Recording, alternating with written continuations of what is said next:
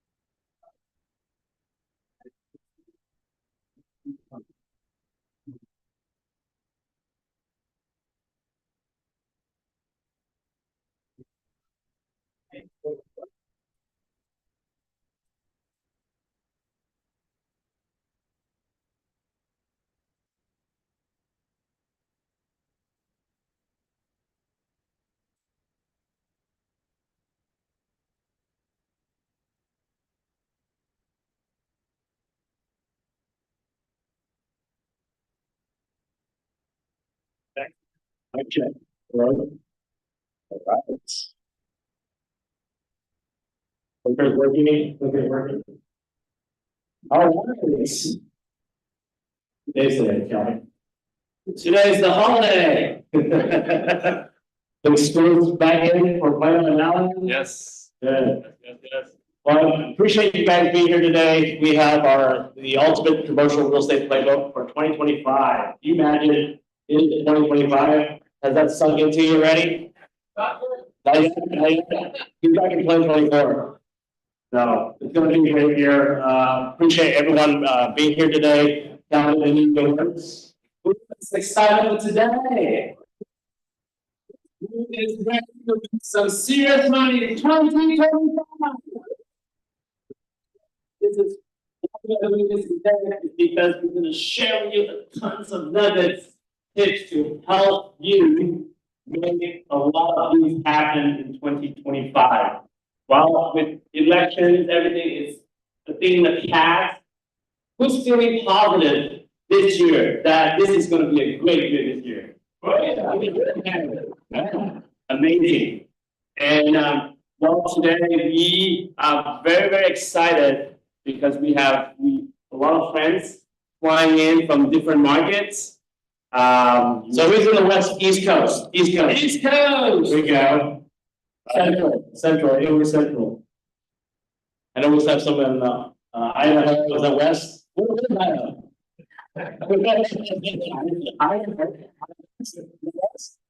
West Coast. We got our West Coast folks here as well. So we got the LA right here. LA.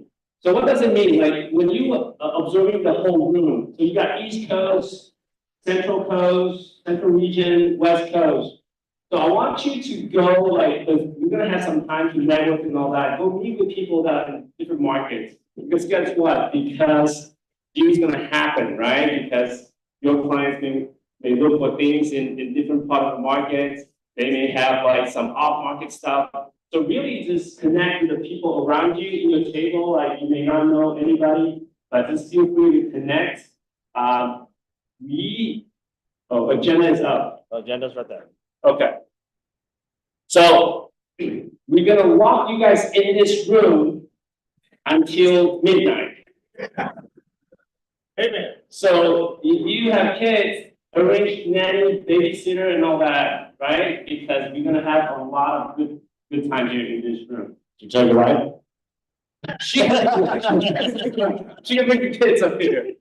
But as you can see, like we jam-packed today with a lot of speakers, panelists. So obviously we are keeping up. We literally only have 1 minute left. So starting at 10:30, we have Bill. He is one of the top industrial brokers. He's also a SIR. He's going to share about his secret sauce. Who's ready for some secret sauce? Right? Make sure you have your laptop, notepads, pens ready. And then I'm going to go through the next one. Sponsors. No, so anyway, do we have agenda in the table? No? You can scan here, and you pull the agenda. Yeah, instead of me going through all the whole thing, you can scan it and then review it. Oh, one more thing, housekeeping item, which is the most important thing, restrooms, right? So restroom is which corner? That one. That corner? Great, because I'm in real estate, I can. Know what my direction is. So it's that corner. Yeah, feel free to, walk in and out. If you have like urgent calls, we have second floor available, some like nice, comfortable patio couch. So if you need to go out there, Yeah. some cold air. So yeah, let's. So this is our contact. Calvin and I have been business partners since 2012. Yes. So 12, almost 13 years ago. And we're both wearing this pin, and this is actually where we met at CCIM. So you want to kind of share what CCIM is? Calvin? CCIM, raise your hand. Quite a bit, which is great. So CCIM is kind of like having a PhD in commercial real estate. That's where I met Daniel. It's in one of the commercial real estate I classes. was looking at my notes. I was talking like, doing the tests. I was like, man, like, that's how I got better grade than him. But yeah, so pick up the phone, screenshot, add us to your contact, because we want to be here to help you to be successful. So we have a lot of connections, and obviously we want to share that with you. If you have anything that you need help on, definitely reach out to us. All right, we want to thank our sponsors today. So if you turn your head to the back wall, those are our good-looking, beautiful sponsors that makes this event happen, right? So we're going to wedding, and then we're going to have some lunch later on, and it's because of our sponsors make it happen. So we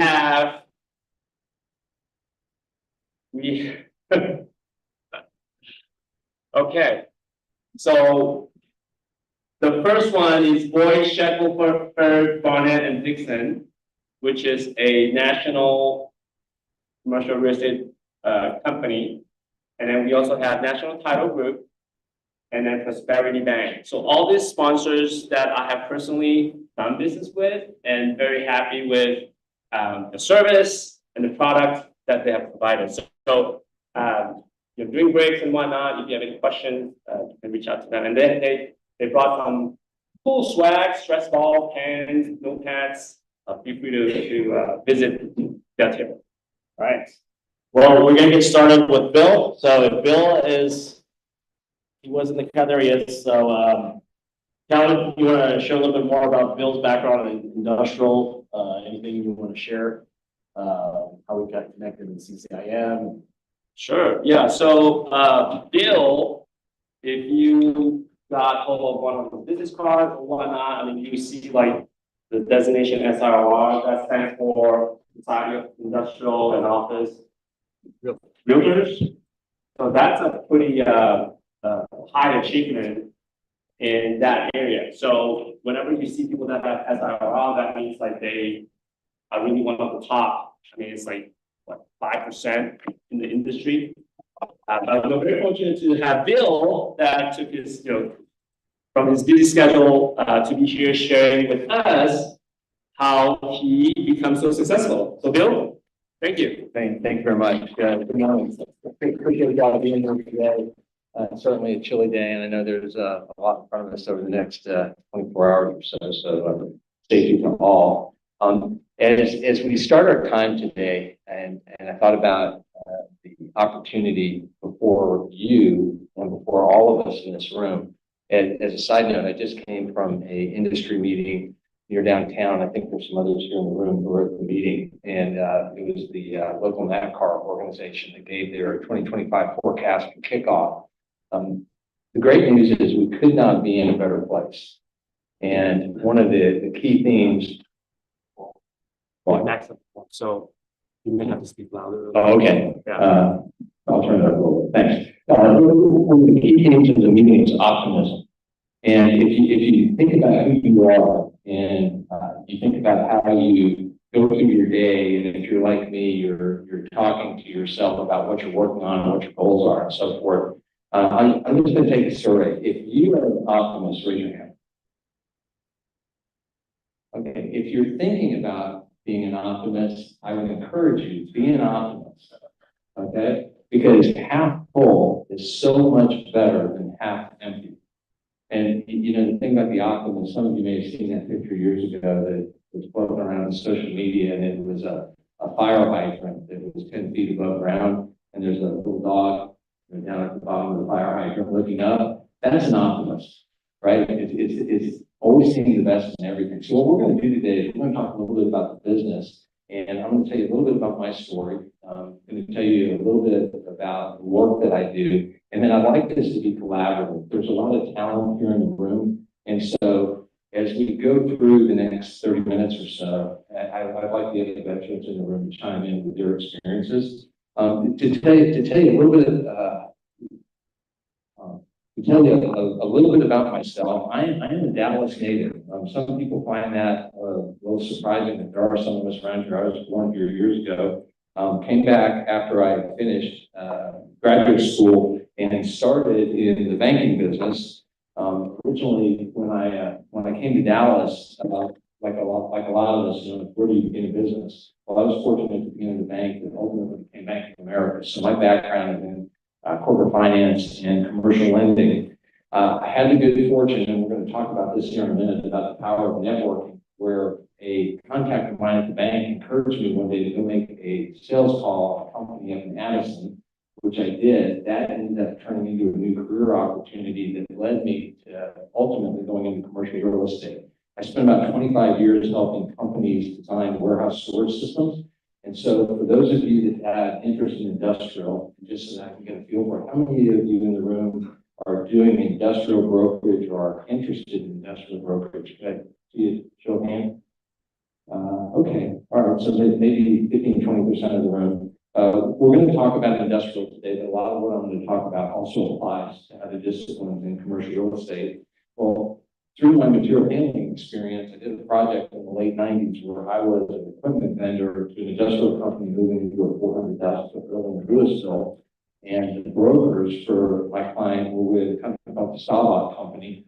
For those of you locally, that may be a name that's familiar to you. Remember Roger Staubach from the days with the Cowboys. He built a very, very successful national real estate firm.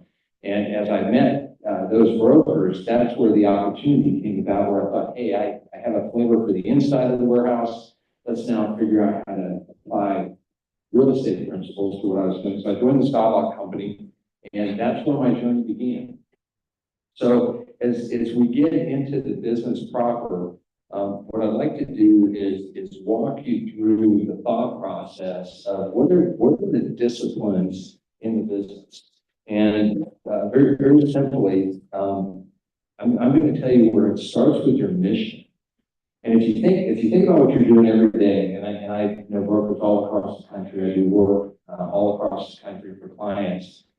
One of the things that I find is the most difficult in this business, and I'm sure all of you here in the room who spend some time in this will agree, is defining what are you going to work on. So think about that for a minute. So think about your pipeline right now, and process what's in your pipeline, and then ask yourself, what's in that pipeline that you wish you were not working? Anybody out there? If you got a deal you wish you did not have, raise your hand. Anybody working on anything they wish they didn't have? Yeah, I was talking to an agent yesterday in Florida, and she was telling me about a project she was working on. And after she told me a little bit more, I encouraged her to think about not working on that project anymore. And you might say, well, why? Well, let me tell you why. The business owner she was representing was a startup business. Okay, now, any and all veterans in the room know that if you're going to succeed in this business, you need clients who have strong credit or favorable credit. And if you're a startup business and you take that business to a landlord and they ask about the credit, What happens? And then when you need TI, what happens? Okay, I'm seeing a lot of people, I think I'm touching some nerves here early in the morning. Okay, so what that suggests is, before you get out of the gate, and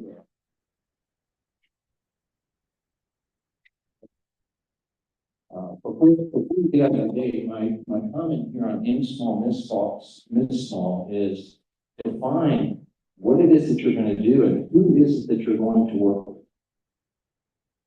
Okay, so think about that for a minute. One of the perils of this business is for new people in this space is you get an opportunity, you get all excited because you've actually got somebody to work with it. But if you haven't qualified who that actual client is, you may find yourself spinning your wheels in the mud, and months later, if not years, you spend a lot of time and nothing has closed. Now, it's always client first. I mean, we would all agree with that, right? 100%. Everybody here in the room, it's always client first. As I like to tell my associates that I work with, we treat the client's money like it's our money. It is not about us. It's never about the commission. It's never about me. It's always about client first. And I will assure you, if you take that approach with your clients, client first, you will have great success. I'm very fortunate to have done some very material transactions. Many of them have took many, many years. I'm doing a 200,000 foot transaction right now here in Dallas. And that transaction began actually in the 90s when I cold called on that company when I was in another industry. So, you know, people will look and they'll say, well, how did you get to where you are today? And the answer is, you aim small, miss small, and then you stay on the journey and you continue to grind day by day. But be true to yourself and protect your interests by making sure that you're working on transactions that have opportunity.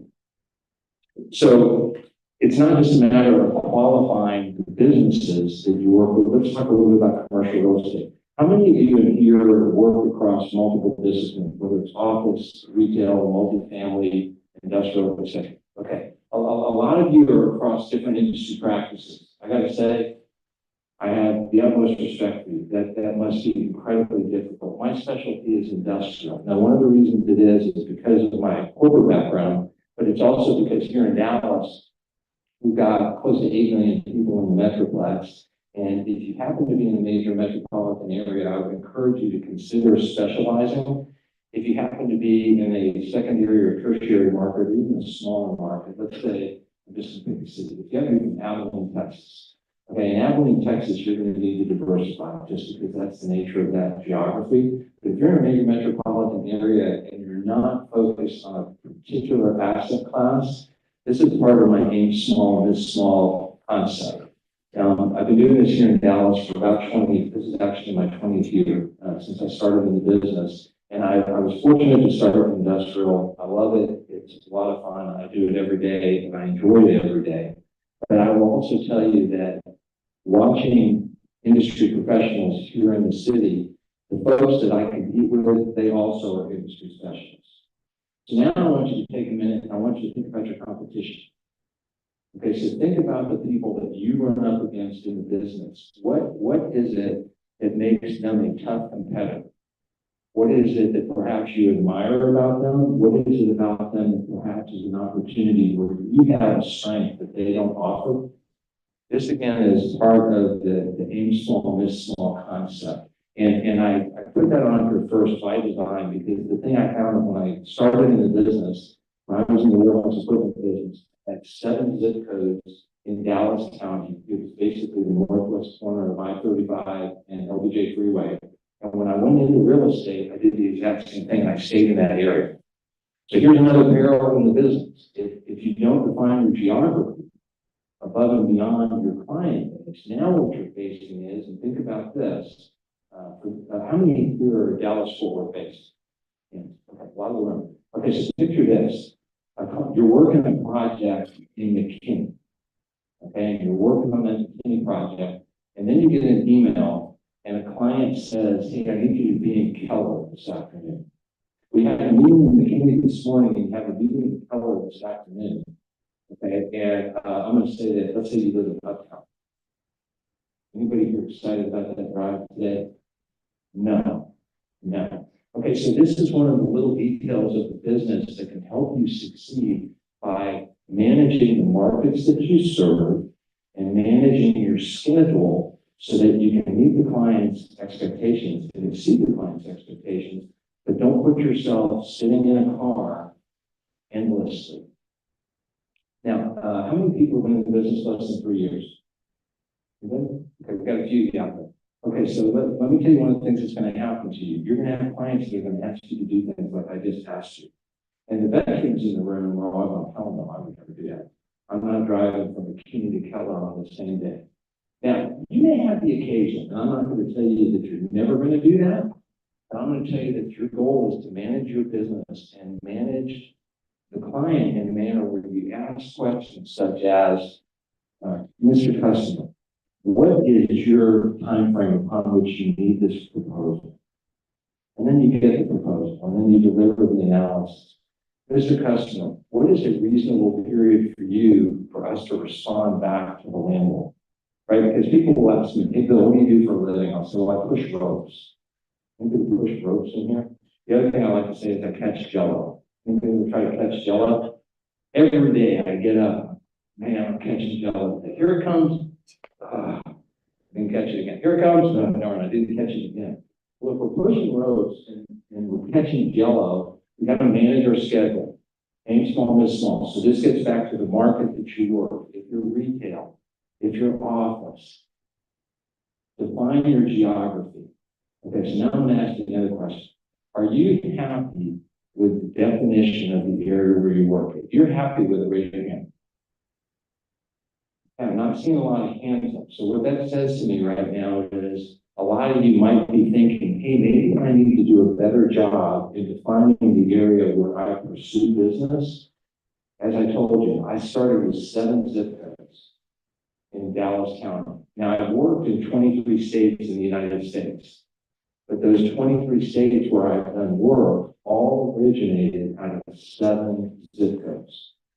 Now, if you look at the size of that submarket, CoStar will tell you that the area where I spend my time is about 70 million square feet. 70 million square feet. Okay, well, what's the size of the Dallas-Fort Worth industrial market? Depending upon the asset class, from bulk industrial to specialized to flex, it's about 1 billion feet. Okay, bulk industrial, which is where I spend most of my time, is about 800 million feet. The submarket where I spend most of my time is 70 million feet. And so I share those numbers with you, hopefully to encourage you about what you can do if you will aim small and miss small. So you're going to define your market. You're going to define the types of clients that you're going to go after. Okay, and now I'm going to touch one that's really, really sensitive. I know the veterans in the room are all been backing on this. Okay, what's your production goal? Okay, so think about it. Particularly for those of you in the room who are under 3 years, talk to the veterans and ask the veterans what they did during their first 3 years of production.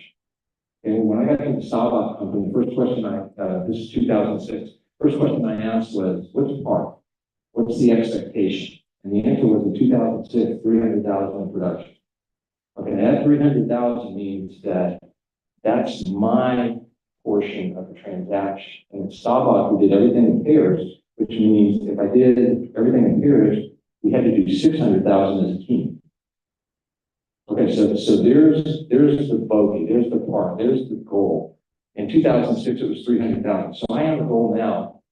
Calvin I can't see Calvin. Calvin, where are you in the room? Calvin, what's your annual goal in production? Yeah, Calvin, what's your annual goal? 7 digits. Seven figures? Yes. Okay, so 7 figures. So give me a little more detail. Low 7, mid 7, high 7? 1.8 million. Okay, and you've been in the business how many years? Well, that's amazing. To have that kind of goal with 12 years in the business, and I don't have a hat on, but I tip my hat. That's fantastic. What I want each of you to walk away with today is I want you to walk away with an annual production goal. Your life will be better. It will give you focus every day. So let me ask you again, for those of you in the room, how many of you, if you have an annual production goal, raise your hand? Okay, maybe half the room. And those of you who just raised your hand, how many of you have been in the business over 5 years? Okay, so it's about the same. So for the newer agents, newer brokers in the room, please, maybe perhaps this will be the most significant data point you're going to gain today. Develop an annual production goal.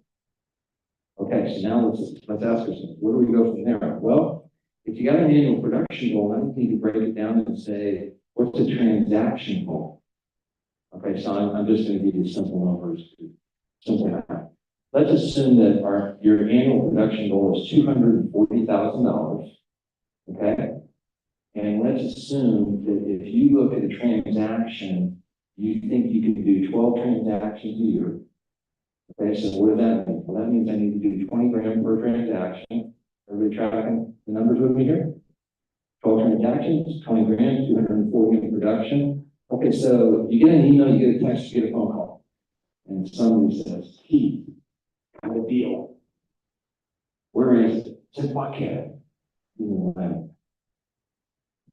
Alabama, excuse me. Alabama? Birmingham. It's a Birmingham deal. Okay? And he does the math on it, and he pencils it, and it's a $10,000 deal.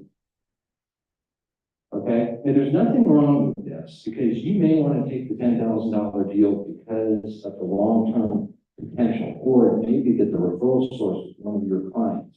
There's nothing wrong with that.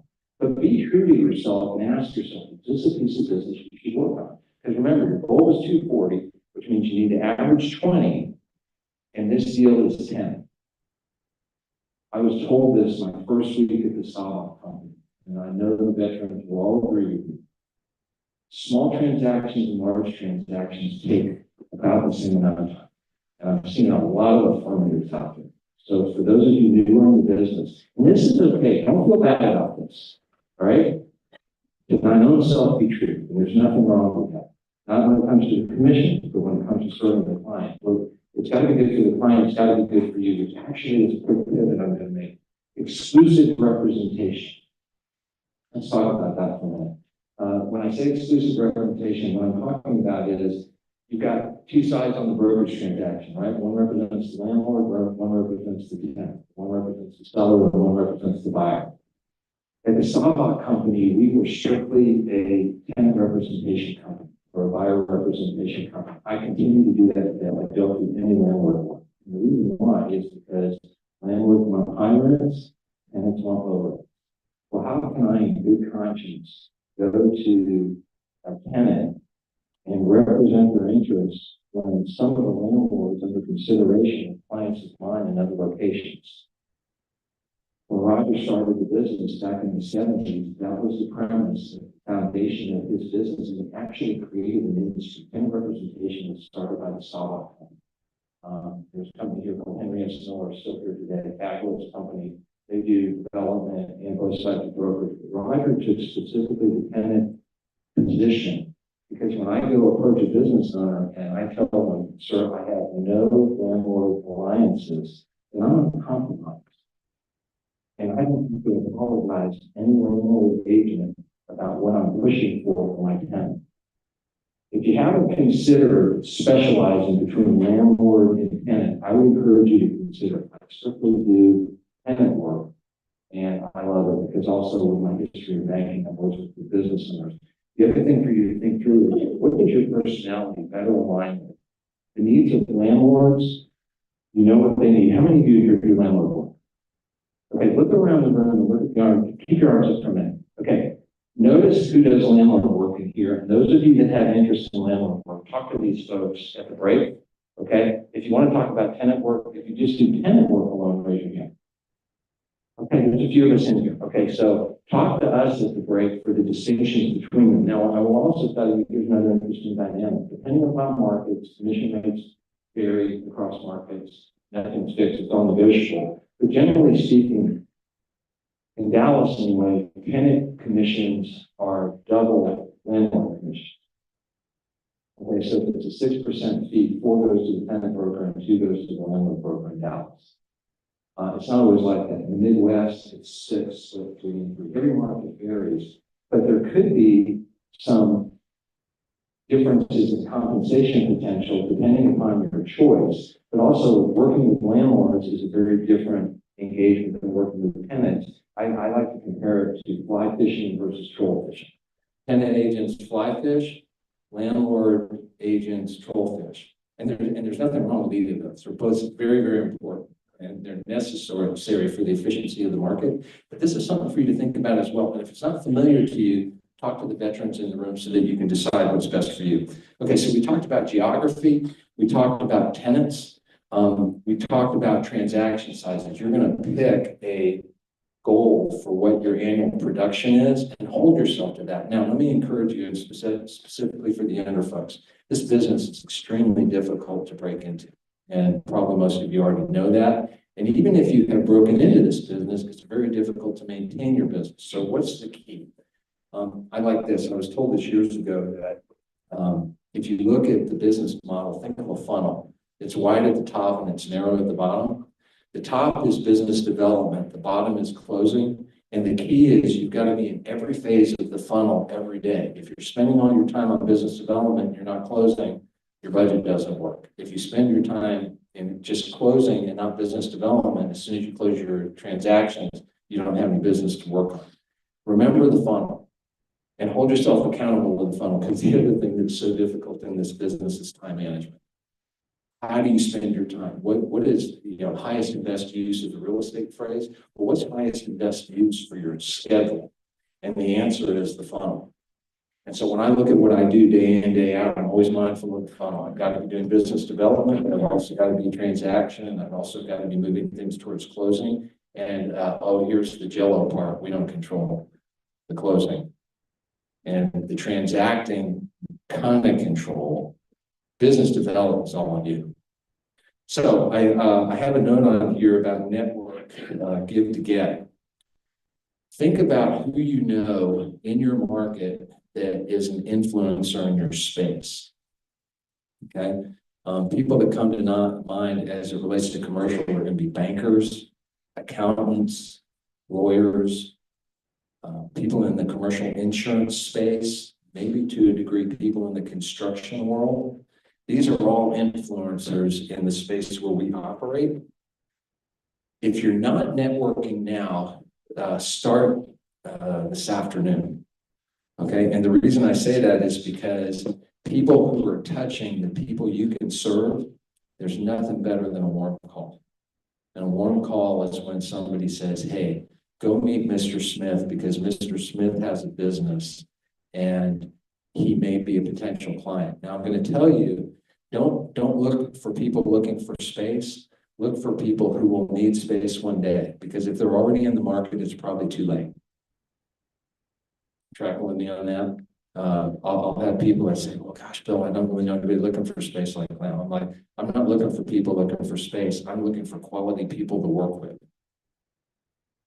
Character and integrity, that's where you want to be. You want to meet people with character and integrity that you can serve, be their trusted ally. We were on a call yesterday. It's fascinating what happened. I've got a client in Detroit who wants to open a facility here in Dallas. And it's been about 3 years since they were here. And now they're ready. And so one of the executives came to town. We toured him on Monday. We found a second building to see yesterday before he went back to Michigan. And we're on the phone with the owner, and the owner went on to explain some details about his business that gave us greater clarity of what he actually needed and how we could structure the deal. And what really made the moment on the phone call was when he said, Bill, we trust you to help us find this property because we don't do what you do. And I got to tell you, that doesn't happen very regularly. And I've been doing this 20 years. But what was so interesting is that the information this owner shared, it enabled us to come up with a better proposal that we sent to the landlord last night, and now we're waiting on a response. So I want you to think about networking, and then you'll notice on here it says give to get. People will ask, well, how do you network? And the answer is, I'm not having any luck. There you go. Give to get. Give. the people you're calling on, so you call on a business owner and he's not got anything going on today, but he says something to you that gives you a thought that maybe he's got a tax problem. Well, who's a CPA you know that could help him? Or maybe he has a legal problem, right? Or maybe they have a child that's looking for a little league to join. You see what I'm saying here? You're trying to find ways to help people that are outside the scope of what we do every day. Real estate is our practice. Serving is our career. Okay, we're servants. That's what we do. We serve. We appreciate the people that help us. That's who you want to be. You want to be that trusted advisor for your clients. So that's where networking comes in. I jumped over value proposition. I want to take a couple minutes to talk about that. But before I do, let me take a quick break. Any questions in the room? Anything at all? Wow, caffeine must be working. That's good. That's good. And by the way, if you need more caffeine, please help yourself. I know it's cold, so feel free to help yourself during the meeting. Let's talk about value proposition. Okay, so we talked about aim small, miss small. So we've talked about geography. We've talked about the type of clients that you want to work with. We talked about the sizes of transactions.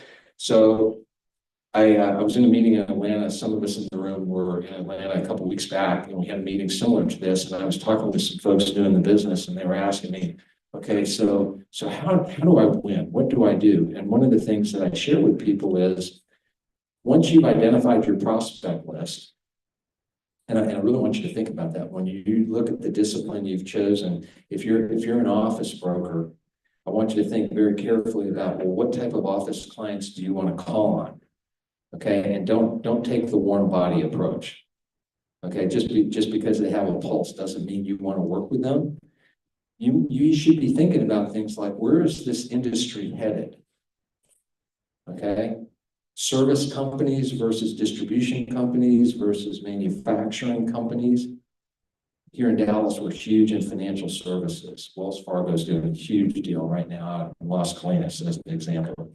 Okay, there's all kinds of competition everywhere you go, but what I want you to think about is, well, what kind of clients am I going to call on? And now here's perhaps the most important question to answer. And I want each of you to think about this every time before you make a call, because this is what I do, and this is what I encourage my associates to do. Why should I hire you? Think for a moment of a prospect you're pursuing right now. Picture the face of that prospect looking you in the eyes and saying, why should I hire you? And if you're tongue-tied, you're not in a good place. I've had this happen many times. Anybody in the room ever had that happen? Anybody ever made a call? Okay. You make a call and somebody says, why should I hire you? Every time before you make a call, I want you to be prepared to answer that question. Now, if you peel back the onion on that question for a minute, what does that mean? Well, let's think about that. It's not good to walk into a call. You're calling on Mr. Smith. Mr. Smith, so nice to meet you today. Thank you for giving me a few minutes. My name is Bill. Could you tell me what you do? What's your business? Not good. Not good. Prospect looks at you. So tell me a little bit about my landlord. Do you know who the landlord is before you walked in? Well, I noticed that my neighbor has a lot of cars in the parking lot. What's going on with the neighbor? Do you know what's going on with the neighbor? Well, I just got a tax statement from the city and my taxes went up. What's going on with the city? Do you know what's going on with the city where you're making calls? Oh, well, I just saw in the governor's race. Do you know what's going on at the state courthouse? Do you know what's going on in state politics? Oh, well, these guys are in green energy. Are you familiar with what's going on in green energy at a federal level? You see where this is going?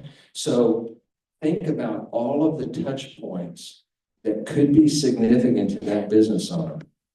And before you make the call, you want to be prepared to have a conversation and role play with yourself. What I'm telling you is what I do. I started doing this a very long time ago. In 1992, I started making cold calls to help people solve warehouse storage problems. Well, before I could help them, I had to have a flavor for what they did. Well, the same thing applies to us today, and I can only imagine, you know, when a salesperson reaches out to you, you're very, very busy, you probably don't have time for them. What sets apart who you will give time to? That's who you need to be. That's who you need to be. So the point is a value proposition. I'm going to tell you a quick success story of something that happened. It was remarkable. This happened last year. I have a client who relocated here within the Metroplex, and on the day that I knew their absolute move-out date, I had already been talking to businesses about potentially backfilling the space, but of course, I couldn't do anything with it because it wasn't official yet. This particular tenant had not made an official decision. Well, when they made the official decision, that day I walked into the neighbor's door right next door and introduced myself, asked for the contact, which by the way, when you make a call, know who the contact is. Don't walk in and ask for who handles real estate. Walk in because you know, and there's so many avenues, LinkedIn and others, websites where you can find out who the contacts are. I've had a lot of success simply by knowing the name of the person to call upon. So know the name before you make the call. It will set you apart. So I walk in, I ask for this individual, and I let them know that this space would be available on a certain day. Might they have interest in expanding? And to make a very long story short, they did. And so in about 4 months' time, the transaction occurred simply because somebody who had verified a relocation, it was now public information effectively that that space would be available. So think about the business you're doing. I have clients who have sent me correspondence that my competitors have sent to my clients saying, hey, this space is vacant. Did you know about it? So if you're doing tenant work out there, be tracking the vacancies around your clients, because if you don't, somebody else will. I had a deal years ago where a client had a contiguous space put on the market for sublease. The sublease agent for the sublessor called my client and said, hey, this space is available. Would you like it? No, by the way, can I do an early long-term renewal for you? Client said, thank you very much, but Bill's our agent, contact Bill. I was fortunate to have that relationship, but you may not have that. And for those of you in the room, are you tracking what I'm saying? I got 2 spaces side by side, and an unknown agent calls my client and says, this space is available. He's representing the sublessor, but then he goes on to say, oh, can I represent you? Because when you take this space, then we'll also do an early renewal. It happens. I had it happen with another client recently. So again, for those of you who are new in the business, to use an analogy, this is not a boxing glove industry. It is the bare fist industry. Okay. It's not for people who aren't prepared to take a hit. And I'm not trying to be misrepresenting the facts. The veterans in the room know this. Okay. Always client first. Always client first. So to serve that client, value proposition. Anybody in here, since I started talking about value proposition, anybody have an idea? Somebody give me an example of a transaction you're working on right now, what your value proposition is. Come on, veterans, help me out here. Come on, stand up. Okay, I got $20 for anybody that will give me a value proposition. Go ahead. Please stand up and tell us your name and tell us what you're doing. Value proposition. Hang on, coming. For $20. My value proposition these days, especially these days, is I answer the phone. I answer the phone with my voice, not my text, my voice. Okay. Here you go. Thank you. Thank you. Yeah. Okay. So what's interesting about that comment is the simplicity of responsiveness. Everybody's busy in here. There's not a person in this room today who is not as busy as they've ever been in their entire life. It's good that that's the business model, but what I'm going to tell you on the tenant rep side is there are people who answer the phone. There are more than a few. So that's not bad. But what I'm going to suggest and what I want to encourage you to do is, yes, always be responsive. And it's hard. is you get busy, and that's why you want to try not to work on transactions that aren't going anywhere, because they take you away from the better transactions. However, the value propositions I want you thinking about is, what does that company do? What information do you have, and how can you solve a problem that perhaps they didn't even wake up today knowing they had, but they need solved? Okay, so I'll give you an example. I have a client who's in a building that was not meant for heavy parking. Industrial buildings, the parking ratio is about 1 per 1,000 square feet, and this client ended up needing about 2 per 1,000 square feet.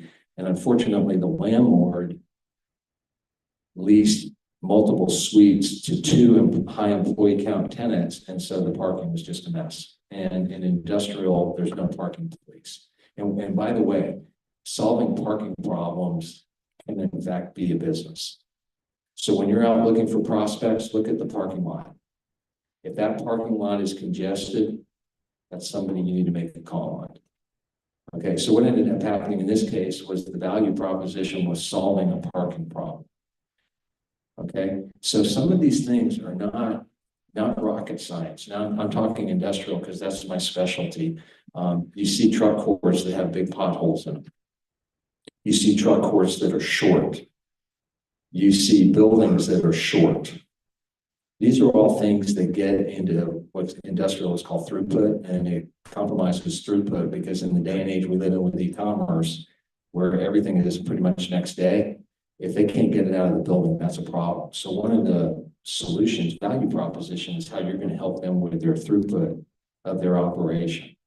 And so I really want you thinking about that, because you gotta have the value proposition. As I conclude here, I want to close with what is going to be a little bit painful for you. Somebody told me recently, you don't want to be the skunk at the party, and I may turn into a skunk here, and please don't shoot the skunk, if you know what I mean. But I'm going to tell you something that I have found to be absolutely the truth, and it's perhaps the toughest part of this business, and it's the slide up the tortoise versus the hare. So the tortoise wins the race, but we are all generally pushed to try to become the hare. So you remember the story. It's a great story. I love this story. And as a practitioner now in this space for 20 years, 30 years in warehousing, the transactions that have helped me become an SIR, which by the way, to be an SIR, you get to do 600,000 a year in production for 4 years. And if you do that, then you take some tests, then you can become an SIR. By definition, there's 3,900 in the US of us. The organization was started in the 30s during World War II to help find industrial property, build the war machine to win the war. And I would encourage you, if you're in industrial or office, to pursue an SIR designation. It's a fabulous group. You work with top-notch agents, and I work with SIRs across the country. And here at EXP, we definitely want SIR type producing agents, and I would encourage you to consider that. So the transactions that I'm working on now began, in many cases, well over 20 years ago. And as you consider what's in front of you, you've got to take the long view. So I've got 4 kids, I've got 6 grandkids, and I think back on the years when my kids were younger, and they're all now late 20s and in their 30s, and I'm thinking about the journey they're on, or the journey that I've been on. For those of you in the room that are parents, and you know, we love our kids more than life itself, and we want nothing but the best for them. But what do we see for our kids? They got to go long. What does that look like? Well, in kindergarten, then grade school, then middle school, then high school. Then for those who pursue colleges, and then maybe graduate work, etc. Right? And y'all in this room have done that. But now you look at real estate, you can't look at it as a 2-year deal. You didn't get in this room today because of what you did over the last 2 years. You're in this room today because of what you've done over the last 10 years or more. And particularly for the veterans in this room, myself included, when I started the process, Brent, where are you in here? Where's Brent? I know he's here somewhere. I got a buddy in here. We went to college together. And when I think back 40 years ago when we were in college, what we were doing then was getting us ready for today. But do yourself a favor and don't allow yourself to be on a 2-year plan. When I started at Staubach, one of the most senior agents said, "Hey, Bill, let's go have lunch." Sure, Carl, let's go. So I was in my 40s, wife at home, 4 kids, single income. Failure was not an option. And Carl looks at me and goes, Bill, you know this is going to take you 10 years, right? No, Carl, I didn't know it was going to be 10 years. I was kind of thinking 3 to 5. Well, interestingly, year 10 of my first 10 was my highest year of production. And, you know, I'm proud of that. But year 10 didn't matter as soon as year 11 began. You know, and what we did yesterday impacts what we do today.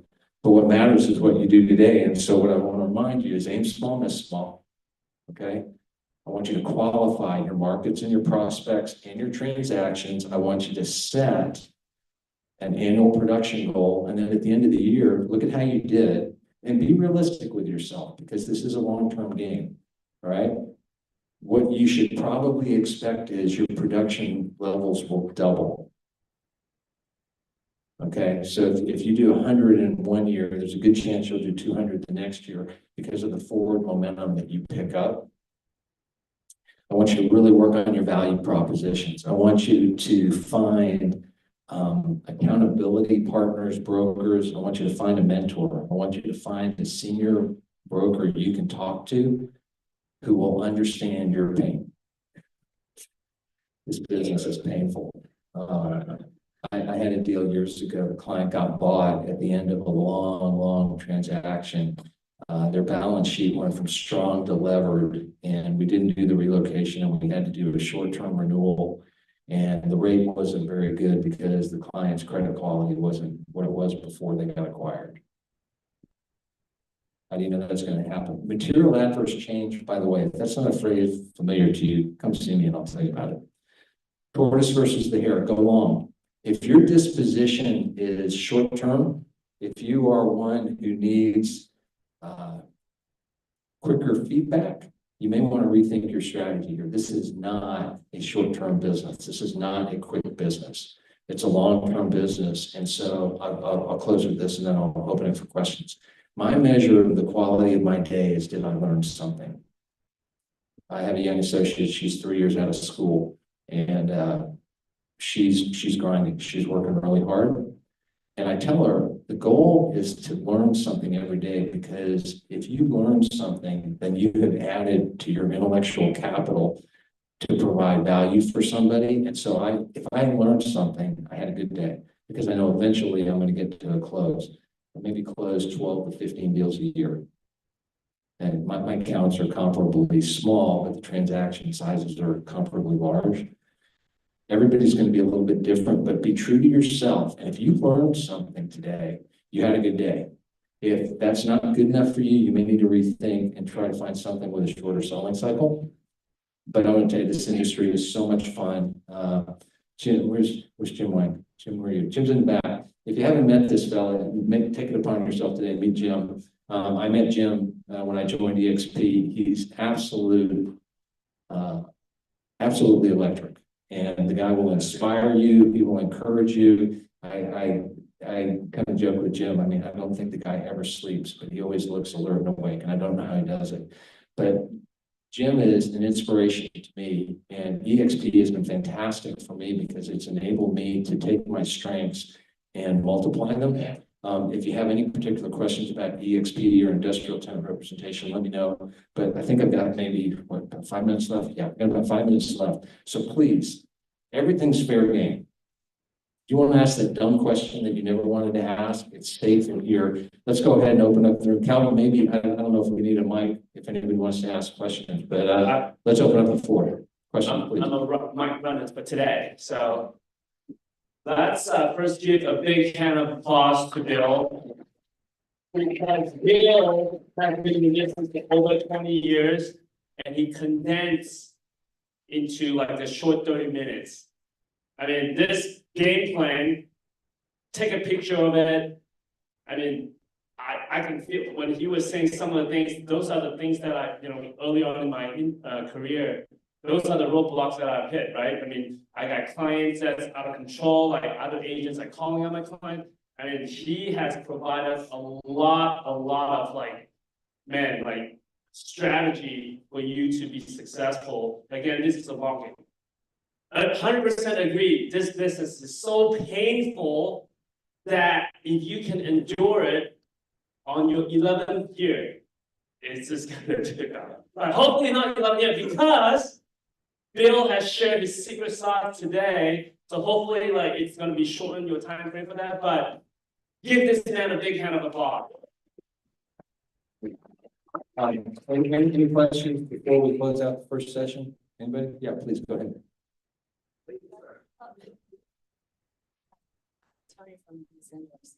Can you share with us your typical deal size, like how many square feet? What's the TI? How long does it typically take? What would the landlord in your market agree to, and things like that? Great question.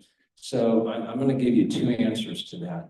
When I started in the business in 2006, and my goal was 300,000, that meant that I wanted to do transactions that were about 60,000 per, which would mean my half would be 30, which would mean I did 10 deals.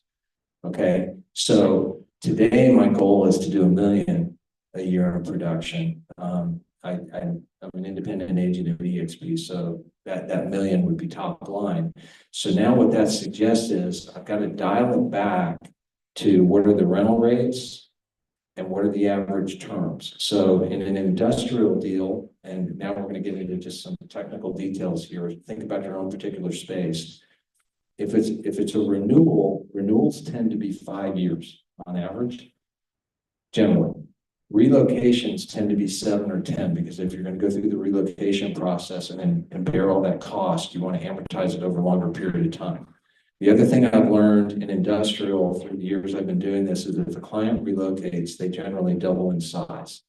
So my goal is 50,000 feet minimum in my prospect list, and I got about 300 names on my prospect list, but I'll call down to 25, because at 25, if they relocate, they're going to 50. Okay, so from a square footage standpoint, in terms of the goal's 50, but we'll call on people that are at 25. Okay, now I'm going to give you one other curveball here. Because I've got a prospect list and I'm focused on, say, ABC company, if they're in a multi-tenant building, remember when that decision maker asks you, well, what's going on the neighbor? Every client or company prospect that's on my prospect list, their neighbors are my prospects, because I need to know what's going on with the neighbors so I can help the prospect. So my prospect list is, on average, it's probably about 900 companies, because before I call on the targeted company, I call on the neighbors, because I don't want to call on the target until I call on the neighbors. So the short answer to the longer question is 50,000 feet is where I start, because at 5 years, if you do the math, I can get about 10 to 12 deals, I can hit my annual goal. But under 25, no. And that's a big mistake young brokers make, is they don't know where their floor is, and you start making calls on those, and then you've spent time and you look back, you get frustrated. The failure rate in the industry is really high. One of the reasons is because people don't aim small, miss small. And that's what you got to decide. There's a guy who's a titan in the business. He told me this early on. This industry will make you adopt this practice. Okay, so if it seems foreign, and if you're sitting out there going, hey, this is just an old bald guy with gray hair, he didn't know what he's talking about, trust me, it'll teach you. Does that help? So you need to look at square and term, come up with the commission, divide that into your annual production goal, and that's how you get there. Does that make sense? Okay. Other question, just a minute.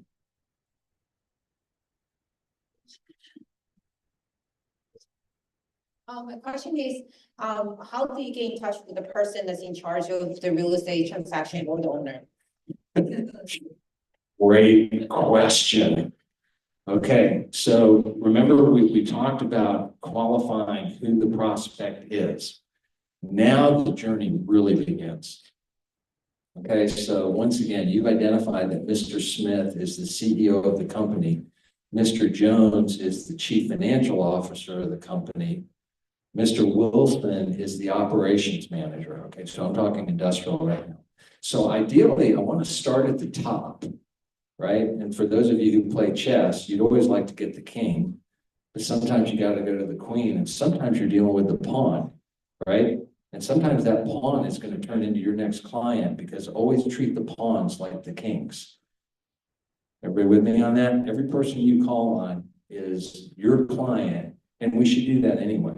So the answer is, once you've identified who they are, now you need to think through, what's my best point of contact? And this is where there are probably some various opinions in the room. For some people, they might think electronic outreach is one way to do it. Email, if you can get the email, text, if you can get the cell phone, LinkedIn, right? Because through LinkedIn, you've got the ability to use messaging, which I do. I wouldn't tell you that I have a lot of success through LinkedIn messaging. In my business, it's what I call door-to-door, street-to-street. Okay, so when I walk into a prospect, when I reach out for a prospect, it's face-to-face, and it generally starts with the receptionist. So I walk in to see the receptionist, and I'm trying to think, am I going for the president, the CFO, or the operations manager? Depending upon who the prospect is, I ask for that individual. You're always, this is the optimist point. You're full of energy. If you're having a bad day or you're not caffeinated, don't make calls. You got to go in with your shoulders back, your chin up, a smile on your face, be genuine and authentic. Actually, I'm glad that came up. I should have put that on there. Write that down. Genuine and authentic. Be yourself. Do not be who you are not. Always be who you are. Okay? Because if you're not yourself, you're not going to present yourself in the best light. And we all have unique gifts and talents. I can see it on your faces just looking around the room. So the answer to your question is know the name. And then in my business, it's door to door. So I'm walking in the door. And in the old days, in the equipment business, I would climb in through dock doors dressed like this. Okay, so there's no door I'm not going through, but I'm ready. And then I'm ready to deliver a message. I've also got a deliverable. Glad that came up. If you don't have a deliverable, you need to have a professional leave behind.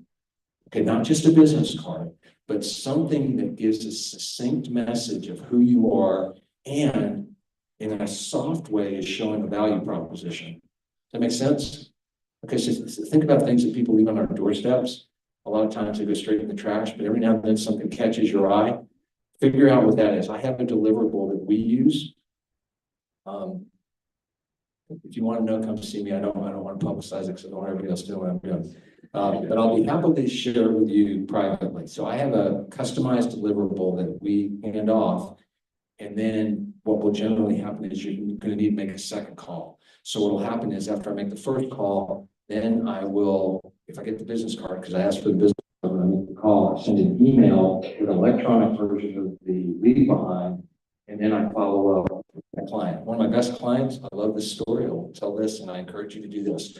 When the weather is bad, make calls if your competition is not. Okay? I jokingly call it the wet puppy. When the wet puppy walks in the door, oh, you're making calls in the rain. Wow, isn't that great? Okay? Make calls. Make yourself go in those doors. Pick your time of the week. Get dressed up like you're worthy of this client giving you responsibility for the assignment. And then you got to do the follow-up. And tell me your name. Judy. So Judy, I'm going to tell you, my longest cold call to commission was 7 years. My second longest was 5 years. Okay, and a guy named Kevin, who's one of my best friends now, I called on Kevin, but it was 7 years before I finally got a check. Okay, but I knew Kevin was the guy. I called on Kevin and then began the process. Okay, so think for yourself. Personally, all of you all have charisma. Go see people face to face. That's my recommendation. Retail is tough. Office is tough. You got security guards. You got locked doors. You got to figure out how to overcome that. Other questions? We'll take one last question. First off, thank you for giving your most valuable and sharing your wisdom with us. I'm Daniel Taylor, and I wanted to know what's your most recent example of aim small and miss small. Well, in that transaction I was telling you about, the client who made the decision to relocate when I knew that they were relocating, we targeted businesses that we thought would be a good fit to backfill the space. And we called on those companies. It was tricky because I didn't have the authority to represent the landlord to backfill the space. So I was very clear with anybody I called on that I was not representing the landlord, but instead I was just here to give information. And that concept, giving information, that's generally one of the best value propositions you have when you're making calls, which is why you want to find some unique piece of information, which often the neighbors want to know what the neighbors are doing, which is why if you identify this gentleman as your prospect and you're the neighbor, find out what the neighbor's doing and share that information. So what ended up happening on that transaction was once I knew they were leaving, and I also had another piece of technical data. I'll give you this. Demising plans. In industrial, lots of times landlords don't demise spaces properly, and when they don't, that becomes a release opportunity. The space wasn't demised properly, and I knew it because I did the original deal of the guy that left, and I negotiated where I got an extra building bay. I went and saw the other guy knowing his space was shallow. And I said, hey, just a thought. I know that your space is shallow because our space was deep. Would you be interested in one more bay? Check. Thank you very much for your time. Thank you. Thank you, Bill. Who wants Bill to be your mentor?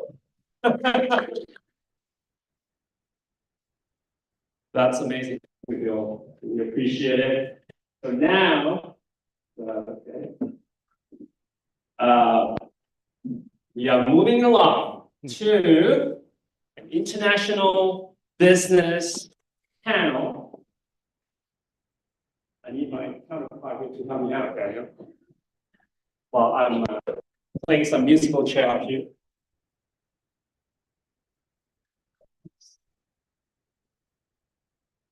You need me all the time. Yeah. I'm very needy. All right.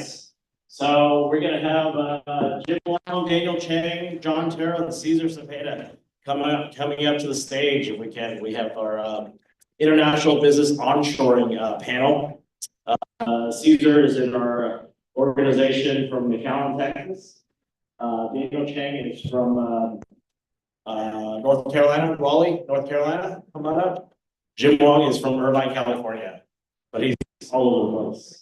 So John Terrell, our former South Lake mayor, how are you?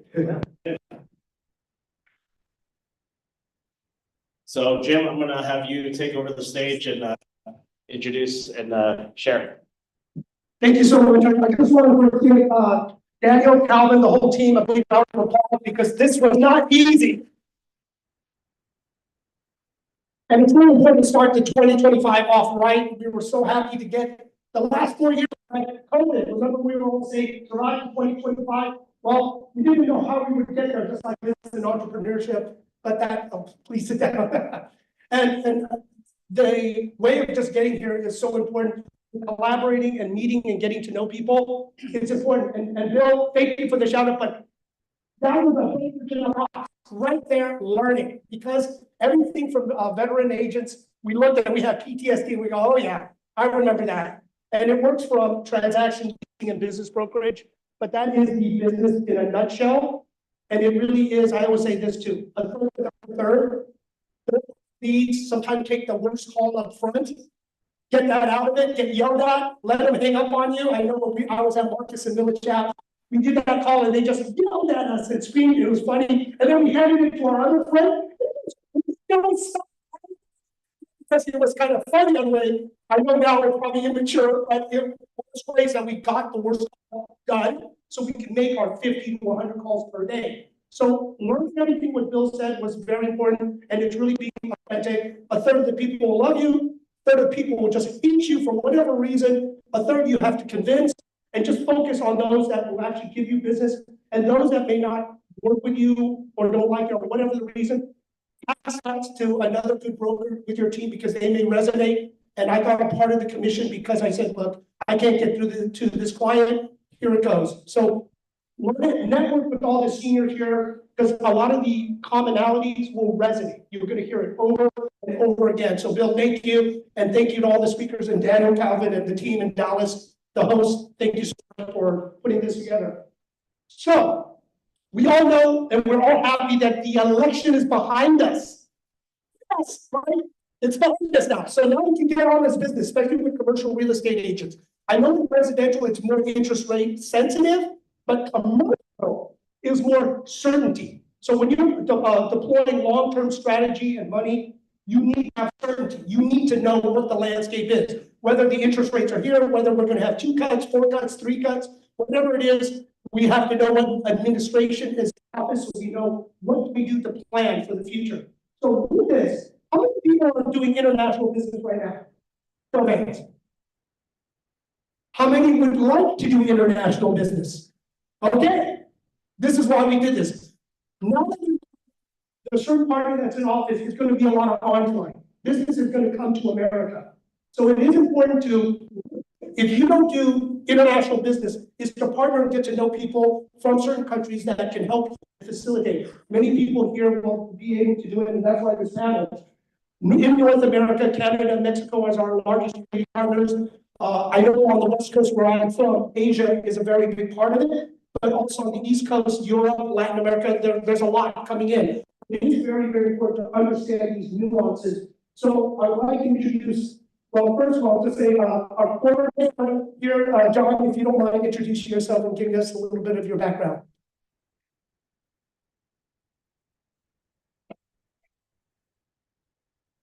Good.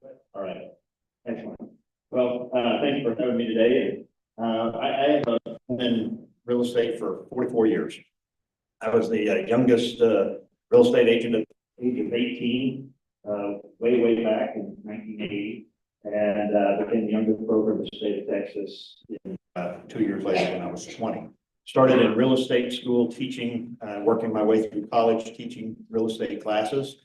Opened up a brokerage in 1986. Then that was not a good year for brokers. Many of you weren't even alive in 1986, but that was not a good year with the savings and loan debacle.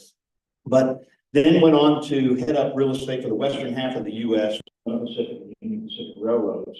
And we had 33 million acres of land, and I learned just about everything you can learn in different real estate aspects, working on that and then leading that industry for many years. And then I spent 15 years at the airport, leading all the commercial, actually creating the commercial development department, leading that, doing over 42 million square feet of industrial, building 2 hotels, office buildings, retail and restaurants, car dealerships, putting in infrastructure. And during that time, I was also elected. I wanted to get involved with the community, having moved to South Lake back in 97. And so I joined the Zoning Board of Adjustment, then became 5 years chairman of the Planning and Zoning Commission, then 6 years on City Council and 6 years as mayor.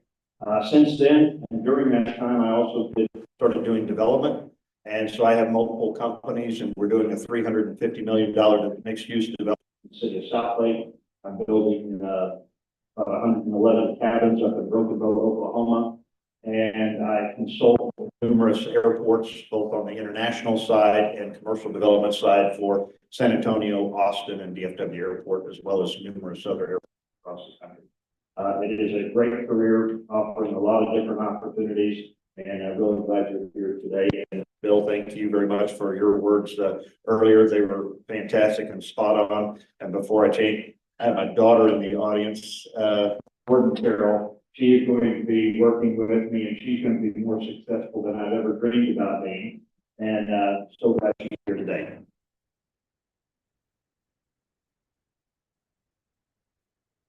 Before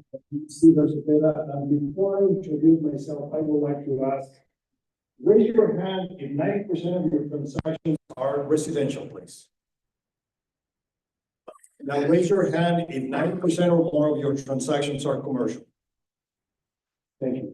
Okay, my name is Cesar Cepeda. Life takes you to different ways, right? And sometimes, like Bill said, will define who you are and where you're going. I have a degree in biochemist engineer. I never practiced. Then I went to business. We owned 11 different businesses in 7 different industries in 2 countries for 25 years. Until we got tired, we wanted to retire. My retirement lasted for 2 weeks when my wife said, you gotta do something because I can't keep up with you at home. And I decided real estate. This is 30 years ago. So I joined real estate like many of us. I went to residential. It didn't last too long. It wasn't for me, my business background, until I closed my first apartment complex. And I love it.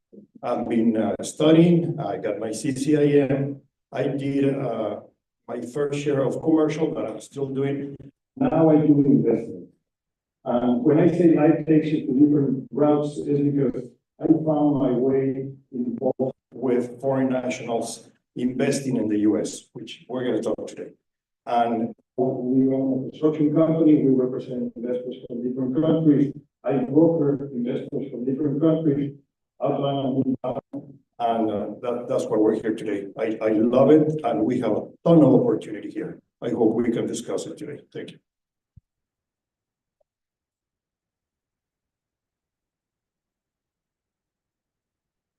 Thank you, St. James, for inviting me to join this panel. My name is Daniel Chen.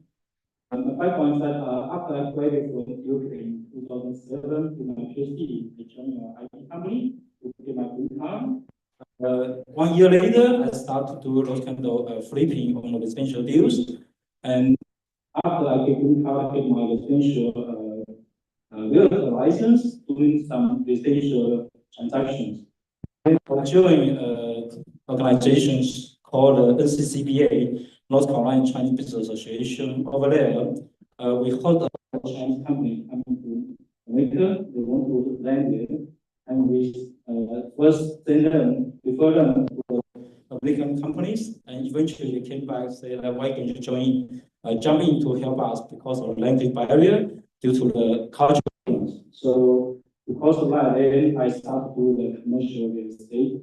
I was president of North Carolina Chinese Business Association from 2016 to 2020. Over there, I organized more than 60 events. In this one was 2019 that we had a 15-year anniversary, the Chinese New Year party in the North Carolina government function, where the governor, the Secretary of State, 4 senators, 5 mayors, more than 20 government officials, more than 200 entrepreneurs joining us, and just similar with the event a couple months ago for the 20-year anniversary. Like, the reason they joined us was because, I helped to bridge some sister cities, some fancy cities. I brought a lot of Chinese companies to settle down in North Carolina. And so that's some of my background. And then after in last year, from 2024, right now, some of the companies that when they come to Americans, right now the background is like this. Right now, due to the tariff in Trump and then policy, and due to the surplus of the production, and due to the AI development, like the reduction on the labor force, and also due to quality of the product that they have made. Right now, a lot of companies, they are making those kind of products with the number 1 quality in the world. So lots of those companies want to come to America to set up their manufacture. So there are several chapters in China that I'm working with. They set up a separate department that they want to help their company to come to America. And right now, they want me to help them. Let's handle the pipeline. Thanks. Thank you, Daniel. Thank you. So now we're going to start getting kind of deeper. We're going to start kind of at the agent level to really specifics. So that's how we're going to tailor, because I know many people here are commercial agents or realtors. How do you do business internationally and the nuances? And I just want to say what we're going to probably do too. It says we're going to, because he's a CPIS instructor, which is a global international course, is to start putting things together to educate everyone to have at least an understanding, and then start going deeper and connecting. And I'll say a lot of these trade groups, like with NAR Global, they have it, and the SIOR, CCIM, and a lot of the other trade groups that people mentioned, you don't actually have to get the whole credential up front. You can join a chapter and start getting your knowledge and network in. Because you saw what Bill said, that network, and I see back there that your network is your net worth. Start building it now. I built this a long time ago, and it does take time, the tortoise versus the hare, and the relationship being authentic and having your integrity, because you want to be involved, but you don't want to blow your reputation and your integrity, because when you call people up 10, 20 years later, you don't want them to hang up on you or not help you. And that's the integrity and keeping your standards of who you are as a professional. But if you find, this is about CIPS program, and how does it help people get into the international business? CIPS has a platform, a global platform that opens too many doors. Now, like Bill said previously, you have to engage, you have to prospect, you have to define your niche market. Thinking you're going to go global and you're going to start getting referrals, or you're going to start getting businesses from 17 different countries is just absurd. But look, joining chapters, getting involved, and making one-on-one connection. And Zoom nowadays allows you to do what used to be a cardinal sin, now is completely acceptable, right? So if you have a peer in another country, how do you start? Now, qualifying is very important, because you can get another peer from, I don't know, different country, but he or she may not have any relationship, any connection, so it's just a friendship. But you need to find the key players in that market. We feel the world is turning upside down. Who knows when the opportunity comes, honestly. The way I see this year is too much opportunity. And one thing that we have to digest here in the US, we feel, we watch the news, and we hear this and that, but we don't know exactly how other countries are. And what happens is everybody wants to come to America. Absolutely everybody, for different reasons. And if we're there to capture the opportunity, we're the first one to receive the ball. CIPS is a great platform. You have to be a realtor to join CIPS. It's a designation, but it's worldwide. So find your country based on your preference, ethnicity, relationships, etc. Once you start making connections, let me give you an example. Right now, I'm working with Latin America. I represent investors from 5 countries today, but I want to expand, and I want to expand with the XP. So what happens, I'm reaching out to the presidents of each country. The presidents of each country know absolutely all the chapters and all the things in each individual country. And that's how we start getting into specifics. That's one platform. Social media, to me, is the necessary evil. I don't like it because my age, perhaps, but it's the way to expand your profile globally, right? And pretty much any relationship that we have is going to boil down to face-to-face. We can present all the structures and all the strategies in the world.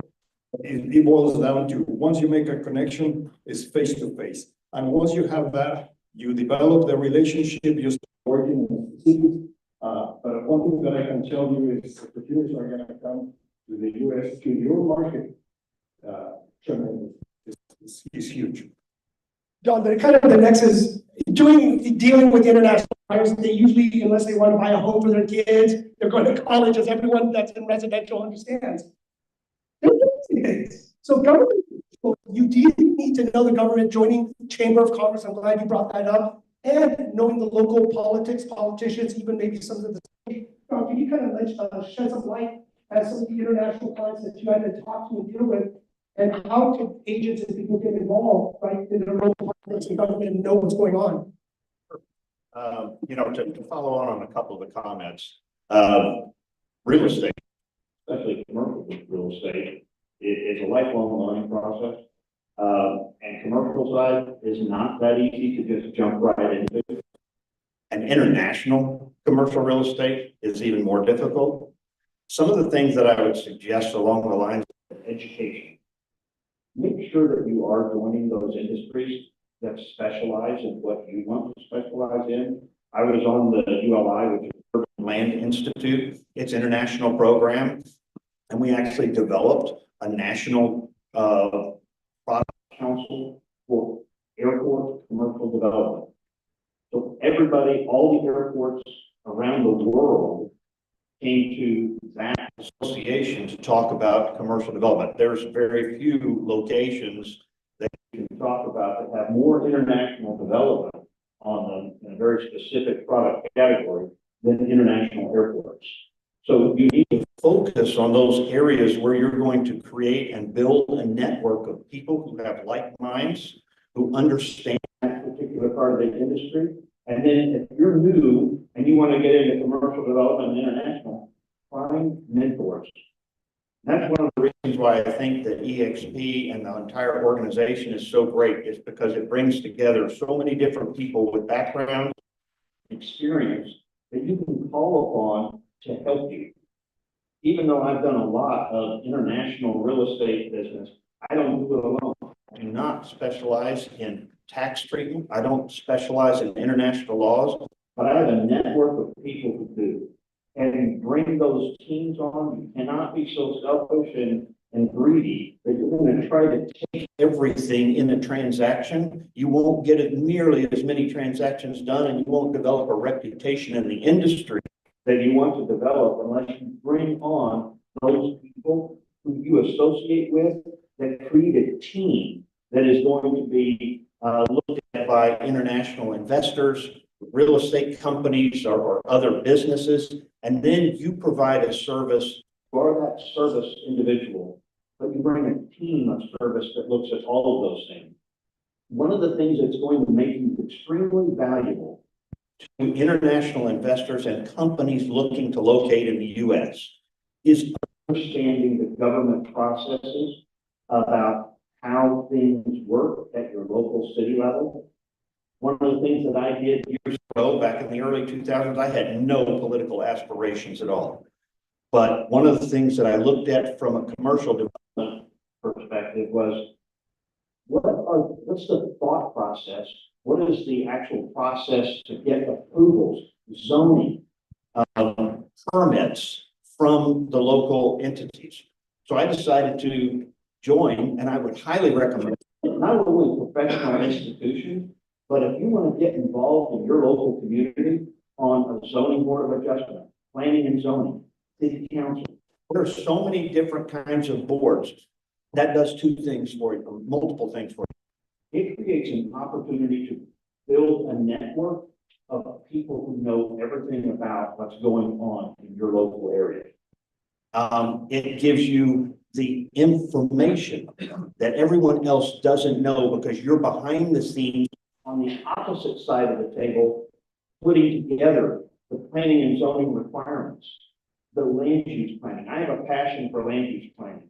And if you do all the land use and understand that vacant tract, how it is zoned, what the land use plan is, and what the future for a city is, what they want to have developed, you will know years in advance of when development is going to occur, what direction that city wants to take, and then you become an expert to those folks internationally that are looking for something that fits that, and you know it before anybody else. So I would strongly encourage you to continue your education, find a mentor, join organizations, and figure out how your local governments work, give you that advantage in commercial real estate. John, I always love it that you keep hearing certain words over and over, the mentorship, right? And the great thing about commercial real estate, it really is a team sport. So just start getting that in your mind. You're not by yourself. Many times you do need to work with others. You do need to set up a experts list. We hope within this group, everyone can network, but as we explain some stuff that we're going to talk about at the end of our event today, we're going to show how everyone can plug in to learn, to refer, to collaborate with each other, because that is the power. And so when you're going to the education, to working with cities, and then I would say what Daniel did is joining a trade group, not just being a member. I would say being an active member, right? Trying to, if you have the time commitment and the support with your family, to start being actively involved to lead it, to become president. And I know that because you were president of the association, I mean, how many doors and how many things have opened up for you through that? Yeah, I believe is president of the NCCPA, as I said, in the 4 years, that we host about 60 events, and besides that, we co-hosted some other events. So during the 4 years, because at that time, we still had the physical paper that delivered to the grocery stores, and almost every 2 weeks, my headshot was on the front page. So almost all the Chinese people know me in that area. So bring me so many clients, and then maybe hire a patient in that area. Thank you. And he's being modest. So, one thing is showing up. So thank you, one, give a round of applause, because showing up is very important. I flew out to Raleigh just to see what's going on. Right? That was important. And you told me, everyone says, I'll show up. They didn't show up. But by showing up, plugging in, getting to know, it was invaluable finding out that you represent about 200 Chinese companies and businesses coming into the Carolinas. Thank you for coming to support me. Thank you.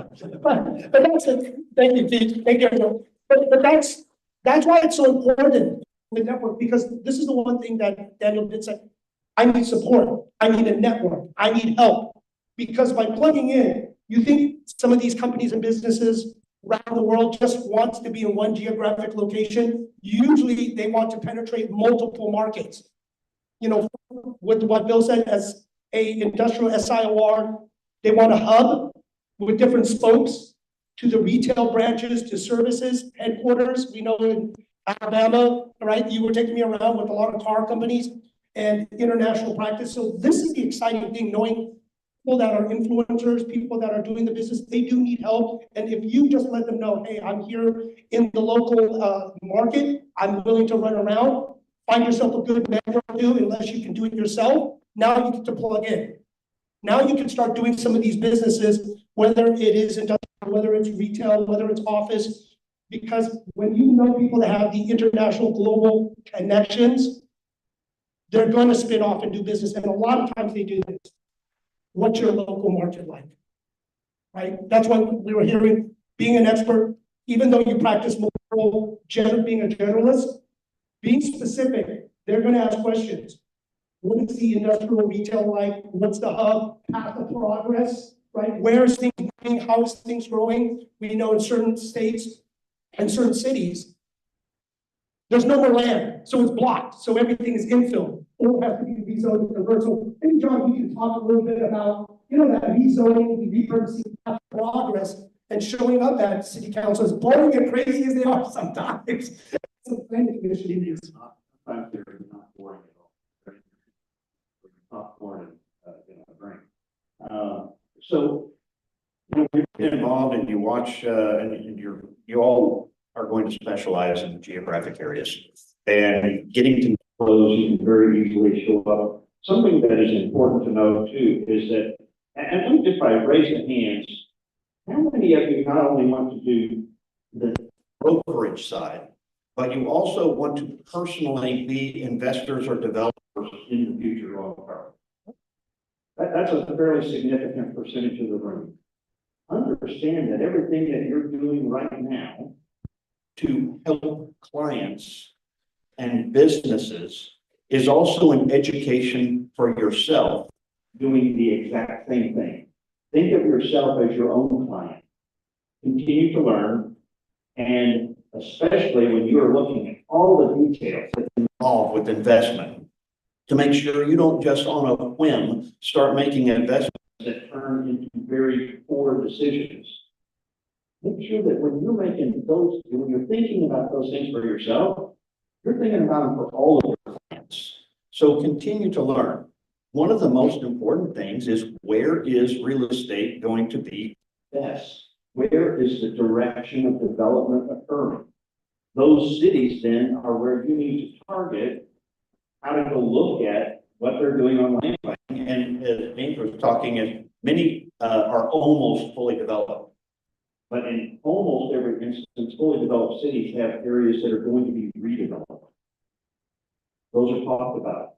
There's not only social media, there's news, all sorts of things that can give you direction if you will do research. In various meetings. And you don't have to just make yourself friends with city council members and planning and zoning members. They are an important part of your network system because they will share. It's public information. So a lot of those decisions and vision for a community is being led by your planning and zoning and your city council. Also, do not forget that the city staff is very important because like Bill was talking about earlier, when you walk in and you've got that receptionist, a lot of times that receptionist is the most important person in that building because you don't get anywhere. They're the gatekeeper. Guess what? Your city staff works the same way. A lot of times you're not going to get the information as freely unless you have a good relationship. Sit down and talk with them. Thank them for the work they're doing for the community and find out what they know. You save yourself tons of time by working with those three groups on what's happening in the city in the future. And you make some great networks. A lot of times, the folks that I've met in Dallas and city managers, city staff, mayors, city council members, and planning and zoning, they will call me now because we have 20-year relationship, 30-year relationship, and they say, hey, do you know what's happening here? Don't do that with everybody else unless you've got a relationship. Those turn into some of your large going forward, and that's because you build a relationship and a network and continue to learn from all those different folks. Thank you, John. I'm glad you brought that up. A lot of times we always know, and I know Daniel's good about it, trying to show up when you're running for office. And I'll tell you, it's cheap. Sometimes it's $100, but they all are ambitious to keep moving up the ranks, right? From these appointed to, let's say, water or school board, or just a different appointed as city planners. They all want to get on the city council, vice chair or mayor. So there are ways of things going. And by going to those rooms, especially if you're active in commercial, you'll start getting to know people. And the best is you have a relationship and friendships. And I would say, when to get in, it's $100. And then we have some meetings and friends that when they're running, it's $20,000 a plate. So, but if you get to know them early, they will let you in the room because you've been a loyal supporter for 10 or 20 years. And that's important. Where if you are in this commercial real estate game, especially in development, planning, zoning, everything else, this is the long term. And I'll just say this, for the agents, this seems big, like, oh, I'm not going to do this. This is outside my scope.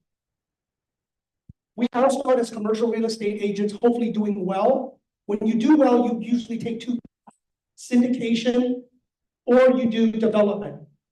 So those are usually the paths that you start doing, and obviously everyone buys into other businesses to increase their cash flow. New shiny toys they like to put their money in. But usually those are the two paths. As a successful commercial agent, with even a team, you start investing, you start going down those two paths. So it is important. This is not when you think it like you be a successful agent, you started syndicating, right? You start buying, maybe that's not in the US, but you started buying maybe in Mexico and doing some other stuff because there's currency exchanges, different opportunities internationally. As we all know, we want, with the strong US dollar, we want to travel around the world now. So I'd say for those that like traveling, we're going to put something there to help everyone travel the world with the strong US dollar and do some business at the same time. But can you share your experience being a good producer to actually be an investor? It's a completely different aspect when you're representing or selling a property than when you get money from an investor. It's a lot of responsibility. So one of the first things we need to do is to become the expert. As much knowledge as what we can get. I would like to share an example of what happened to me. 80% of my business is right on the border with Mexico in a third market. Very, very small community. When I reached out to investors from New York, California, or Florida, they were asking, where's that? Where's in the map? Well, I went to the city, and by the way, with the city officials or city staff, one teaspoon of honey will carry way more weight than a bottle of vinegar.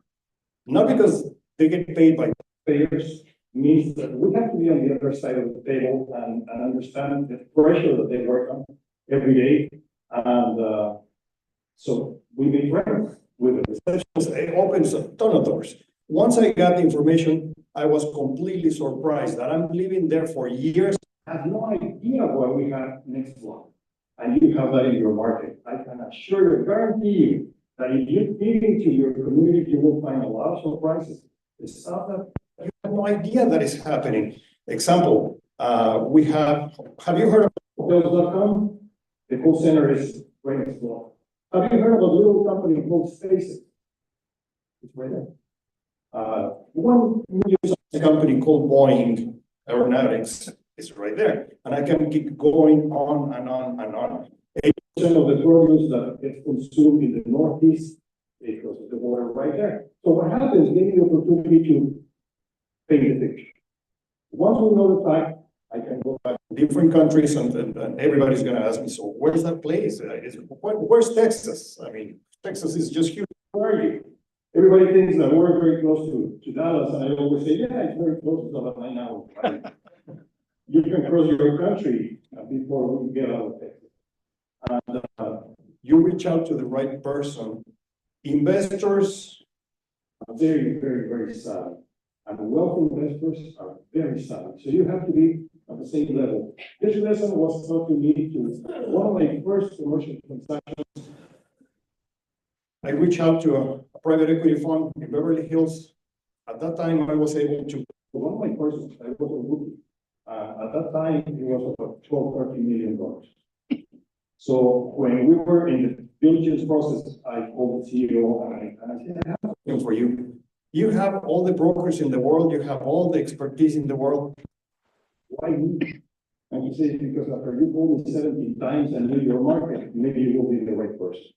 So I wasn't the most intelligent, but I was the most persistent. Once you know the facts in your community, you reach out to prospects and you start painting the picture. Why? They're saying why they want to hire you. Why they can invest in your community. Why? It has to be a reason. Because remember, business is global now.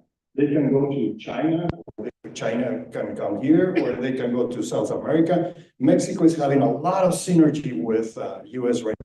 Why? Why North Carolina? Why Virginia? Why Washington?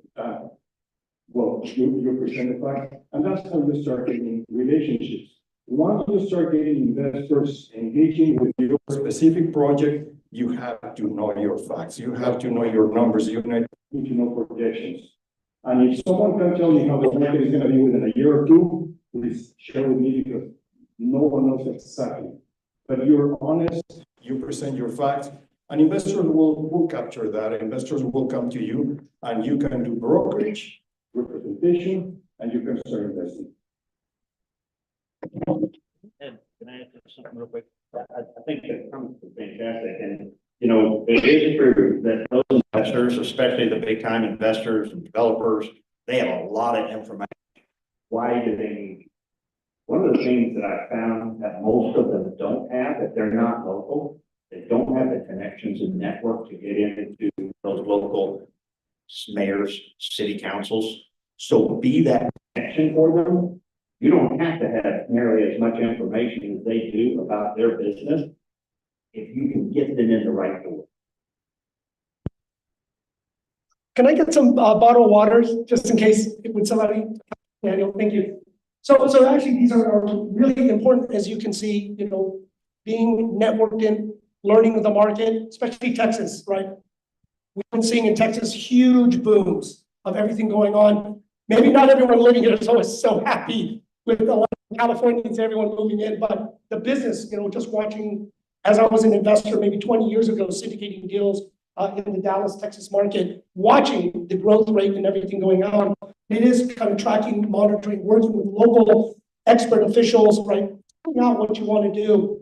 It's really important. And I know with Daniel, being an expert at something, and I know Daniel, what you use was site location. How many people understand site location? Okay, so maybe you can kind of go in and just let the people know the site location and kind of what your secret sauce is, Daniel. I just add something that just now I saw a lot of hands raised, still doing those kind of residential deals. because I came from the residential as well, so we know like starting converting from residential to commercial is not easy. But that's reason as James just said that we really need to collaborate with the expert in the commercial field, and then once you collaborate with them and then learn little by little, you will be able to succeed in the field. So coming back to this kind of site selection, because as I just mentioned that we have a lot of Chinese manufacturer over to America. So when they come here, the reason like we help them to do this kind of site selection based on different sites, the tax, their labor force availability, labor cost, and based on the logistics, based on how close to the customers, to their suppliers, to the utility availability, to the utility cost, and then how friendly to the Chinese company or whichever companies, and then whether there's a labor union, and we let the client do their weight score, whichever factor will be how much weight, and then we will provide a weight score based on the weight score. Then we will provide based on the facts, like give the client the best solution where they should go. So for such kind of site solutions, like we have always done for each client that coming to the state, and if any questions that we can solve. That's a perfect segue. I know we love the international business, and I want to have a chance to open up for some questions. Okay, all right, Keith, go ahead. Talk for loud. Oh, you're online? Oh, yeah. Okay. Real quick, we're talking about onshoring international business. Can 1, 2, 3, or 4 of you talk about free trade zones and free trade subzones and the significance? Certainly. So one of the things, foreign trade zones is what we call them in the U.S. Free trade zones is what they call them internationally.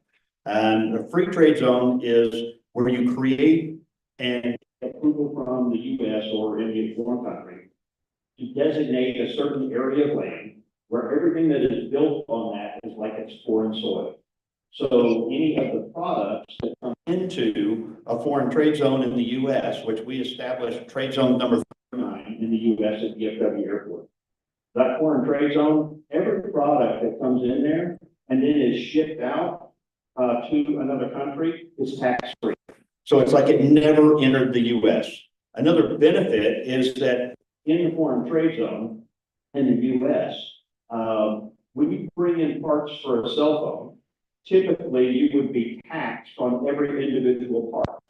In a free trade zone, you get to bring those parts in, assemble them into the phone, and then even if they do get shipped out domestically instead of internationally, you're now getting taxed on the final product, which is a fraction of the cost. We did a big deal with Motorola. It saved them millions of dollars a year simply because they were assembling at that location and then sending out and only paying the taxes on the final product.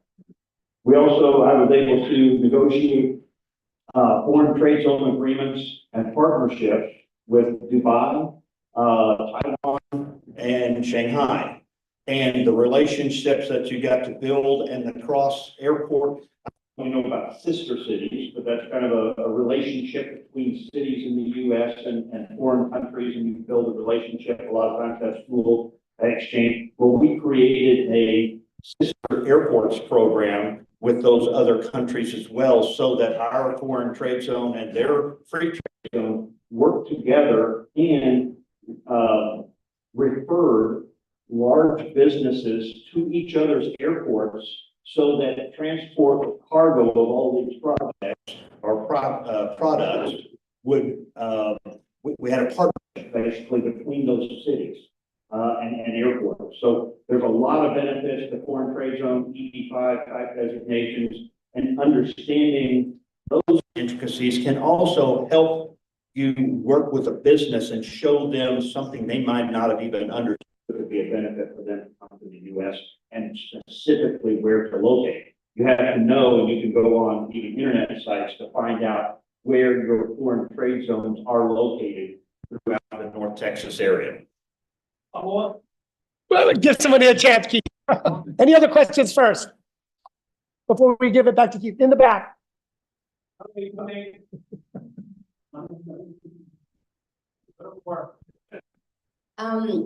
Question for the four of you. Since you, as me, I'm in representation, I'm 100%. So how do you do that transition from residential to commercial? Where are really steps, like a new baby? Where I have to go, I know you're saying about getting with the consult, the CDs, and that was a great tip this morning, but really, how we can start and get successful first as you guys, Daniel, Calvin, or what is those steps? I would like to share my personal experience. I didn't know anything about real estate. Coming from a business background, I thought it will be very easy for me. I was feeling really secure that I will get a home right off the bat. It took me 4 months to lease my first house lease. I needed $400 commission. So I was suffocating. I told my wife maybe I made the wrong decision. And then it took me a few more months to sell my first house. Why? Because I was lost. I was thinking business sense when I found residential was very emotional.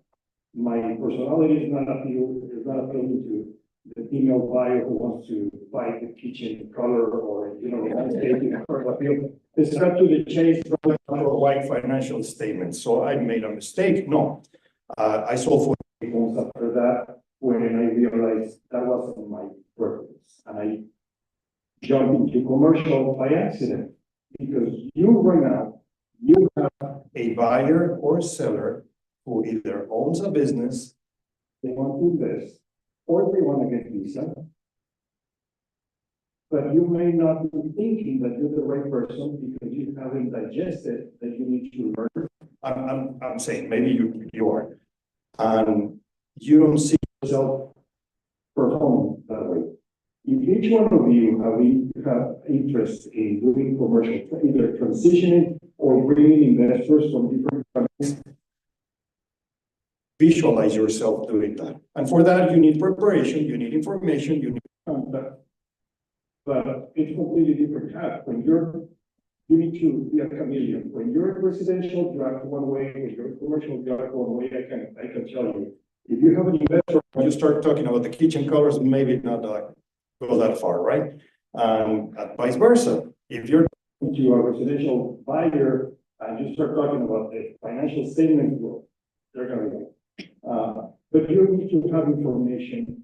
You need to transform yourself into chameleon personality, but you have those buyers today. I can assure you. I would suggest bring a list of clients from 2 years and find, like Bill was saying, do the diligence and find where do they work, what do they do, where do they invest.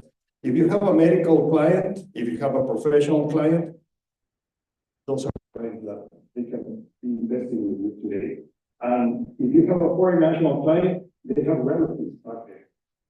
In their country, they have relatives who they want to move to the US. They see typically one person is the one moving, and then he is sharing with the rest of family and friends, and they all want to follow. You have those today.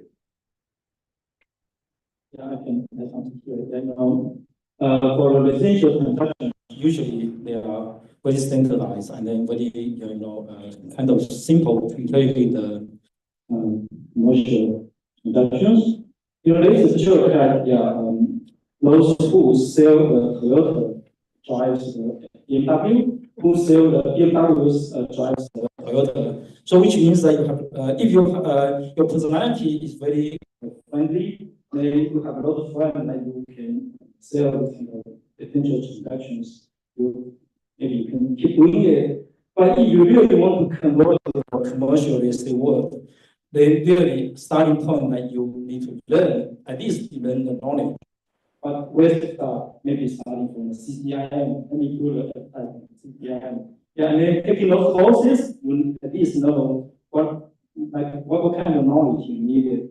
And based on, at the beginning, maybe you need to give up some clients, especially big clients, because only if you give us those kind of big clients that you collaborate with some other experts, they want to help you, then you will be able to have a chance, learn the knowledge together with them. So from there, gain the experience, and then later, little by little, you will be able to. Well, first, I just want to give everyone, one final word. On that one. I think from a practical standpoint, everybody needs to continue to have a revenue income. So you don't just jump from residential into commercial and forget residential. You can gradually do that, and you can be doing both. I suggest that you find, as I mentioned earlier, that mentor that you want to work with that is very good in the commercial side, but that also needs some assistance doing it, because really good commercial brokers and developers, they need help. They do not have the time to do everything. So find that person, work with them on some of their projects, and especially if you've got a deal or someone that needs to do something where you can start bringing a referral to that person, work with them and become their partner and learn from them, and then kind of wean off of that, but always stay in contact. I had mentors that did that for me. They are still 2 or 3 of my most valuable network people that I've had in my entire career. They gave me a start, they believed in me, and I worked my butt off to pay them money. And they, in turn, helped me get into that area. And I would suggest that mentor and partnership is the way to move forward from residential to commercial.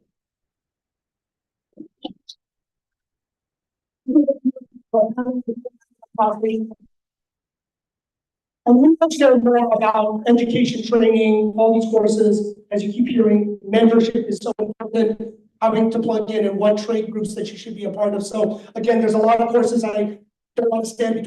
But take this time also while you're at lunch, if it's a working lunch, to network, get to know somebody you don't know, especially somebody outside of Texas. But thank you for showing up, and really plug in while you're here. Thank you.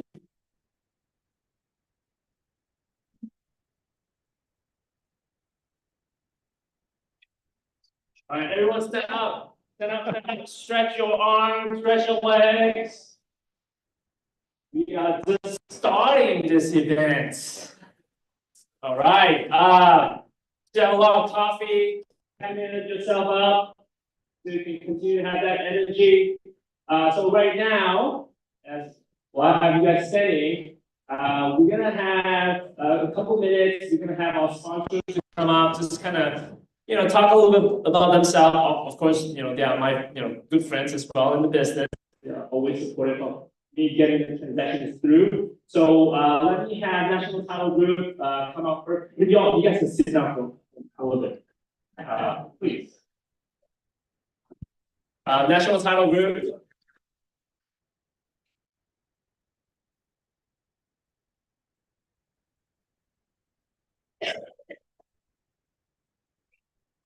Here you go. Thank you very much. Hey, what's going on, guys? I'm Danny Helms. I'm a managing partner at National Title Group. Just a quick show of hands, who has a strong, solid title relationship in this room? Okay, raise your hand if it's with National Title. It's only January 8th, you can add that to your resolution. We've been around for over 40 years. It's essentially a family business.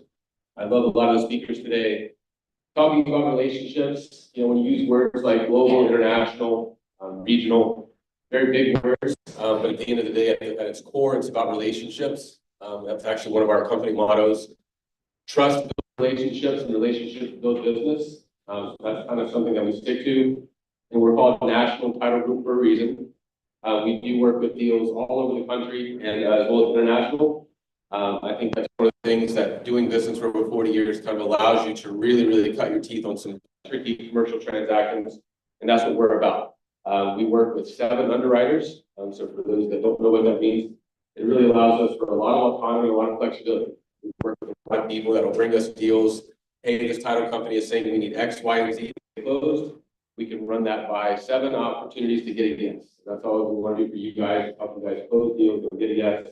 And again, title can be very mundane. So I think it's really important, as these guys said, to educate yourself, allow us to educate you guys, and just build those relationships with your title partners so that they can make sure that you're always informed and making sure that you guys look like rock stars to your clients. That's all we want to do, is make you guys look like rock stars to your clients. I also want to touch on the national piece of it. I can't stress it enough. Another show of hands, who's across a deal or had a deal where something title related held it up, if not canceled. Yeah, a lot of hands. So we love to find where the bodies are buried. That's kind of the analogy that we use beforehand. So when you guys have a contract, before that you have a listing agreement. Before that you have a conversation with someone looking to buy or sell. That's what we really like to plug in with you guys. Okay, we love to do as much research as we can.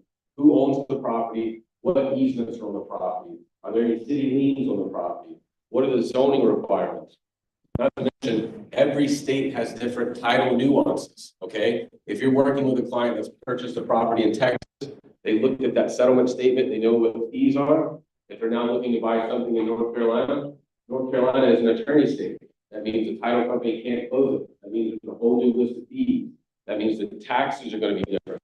So again, educating yourselves, building those relationships with your title partner. We would love to become that person for you. And just kind of make sure that you guys are, again, in the know. There's no surprises at the end of closing. There's no surprises when it comes to the property. We would love to help you guys with your regional, national, and international real estate ventures.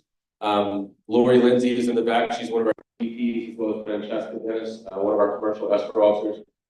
We're there in the back. Please come get a business card, get our information. Again, we have 4 offices: Dallas, Frisco, Flower Mound, Rockwall. But we are very much a national company and as an international company as well. Would love to build relationships with you guys and become a strong resource. So thank you guys for being part of it. Thank you, Danny. So you guys, your eyes are not blurry. So Danny is not as pictured. So thanks for the team that quickly put up Danny's picture up there. So you guys are why is anyway, thank you so much.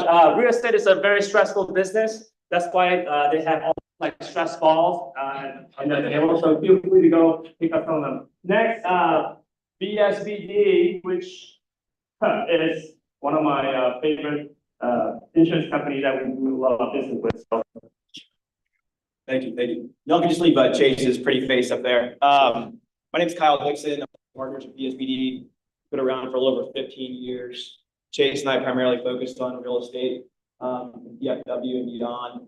We've unfortunately, I know the insurance industry has become kind of topical here because we're unpopular deals, but it does seem like there's help on the way. Carriers are right size. They're the way the yellow deductibles and getting the rates into the place where we feel like insurance kind of the rates are stabilized going forward. And so I guess my suggestion is if you feel like you're still getting increases on your properties or your clients are, then I would certainly reach out to Chase or myself. We can kind of give you a quick look to tell you if it's reasonable or not, because what we are seeing, especially on larger schedules, we're actually getting rate reductions now, which is something we haven't really said in the last 6 years. So things are looking good. I know we're any increase is bad, but it does seem like things are in a kind of a more better track going forward. Yeah, I would just echo that. That it's still a hot topic that's really having an impact on deals. It has killed transactions at the 11th hour. So engaging a group like ours and saying, hey, what should we budget? We've got a retail deal. Here are the tenants. Here are the updates. Or it's a family deal. It has aluminum wiring, or they've got bad breaker panels. All of these have a big impact on what we're seeing on the rate. And so engaging a group like ours, saying, hey, how can we? We're all trying to get deals done. And so hey, what can we expect? Is this something that's going to have a negative impact? As we have to be lender required approved for all these insurance items. That's where we get engaged. We try to be very in front of the process and really give the honest feedback so that we can all avoid challenge at the 11th hour. We were able to help, as Calvin said, Daniel and his family on their deal recently and improve their deductible structure and their rate after a lot of leverage and conversation with underwriters. So any questions, please come back, come grab a card. We would love to be a resource for you guys and give you some feedback. Thank you. Thank you. So for those that have done multifamily deals, especially, we have seen like rates double, right? So for apartment owners and syndicators, that's kind of like a cash flow for you. So you either increase the income or you reduce the expenses. So property tax, property insurance are one of the big ticket items. So especially the last 12, 24 months, we've seen insurance rates gone up tremendously. So having a good insurance brokers next to you is to help you in your projects, right? As we're all chasing after ROI, the IRR, cash on cash. So you can reduce that. That will definitely increase your cash flow. So last but not least, we have Peter Ho from Prosperity Bank. Yes, always ready, stand by to get deals done. Thanks, Calvin. My name is Peter Ho, and I'm a commercial lender with Prosperity Bank. At Prosperity Bank, we believe in the power of community, partnerships, innovation, and education. That is why Prosperity Partners Network is such an honor for us. Prosperity Bank believes in community banking philosophy by taking care of customers, businesses, and communities in the areas we serve by providing financial solutions to simplify everyday financial needs. We offer an array of banking deposit and lending products to fit our consumer and commercial clients, which includes commercial real estate loans for owner-occupied and investment properties, construction lending, business acquisitions, SBA loans, equipment financing, and lines of credit. I could keep on going, by the way. See me in the back. I look forward to getting to know all of you, and hopefully we can form a great partnership as I have with Calvin and Daniel. So thank you. Thank you. So now that I've introduced my relationship with friends that supportive of my career, please be sure to drop by at the table, grab some swags and name card. Now, lunch break. So we have some gourmet Michelin star sandwich at the back. So here's what I'm gonna let you guys do. So I'll give you guys 10-15 minutes to grab the lunch box, make your phone calls, take a bathroom break, you're talking to someone sponsored, and then we're gonna come back to another amazing session by the one and only Daniel Ng. Then what time do you want to start your session? 12:35. Yeah. 12:35. Make sure you come back because the panda will showcase his power.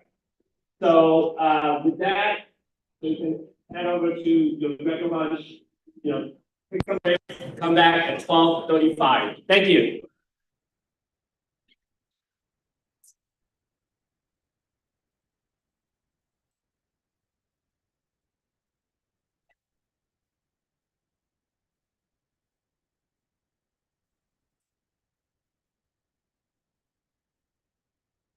Still left there.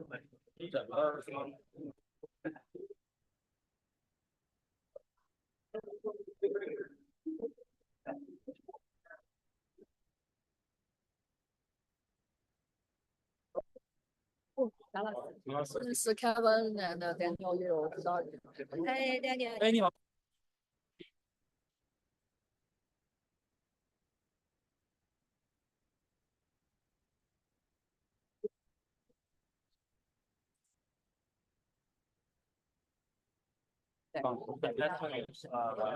太远了。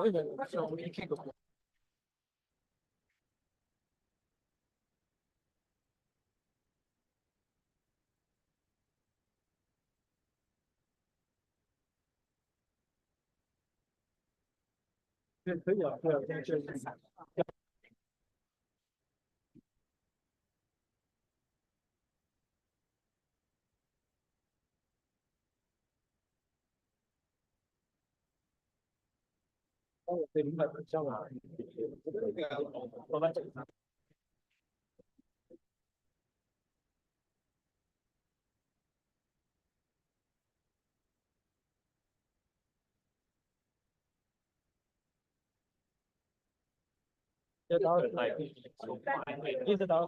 是哦，OK。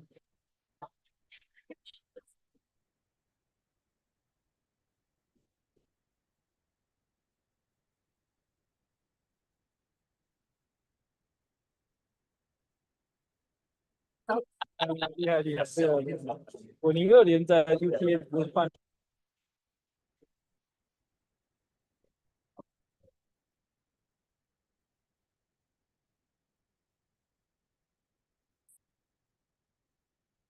你要不等一会儿？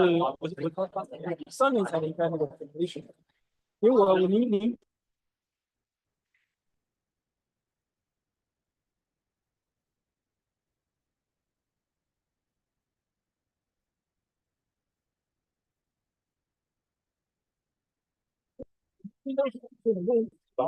啊，你不敢考虑想要拿去买当那个。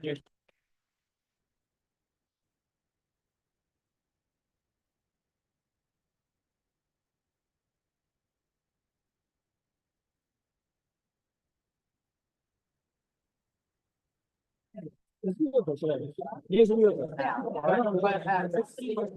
我先闭嘴。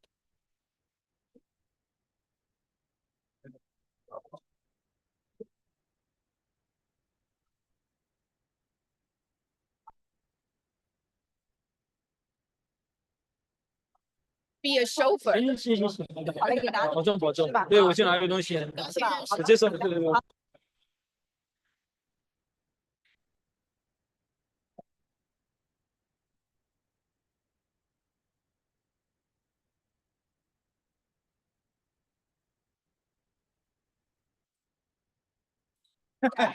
Especially in this cold weather, right? Okay.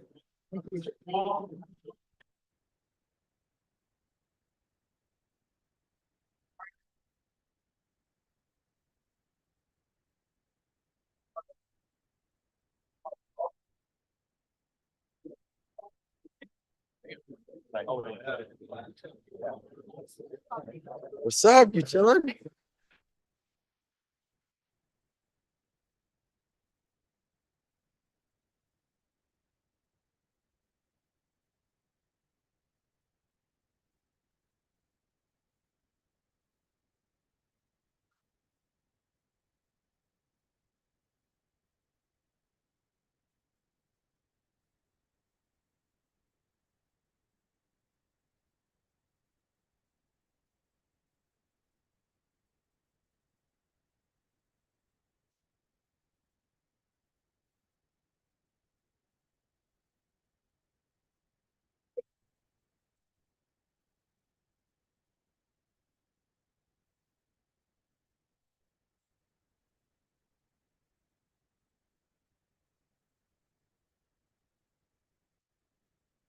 I can see the table. Yeah, I need to send an input.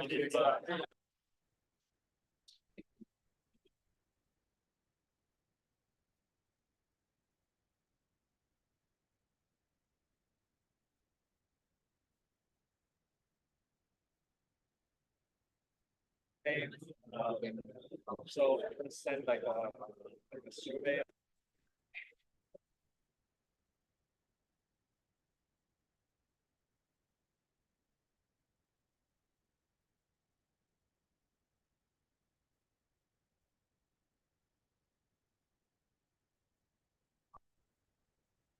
Yeah. Yeah.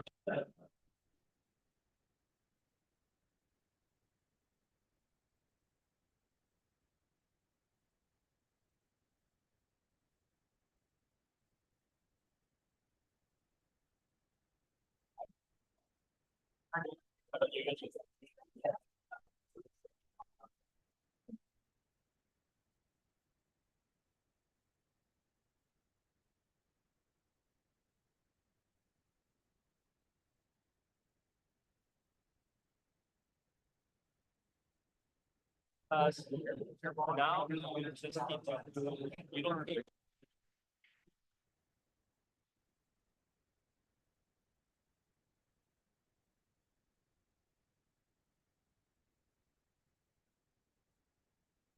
That's like 40 today.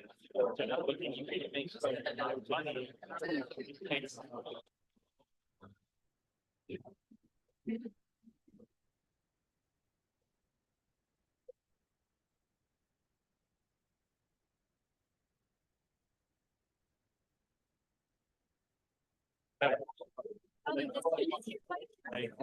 No. Okay.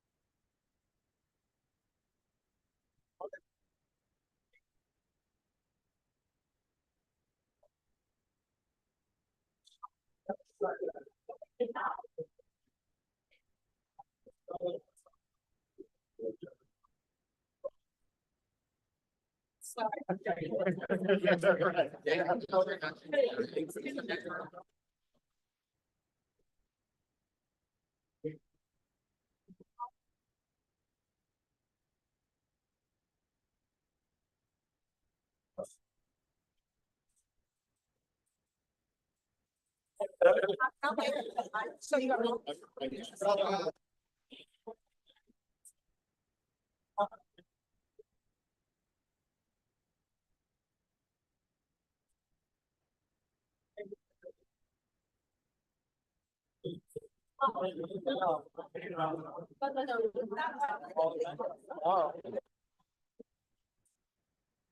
4 minutes.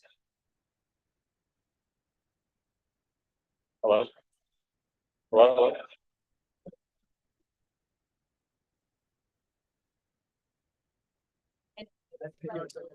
And also.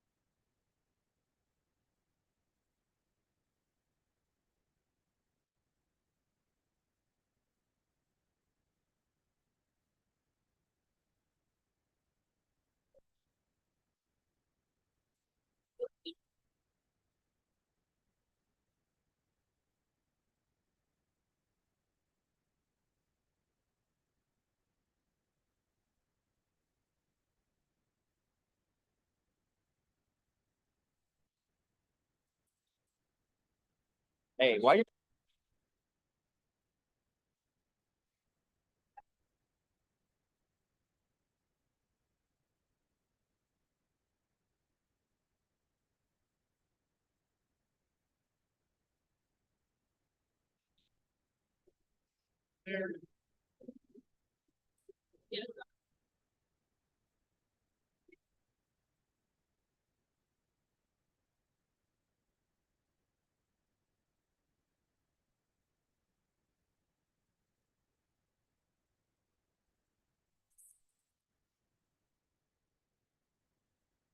I know, man.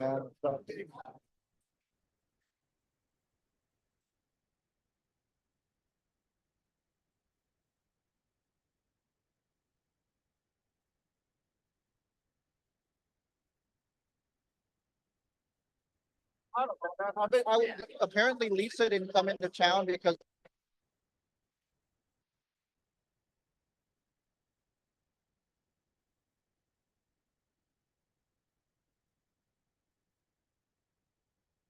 Oh, so only Tylee's there, and I'm like, where do you want to go to lunch?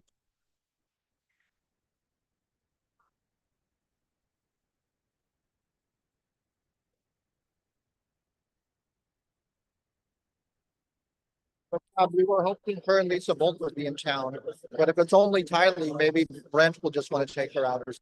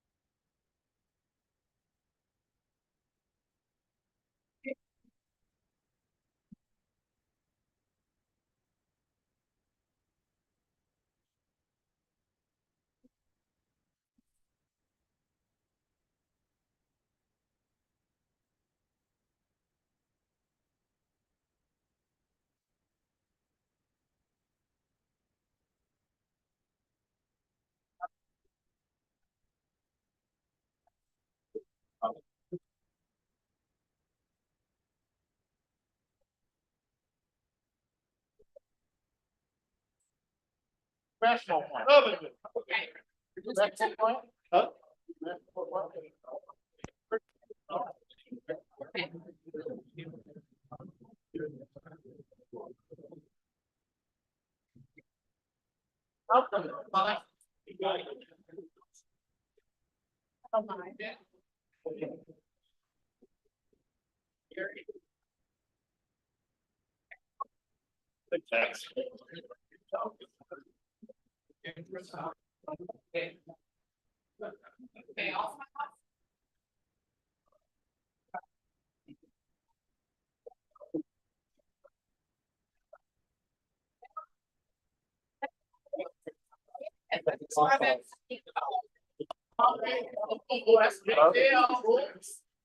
Hello?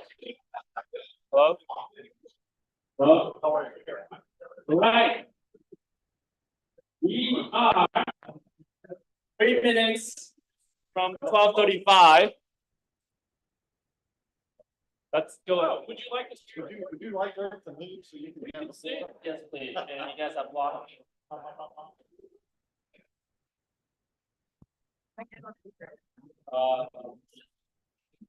All right, Ted, you ready?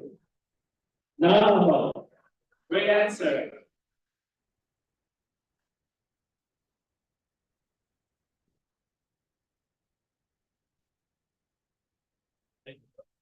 Any question?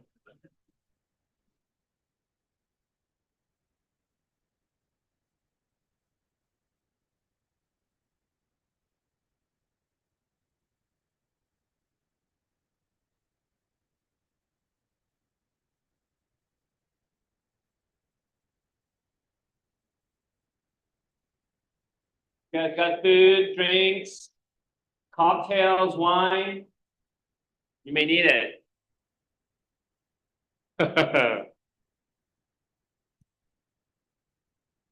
Okay. All right, let's go ahead and get started. have the Tenant leader, Daniel.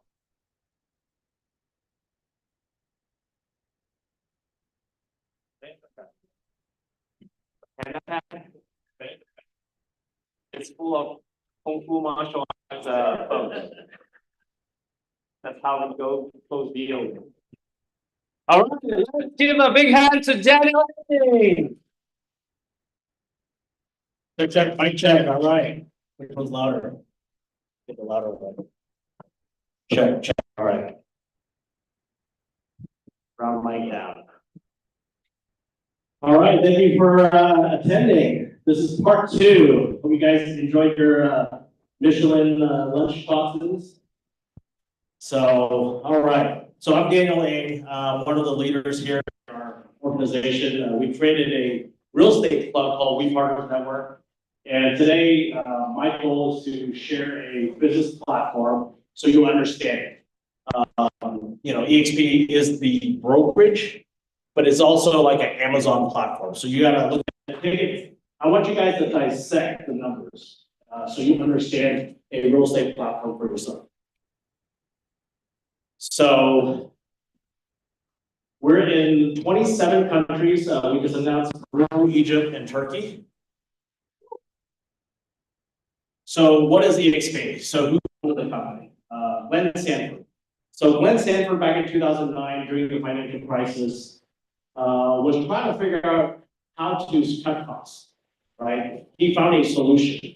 And that solution was creating a software to move the operations of a brokerage company to cloud.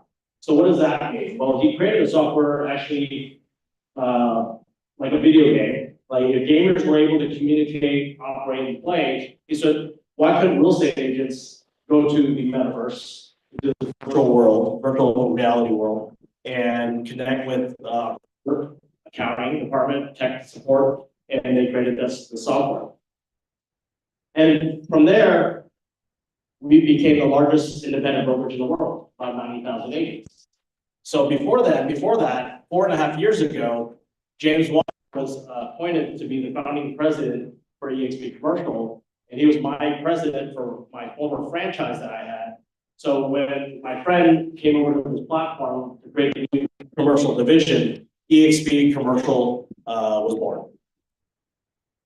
So Jim is a good friend of mine, and because of his leadership, I just followed him, not understanding the platform, not understanding it fully. And coming in, we knew that the residential side of EXP Realty was creating some being disruptive. We knew that we could probably be disruptive in the commercial end if the numbers made sense. Because commercial, it costs more to operate. We know that there are different tools, and I'm going to kind of go over what tools does EXP Commercial have, and I'll kind of dabble in a little bit on the realty side for those that are on the residential commercial side of the business. So going back to the metaverse, Glenn created this. The reason why I share the metaverse is because a lot of people don't understand what this means. How does it cut costs? So I'll kind of go through a quick look at. So imagine, just in Texas, there's 1,000 real estate offices paying $6,000 rents. You multiply that by 12 months, that's about $72 million just in real estate rents. So if you're just an agent, you're paying a split to your broker, you're paying part of that office rent. You're paying those expenses.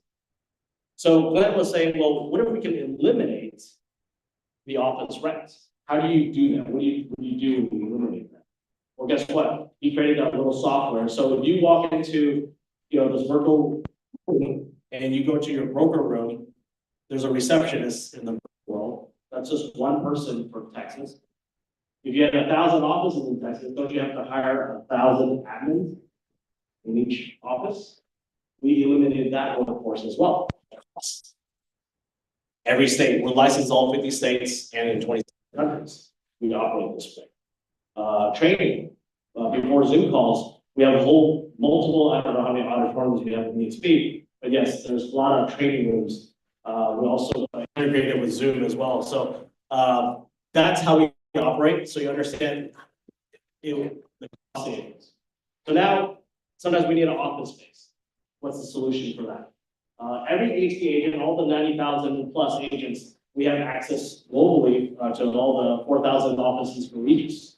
So last time I went to Spain and Portugal, I had to get on a Zoom call or meet a client or meet an agent out there. Guess what? We just walked into the Regis offices and got to meet and make those connections. This is a partnership that we have with Regis, which is great. This eliminates the cost of everyone paying for real estate offices uses. If you need a private conference room, you can book on your phone and book those conference rooms for your clients if you need that. That's the access we have. Just that global access is over like $250 per month. We get that within our tech project. So kind of the timeline, starting in 2009, taking traction in 2018 when we finally went public on NASDAQ. And from 2018 to 2019, we had growth from 5,000 to 25,000 we went there. So pre-pandemic, 25,000 agents globally. And then we started growing in the global markets. And then we jumped to today, we're about 90,000. So 2020 is when EXP Commercial started. Jim is going to kind of share a little bit of his story on launching that company with EXP and getting that all opened up, all 50 states. Easy, right? So being publicly traded is very important for a commercial practitioner because we can check that box, right? Licensing in all 50 states. We have brokers just so we can do cross deals in multiple states, depending on the state laws. Or you can build your team in multiple states because we're one company, not a franchise. So that's another big thing is we're not a franchise company, we're one corporate company. So being the largest independent brokerage on the planet, yes, there's other franchise companies that are global as well, but guess what? You're just referring that out. I'm building teams in Europe, building a team in Asia. You could do the same thing if you wanted to, right? So this platform takes the restrictions off as an independent broker or a franchise. Because the restriction is, I would have to get my license in each state if I wanted to grow a team. And I don't need to do that here because the company is. So kind of pre-pandemic and then during the pandemic, we actually grew 20 plus countries. We just opened up Turkey, Peru, and Egypt. And, we are in Dubai, we are in Israel, we are in the European markets. We're also in the Latin American countries, and we're continuing to grow. Japan is opening up Q1 soon. I'm glad to have my Hawaii team make those connections to open that market. So we'll be growing in Japan. We're working on Korea as well. Glenn Sanford, our founder, during one of our conferences, mentioned China. That's another opportunity where we can make those connections. So think about who do you know in other countries? Everyone has a real estate agent. Yeah. Just ask them like, hey, in Spain, who's your real estate agent for your commercial? They all know someone. So just imagine making that connection and building a network together. So we're cloud-based, we're not a franchise, so there's no like desk fee, royalty fees, franchise fees. You can work anywhere, and you can build your network. So when you're in this little virtual world, you have the live brokers. It's kind of weird. It really is a video game. If I had connection, I would show you, but that can be up for another thing. You have brokers that are employees, they're W-2s. And then, so the mindset is you work for the broker. In this platform, no, the brokers actually work for you. We're the entrepreneurs. We're the one who's doing all the work, right? We're on the ground. And typically you work for the broker. Well, in this case, the model is split. The brokers are W-2s supporting you. You're the client. We are the client. And their goal is to support you, help your team with questions. And that's been very successful because the brokers are not just any Joe brokers. Our current designated managing broker for commercials, Bogart. He couldn't be here today. He had great guy. He was actually my CCIM instructor. And you look at that he's actually supporting my team now, helping with questions. And, you know, you don't have to rely on just one person. Your whole network, you're building up with other brokers. So you can create an environment where everyone's supporting each other. So training, of course, we have our training. I'm going to share the comp structure. It's very simple, meaning that everyone's on the same comp structure. The revenue sharing, because the company was able to cut costs, what does the company do when they take a split, right? How divvy that? Also stock equity. We were actually shareholders of the company. Yes, we're publicly traded. There's a lot of publicly traded companies out there in real estate, but do you own part of that company? We get to own part of the company together. So how does an agent become a shareholder? Well, every year when you do your first transaction, you get 2 shares. Small, but there's still some shares that you get to get half. If you're at a franchise company, they're not giving out shares because there's not enough money to give out because there's too much overhead costs. Another way to get shares is if you hit your cap in the company, you get $400 worth of shares. And then another way is, well, if you're introducing a friend to the company and they do their first transaction, you get $400 worth of shares. Small shares, but still something of importance because you can build that up for your retirement. If you look at Glenn's, if you ever hear Glenn speak, his whole focus was making sure agents had a retirement plan. Because most of us are transactional. I have my business partner, Josie. She would say that we're like taxi drivers, right? We're just taking clients here and there like taxi drivers. And that's true. There's no retirement. So by creating a club, you can syndicate deals. You can find ways to partner with people to do things and own properties. You can do development. And this is not the EXP side. This is what you can create together. So we're just continue to grow. Another optional program is the agent equity program. This is really geared for retirement because agents as 1099s, we don't have a 401k. Well, guess what? This is optional. You can take 5% of the commission, take 5% of the commission and buy the stocks at a 5% discount. No vesting period. Meaning, say 30 days from now, if the stocks don't change and you sell, well, guess what? You just made 5%. Okay. Another way is if you're a top producer. So most companies, year end, I always see on social media like, oh, they get a nice award, they get a nice dinner, they get a nice trophy. Is that trophy worth anything? Besides the ego, like, yes, I hit this mark. The company actually gives you a trophy and they give you the money that you put in the company, you get it back in the company stock. So think about that. You just paid your cap money and the company is able to give you your cap money back in the company stock.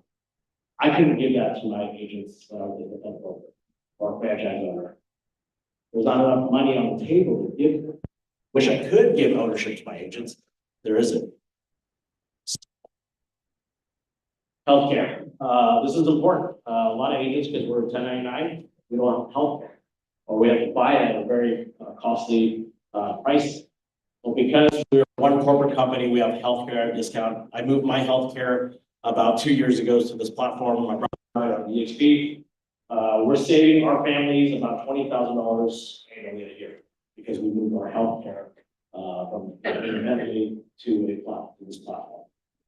So if you want to kind of check out that, you can talk to one of the consultants in the healthcare plan and see if that is something for you. All right. Largest independent brokerage on the planet, getting about 90,000 agents. So one brokerage, not a franchise. You can grow your team. You can grow not beyond the team. You can grow your organization. You can build a network, real estate stuff like what we're doing. You can replicate R&D, rip off and duplicate what we're doing. And you own it, right? We get to own this company together. You get to build a community like your organization, and I can kind of share a little bit more on that. The innovation of the model is really innovative, and that's why a lot of people are trying to copy this model on the residential side. But they're investing so much money, they're in debt. Well, guess what? EXP is the only public real estate company without any debt. So that says stability. So as a commercial practitioner, when we're looking at different models, well, who's going to be sustainable? And that's important, right? There's no such thing as a free lunch. We didn't get a free lunch, even though your tickets are free. Guess what? Our sponsors covered the lunch. The money has to come from somewhere. The math has to make sense. So, and then of course, the financial freedom. What does this mean by building an organization and a team? What is that? Commercial side, we do have a commercial academy. So if you're interested in going full-time commercial, you're brand new, we do have a commercial academy. If you're on the residential side, you stay on the realty side, guess what? You can connect with any of the brokers here that are certified mentors, talk to them, interview them, and see if it's a fit that you can be mentored by them. They'll be glad to kind of connect and help you out as well. Mentorships, we have our mentorship program.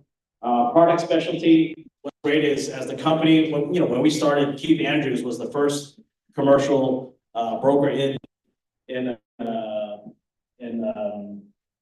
EXP. So from there, he saw from the very beginning. I think when Texas opened up, we were like maybe number two or three, something like that.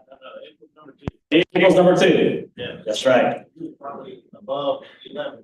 I was 11 because he brought people in. Yeah. So Texas was late, and we started creating these product specialties, retail, multi-family land, development, things like that. So broker support, they're there. So in our tech package in EXP, we get bill notes. We also get Moody's Analytics.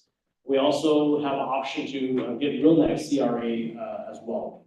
What's new, that's brand new, is every agent, all 90,000 agents get Canva Pro. So do your design flyers. This slide is actually being run on Canva. It's been a really great tool because we can, Jennifer back there can edit on the fly and then just show up. Another thing is CoStar. This was a big game changer for us. We're getting CoStar next month. We partnered with CoStar. That's including in our tech package. And I'll go over the amount there for you as well. So on the commercial side, everyone's on an 80-20 split. We have a cap of 20,000. So cap, most commercial people don't understand what cap means. It is your 20%. When it hits that 20,000 mark, that's all you pay. You go to 100%. Okay. Our monthly is moving up from 250 to 500 per month because we are getting that CoStar. So CoStar for me right now, I'm paying around $600. So by having $500, I can get more and all that. So that's a cost savings. So actually, I'm going to save money because of being a part of a tech platform like EXP. So residential, for those that are residential, what does that mean? Same thing, 80-20 split. Your cap is at 16,000. Your monthly is 85 per month. You get Regis, you get KV4, you get other software, things like that. And if you're interested in understanding more about it, we can go over the details on the residential side. All right, 20%. So we're gonna do some math here. So if you're doing 100,000 GCI, you multiply that by 20%, right? That's 20,000. That's what goes to the company. So what does EXP do with this 20,000? Well, if you look at this chart, half goes to the company, and the other half goes to what we call the revenue share pool. The revenue share pool gets paid out to agents on a 7-level basis. The other half is for operations, and of course, remember I talked about stocks. Where does stock money come from? It also comes from the company dollar as well, not from the rev share pool. Residential, same thing. If you look at 80,000 times 20%, that's 16,000. Half of that is 8,000. So that's where the math is. Paid out 7 levels. All right, let's do some math again here. So 100,000 GCI, 20%, that's 20,000. So half of that is 10,000. That's getting paid out 7 levels. So if you're looking at bringing on somebody, if you know somebody staying in New York, let's go with the slide. So Sally's in New York. She's a friend of mine. She does commercial real estate She's a, $500,000 producer, maybe $250,000 GCI producer. She comes in and she likes the program. Guess what? When she pays her 20,000 into the company, and you don't have the cap to get revenue, but if she paid her 20,000 already, what would I get? Same thing, 10,000 times 17.5%, you would get $1,750 revenue, and this is cash, not stocks. Okay, the company's sharing the revenue. Immediately, Sally knows Tom in Florida. Tom joins. He's your tier 2. He's also commercial. You don't have to be necessarily commercial. Also, he can be on the residential side.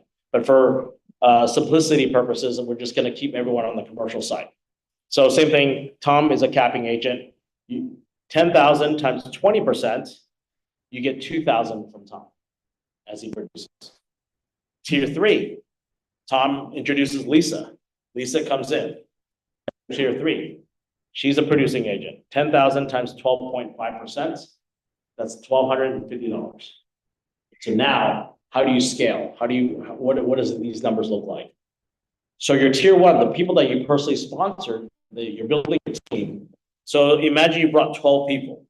Well, 12 times 20,000, 12 times 17,500 equals 21,000.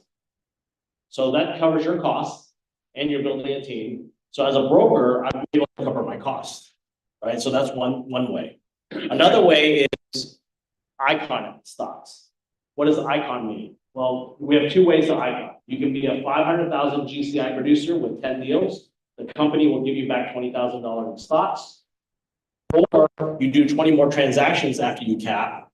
So you can do a lot of leases to cover that, and you'll get that $20,000 back in stock. Same thing on the residential side. If you're a 500,000 GCI, 10 transactions, you're a luxury producer, that's how you would get your stocks back. Same thing on the residential. So if those 12 agents, I don't call you guys agents, you guys are business partners. If my 12 business partners are bringing to the table, we're sitting around, we're masterminding, we're all building our own teams together and helping each other, guess what? If 12 brought 10 people each, that's 120 in your tier 2.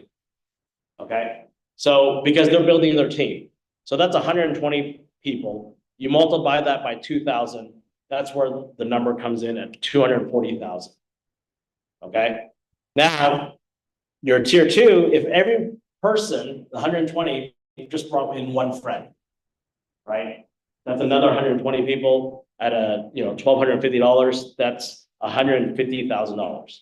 So your potential revenue, cash revenue, is about $411,000. Okay, just with this scenario. So for me as an investor, if I want to net $400,000, how much cash would I have to buy a shopping center? So I look at an investment scenario. Well, I would have, if you have a cap rate of 6%, so you can double check my math. So $411,000 divided by 6% is $6.85 million. You would have to have cash $6.85 million to buy a shopping center to net me a cap rate of 6% return, to net me $411,000.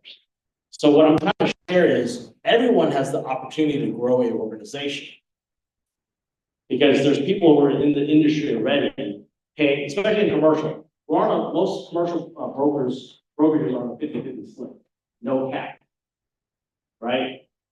So if, I don't know if Bill's still here or other, maybe Keith or Erik, if you started a bigger shop, you're paying 50-50, you're probably paying maybe $250,000 to the house, right? Where here, you're only paying $20,000. So that's the model of cost savings, but also building a network.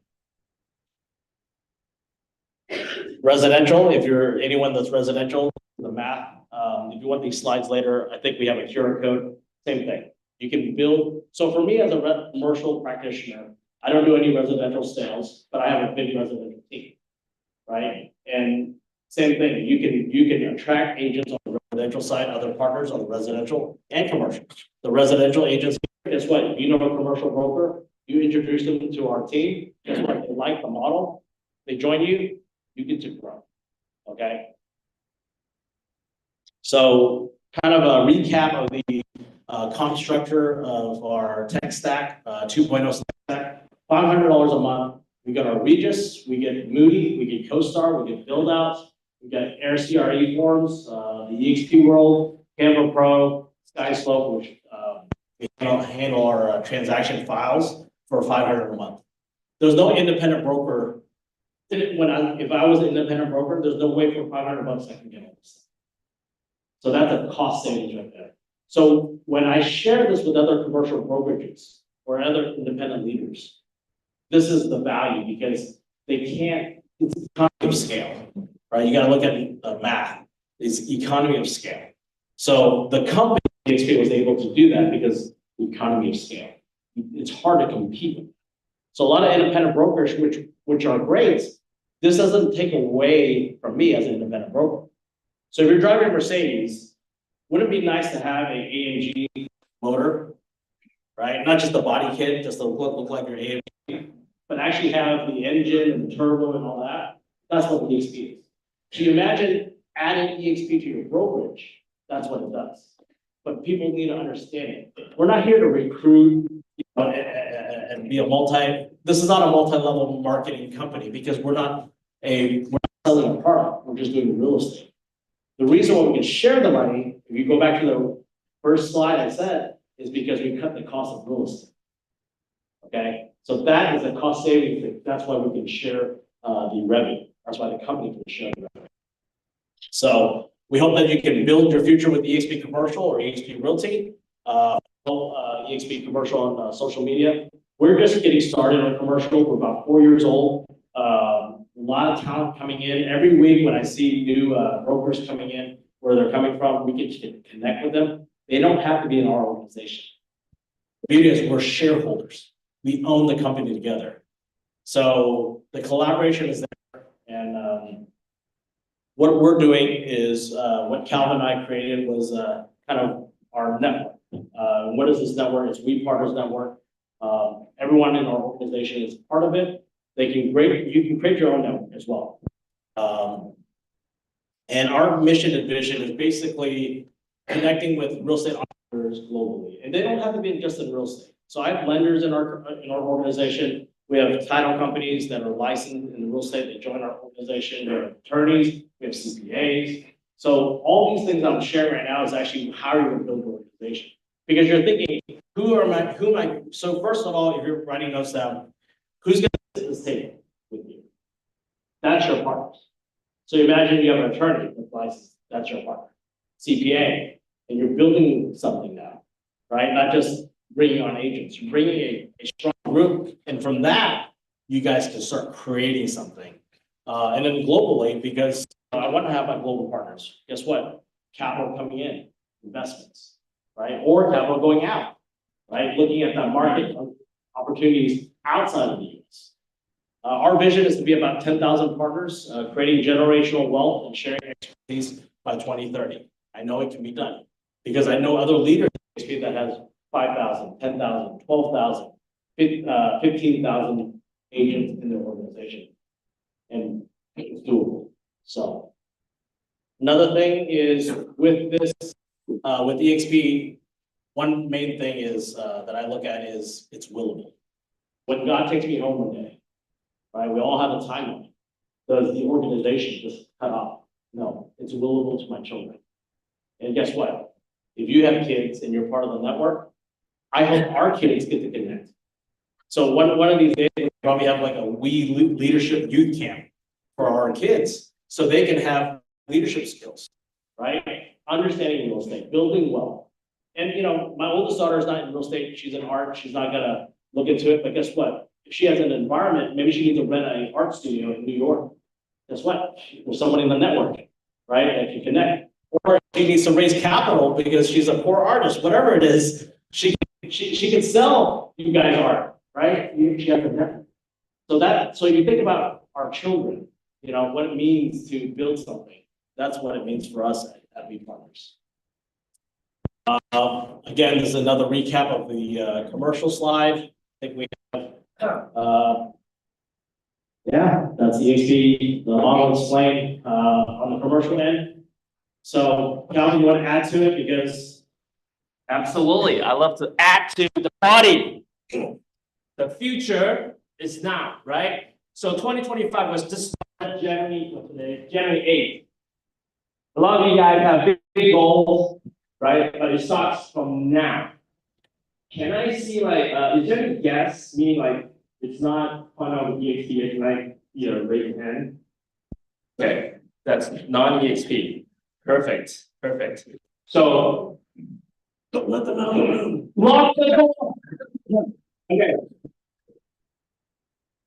What they just said is a lot of stuff that's kind of like thrown at you, right? Just like, if I'm sure a lot of you guys probably read the book Rich Dad Poor Dad, right? Okay, a lot of them not. But before that, one point to say is you don't know what you don't know. But after Rich Dad Poor Dad, the book came out, right? The seminars, all that, and people realize, oh, there's another way of doing things.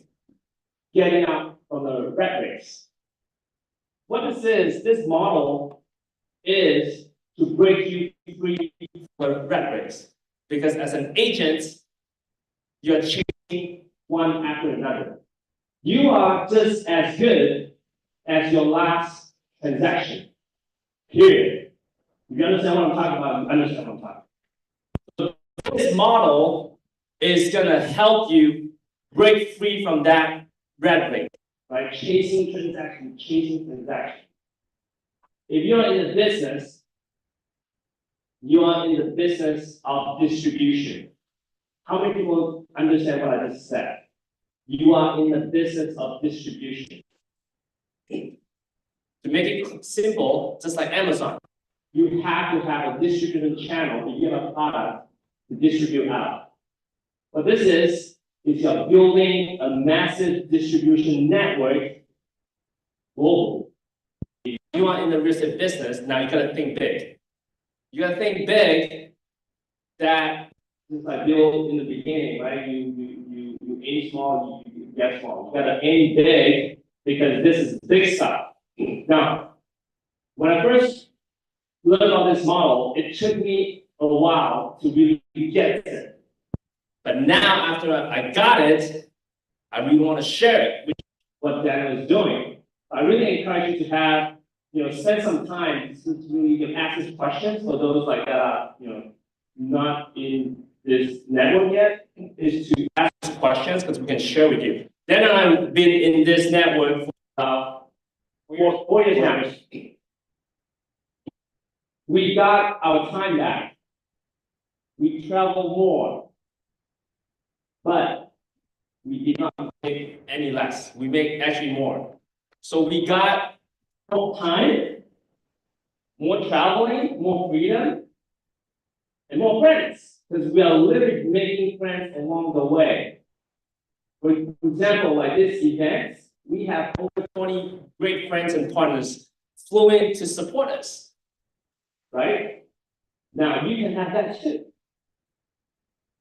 This is so amazing. It's still a relationship business, but this model is gonna compress the time, get you further, get you like more than what you can imagine. So this is not the same thing. Think about this is a new model. I understand it's you go like, oh, what's going on with all this? Like, but this is truly a different platform.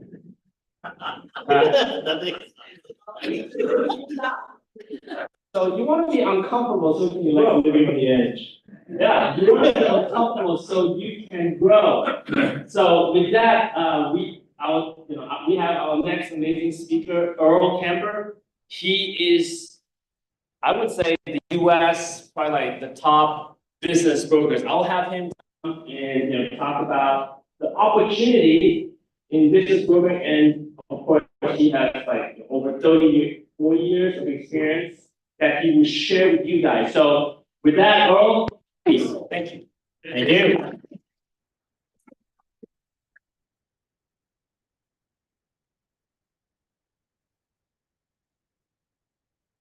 Maybe you're gonna stand in the middle. Here's the clicker. Okay. How's everybody doing? Hey, I tell you what, I got excited after that last presentation, and I'm already part of it. Thank you, Jim Wong.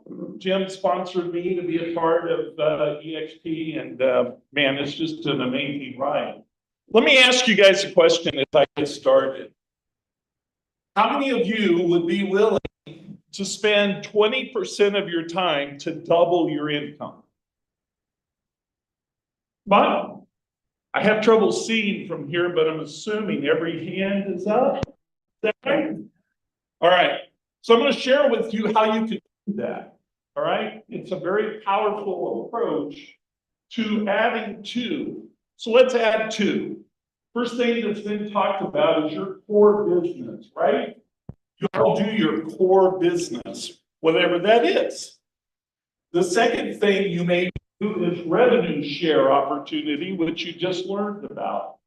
The third thing is about creating a profitable referral network. A profitable referral network. So to do that, I just want to paint you a picture for a minute. Imagine for a moment that you introduce to a business broker, and I'm ready, and that client you introduce is a dentist. And that dentist has a $4 million business, and we start working with that dentist. I have a coaching business, I have a business brokerage business, business valuation, we do franchise development. So we're sitting down with this dentist, and in 18 months, we grow his business from $4 million to $8 million. And working with a commercial real estate agent, we acquire 5 properties that have dental practices in them. And we acquire 5 additional dental practices. We coached this business for 6 years. We sell the business for $42 million. Now, if you would have referred that client to me, I would have written you a check over a 7.5-year period of time of $820,000 for a 20% amount for a referral. And all you had to do was introduce me to that client. You don't have to do anything else. How many of you think you might be able to find somebody that's a business that has a $4 million revenue today? Raise your hand. Think it's out there? Now, the power in that is it was a 15-minute introduction, and I ended up paying somebody $820,000. I made $4.1 million before I paid that. Would that be good? You see, building a business is about taking your expertise and teaming up with others and helping them make money. I truly believe that. So you could be a residential agent and you're working with business owner, real estate buyers. You could be a commercial agent who also has businesses that are ready to sell. I'll just give you a quick overview.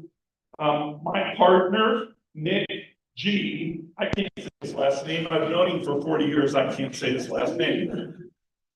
He's the godfather of business brokerage, the godfather. Why do I say that? 43 years of experience and 10 years of experience prior to that developing franchises. We have a little over 300 franchises we developed and then helped sell their franchises.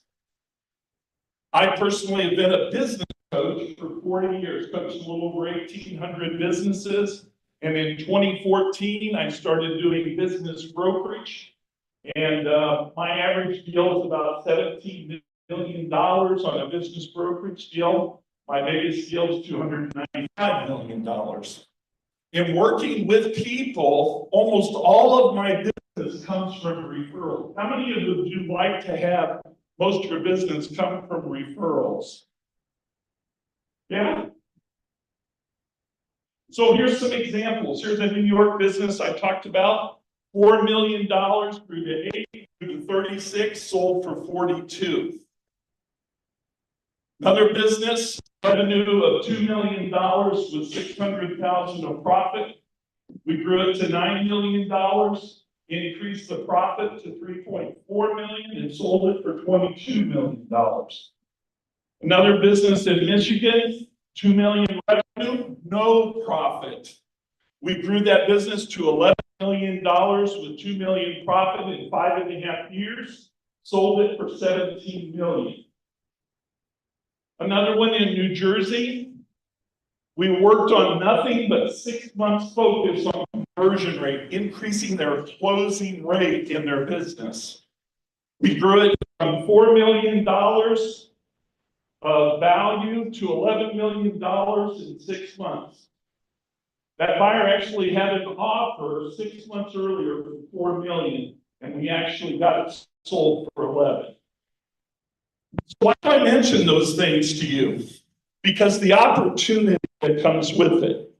Look on the screen. That New York business, $820,000. That's how much I paid in referral fees. How many of you would like to see that kind of referral fees? How many of you would that double your income at least? Would that double your income? What if you had two of them, one for $820 and one for $430? Now we're getting close to doubling your income. Yeah. Michigan opportunity, New Jersey, Florida, New York. You can see the numbers. But here's what really matters. And I asked you to do this. I really want you to do this. Get your phone out, take a picture of this slide. This could be your future in 2025. We work with $2 million businesses and up. You bring a $2 million business to us, our organization has as many as 200 coaches available to coach clients. So we would bring one of our coaches in, we would grow that business. And then after we've grown that business, then we would help the business to get sold. And ultimately in doing so, one $2 million business will generate about $150,000 in referral fees. Just a $2 million business. If you have 10 of those, you'll make $1.5 million. And all you need to do is take about 15 to 20 minutes to refer each of those opportunities. So when I said, could you take just 20% of your time and double your business, double your income? How many of you were skeptical when I said that initially? How many of you see it's possible now? Yeah? You see, you probably already in the last 5 years, if you've been in real estate for 5 years, you probably already have those relationships. Is that true? How many of you have ever sold a house to a business owner? How many of you have ever sold a house for a business owner? How many of you have ever done a commercial deal? How many of you have ever done a commercial deal with a business owner? Pretty much the whole room if you're commercial, right? So what I want you to be able to realize is you have 3 major income opportunities by being involved in all that we do together here. 1 is your core business. 2 is that revenue sharing opportunity. And 3 is developing a referral network.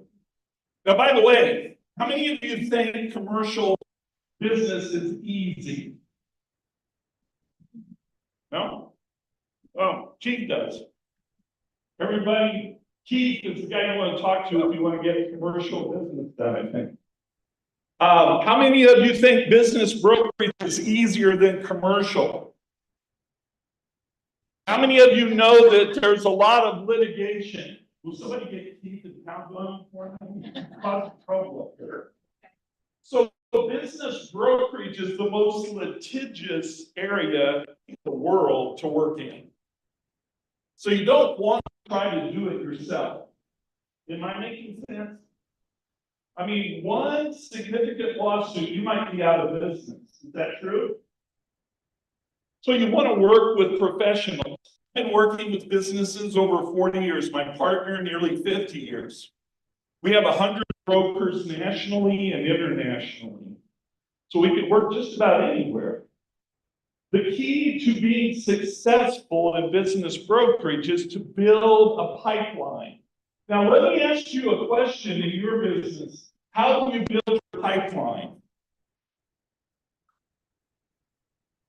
And the reason I ask that question, you know the best buyers in the world for real estate? Anyone. A business owner who just sold his business. Am I right? There will be the largest transfer of wealth in the next 7 years that we've ever seen in business sales. And about 63% of all the wealth from the sale of businesses is going to get invested in real estate. So not only is it powerful to get 20% referral fee by introducing a business, what's really powerful is that business owner who has a check has to invest somewhere. Could be real estate, could be commercial real estate, could be residential real estate, multifamily, industrial. Somebody's sitting with $10 million, a good portion, about $6 million, they're going to invest in real estate. You guys realize that? So the best buyer for real estate, I have found, is that business owner that just sold their business. So you create an automatic pipeline for yourself through a referral network approach. Lots of ways to make money. Now, if you say, I want to be a business broker, contact me because we have a mentoring program. We've been doing this a long time. We've got a lot of people that are in brokers around the country. Different locations, different levels. Some people do less than $2 million deals. We don't. If you refer deals to us, we want them to be $2 million plus sales. Because as was said earlier, if you prospect small, what does that do? You get small deals. If you prospect big, what does that do? We get big deals. And so I have a course that I teach, it's 6 hours long, on how to build referrals. In a period of 6 months, I did a referral program in Colorado after never living in Colorado. I moved into Colorado, didn't know anybody, set up my referral program. 12 months later, we generated $5 million just from referrals. How many of you know today you can call 10 referrals and get 5 leads from each of them? How many of you have that kind of a pipeline? No one? What would it mean to you to create a referral network of people that you can call, that they've got the right buyers, the right sellers for your core business? What would that mean to you? Have you thought about that? How much harder is it to make 100 cold calls than it is to have 10 referral partners? What do you think? Which would be better? Everybody agree? 10 referral partners? How many of you struggle getting referrals? Come on, honesty. It's always interesting. You stand up here, there's light that hits you in the face. I didn't realize it, so I see 2 people and the rest are blurry. But it's really important to create a great referral network. It makes you money, it creates a pipeline, it creates opportunity. And we all need each other. You have expertise I don't have. I probably have expertise you don't have. We team up together to get deals done. That should be the theme of everything that we think about here together today. And I hope I've set the stage for that. Here are all the services we offer as a firm. Besides business brokering, we do business coaching, business valuation, franchise development and sales, virtual CFO services, exit planning. We work with title and loan companies. A great one, you may not need that. We work with tax reduction and 1035 exchange companies. We do a number of private equity and impact fund work. We do a lot of economic research in our offices, and we have a lot of relationships for lenders and loans, a little over 300 in counting. So what's the steps to selling a business? How do you get this done? You got to organize the business, including the financials. Many times, everybody fails in that area just to try to sell a business. Their finances are a mess. We have a CFO and several accountants on our team to be able to take care of that. You should then get a professional valuation. Know exactly what the business is worth. By the way, what do people believe their business is worth? Usually more or less than it really is. Yeah, so we have somebody and they say, you know, my business is worth $10 million. It's really worth $6 million. So they don't need to sell their business because they're not going to get what they wanted out of it. Maybe they need business coaching to grow it to 10 million. Does that make sense? Now, no matter what it is we pay in our organization for the life of a client, we pay a 20% referral fee on all coaching, all valuations, all business brokerage, everything. So we want to increase their profitability before they sell. We need to help them time their exit. Some people right now, because of the baby boomers, are actually having to sell their business soon. They don't have another option. So we provide a lot of areas of expertise. We create our networks in our areas. We have a number of buyers. A lot of our industries will have 50 to 100 already established buyers. So you bring a business to us, we've done enough work in that area that we can just make a phone call or 2 or 10 to buyers we already know are ready to buy a business. I got 3 deals that called me. They're about $40 million deals, and I already have a buyer, and we didn't even really spend any time searching for one. I already have them. So it's very important to do things confidentially, because confidentiality is everything to a business owner. They do not want their team members to know that they're selling. They do not want their competitors to know they're selling. They do not want to let their customers know they are selling. That makes it even more difficult to sell a business, isn't it? You know, you can list real estate and everybody knows what it is. A business, a lot of times they have no idea what they're looking at. And somebody doesn't want to share the information because they don't want those parties to be aware of it. So it's very important to have the connections in advance of the industry buyers. So this particular slide is just my course. There are 6 hours, it's free. My course is free. All you have to do is go to the QR code here. Take a picture of that if you will, or grab it. If you're interested in earning more money and spending less time, contact me. if you're interested in building a bigger pipeline for what your existing core business is, contact me. And if you're interested in building an organization and you need to get started with some mentoring as a business broker, please contact me.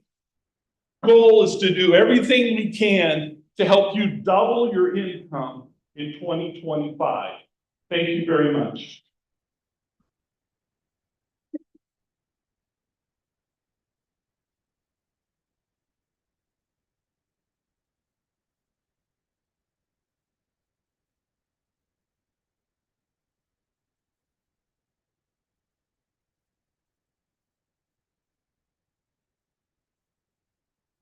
All right, your favorite host is back. Next, what do you guys think about Earl? Pretty good stuff, yeah?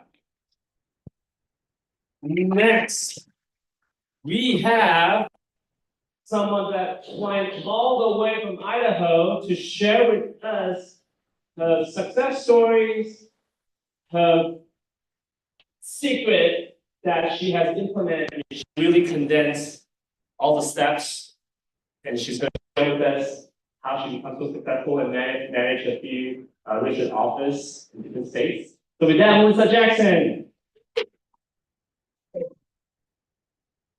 And thank you, Daniel. Thanks everybody for being in here. It's an absolute honor to be connected with you guys. I think I connected with a lot of you guys in Tennessee. Have we met before? Raise your hand if so. I know I see a lot of familiar faces. If I have not met you, I'd love to meet you because I know I heard this earlier when I was watching other speakers up here. When it comes to our relationships, what we know and who we know is how we grow. It's our network, is our network. So if you guys are just getting into commercial real estate, I saw some hands in here for residential. How many people in residential right now? Okay, how many people in commercial? How many people have been in the industry for 2 years or more? I commend you guys. Perfect. So I want to introduce myself. My name is Melissa Jackson. I've been in commercial real estate for about 12 to 13 years. I've done a lot of really great things, but first I want to tell you why you might consider, if you're willing, to listen to me and what I want to provide you. So I don't want to sit here and just talk to you guys. I want to help giving you value. I didn't fly from Idaho just to come here and listen to myself talk. What I want to share with you guys today is if you want 2025 to be different. Anybody have big goals for 2025? Yeah. All right, anybody want to share their goals? 200 million, I love it, okay? So we've got big goals for 2025. I want you guys to be making 2025 different. And that doesn't require just talking, that requires execution, right? That requires systems, that requires processes, that requires scripts, that requires an actual sequence to take place. You don't just show up and say, hey, I'm gonna bake brownies. I mean, maybe you're better cook than I am to do. But I can barely cook the damn brownies with the recipe. But I want to give you guys strategies on how you build something from ground zero, from nothing. How do you build something that regardless of the economy, regardless of what's happening, you can get from absolutely rock bottom to something new. So I've done a lot of great things in my life. I've been able to be spotlighted in Times Square, New York City last year. I did an event with about 58,000 people. I've shared the stage with Les Brown and John Maxwell and multiple other people. I'm a best-selling author. I do a lot of business consulting, a lot of business coaching, and a lot of motivational speaking. But where did we start from? Where did we come from? And where are we at now? And I've been so excited this past year of what I've been doing. So I'm like sitting there like just grinding it out. Man, I can't wait till the book comes out of this. I can't wait till the book comes out of this. So I've been waiting and waiting for last year, 2024. Like I've had brain surgery, that's part of the connection with the top neurosurgeons in the United States. I built from rock bottom. I came from poverty. Neither one of my parents graduated high school. I came from some wild backgrounds last year. And what I want to share with you guys was the best. It's like that Rocky Balboa moment where you guys like Rocky Balboa. You just see him, he's like, all right, I'm going to get back up one more time. And you can just see that transition. That was what last year was. And joining EXP has been huge and pivotal. And I planned my transition to EXP for about a good 3 years. And I planned this transition for about 12 to 13. when I was entering into commercial real estate. I was coming from humble beginnings. When I was working multiple jobs and trying to figure out how do you break into commercial real estate, before I realized that commercial real estate has 95% failure rating when you're trying to get into commercial real estate. There's no education, there's no tools, there's no resources that teach you how to get into it. When I was writing all those notes and writing it down like, hey, I'm gonna go and teach somebody how to do commercial real estate, how to get into the industry. And I was going and I was producing and I was working with McDonald's and Starbucks and all of those things. All of those notes that I took last year still was the biggest moment of all. Last year, I had walked up to my broker, love him to death, and my scheme that I built completely separate. Again, I did it at around 58,000 people. I built that business completely separate from my commercial real estate. I heard it actually a different name. And I was given the ultimatum. You need to either quit motivational speaking or you need to quit commercial real estate.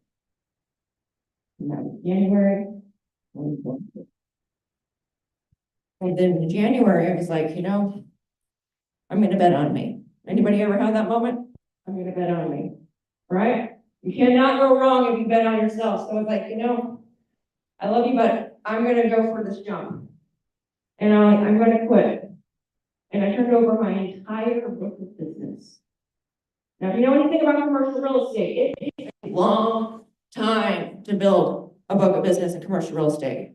Like it's a long sales cycle. You don't just pick up the phone and Bob and Steve, you're like, hey, I want to sell my $10 million shopping center. This is a long process. These agents typically have the same listing for 6, 8, 10, 20, 30 years, however long it is.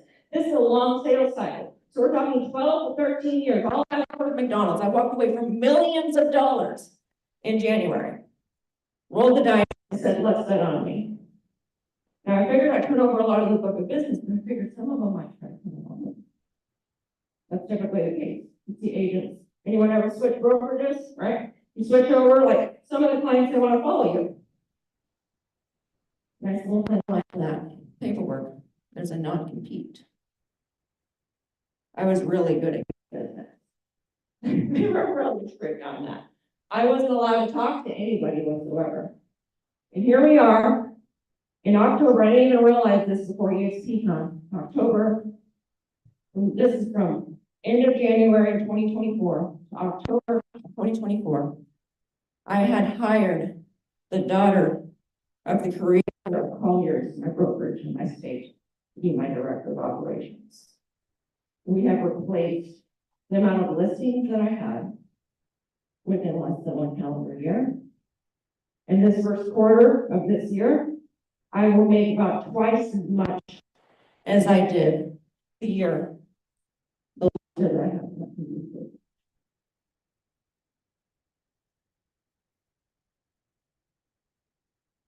So again, I don't want to sit here and be like, oh, this is cool. And I love Colliers to death. I genuinely do. But I want to let you guys know that this works. I can only do so much. I can't clone myself. But I want to give you guys the tools, the skills, the resources on how you guys can go into business today. Because I know what it's like to do everything and build it from rock bottom. I know the scripts work. I do a lot of consulting, a lot of coaching. I've got courses and everything, teaching people how to break into this industry. And I have it so that I've got processes. So every single state that I enter into, I will take an agent. I'm very picky on who I can bring into my particular group that represents and does all the exact things within my own group or what have you. But I've got it so that we're able to get it so that they can go into any state, any market, and immediately they know who to cold call, how to cold call them, how to reach them, how to get the listings, and everything else in between. I know a lot of people, I'm helping people build their brokerages and their groups as well that are even associated with me, trained their junior agents. How do you get into a marketplace? That's what I want to give to you guys. Does that sound good? Perfect. All right, who's committed? Are we ready for 2025? Because that's the first thing. Give you the recipes.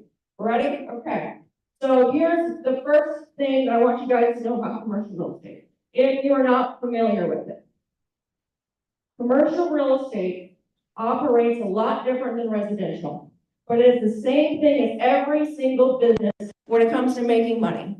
Here, we had someone say they want to make $200 million this year. Anybody else want to share their income goal? Any other goals? Okay, so when it comes to making money, we don't make the money that we write on that vision board and sit there and go, ooh, I'm gonna be a millionaire. Doesn't work like that. We get paid, you get paid, every single person gets paid the equal size of the problem that they solve. I get paid equal for the problem that I solve. I can't just be making cupcakes and think I'm gonna make $20 million. I mean, maybe if I really scale that, but I need to have a problem that I'm solving that is equal for the compensation. So when you're building business, regardless of where you're at, because again, I do a lot of consulting outside of this commercial real estate, you need to figure out, how do I position myself to solve a problem in the marketplace that I can capitalize on? I could sit there and wait for Jerome Powell to fix the Federal Reserve and try to get interest rates down, or I can sit there and hope and pray next week's gonna be better when it comes to the economy, but that's not gonna work. My favorite quote by Andy Purcell, I used to, I think he was a Navy SEAL before, is he said, "There's no in victimhood outside of overcoming it." So if you guys are gonna make money, you need to know, how do you enter into the sales cycle? How do you solve a problem to actually monetize? So a couple things for commercial real estate. One, commercial real estate, the majority of business are leasing transactions. McDonald's is known for owning a lot of their real estate. Perfect, but they don't own all of it. Your Wendy's, they typically lease. Bob's Barbershop over there down the street, he's got a 5-year lease. They are lease transactions. The challenge if you're trying to get into this industry and you've never done commercial real estate is, how do you get the forms? How do you negotiate a lease? Because it's not in an RE form that you typically see when you're getting into residential real estate. But the majority of commercial real estate transactions are leases. 2, commercial real estate, when it's based on being leases, gives you a much bigger hedge on preventing yourself from being impacted by the recession. Which one am I going to give up first? My gigantic house that's oversized with, 10 bedrooms that's costing me millions of dollars? I don't have a house that's 5 bedrooms. But am I going to give that up the market tanks, or am I going to give up my cash flowing business? Exactly. I'm going to give up the liability before I'm going to give up the asset. And it might be on bookkeeping, it might look like my house is an asset, but if it's costing me money, it's a liability.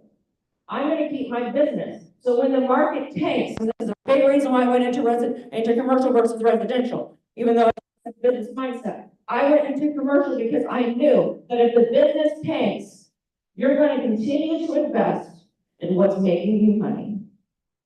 So commercial real estate will be a major hedge against that. So, okay, one, the leases are there. I'm going to need to renew my lease. It's not going to be like I'm going to buy a house and not do anything ever, maybe live in it for the rest of my life. 2, if you're going to do commercial real estate, perfect. You can have a downturn and you can go and figure out how to execute in that and how to renew those leases and how to prevent yourself from being how to get more business.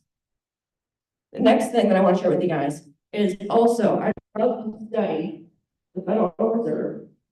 I'm a big old nerd when it comes to but when it comes to this section over here with leases, that's a huge, huge opportunity for when the interest rates go up and crash in the commercial market. There's probably seen a lot of challenges there.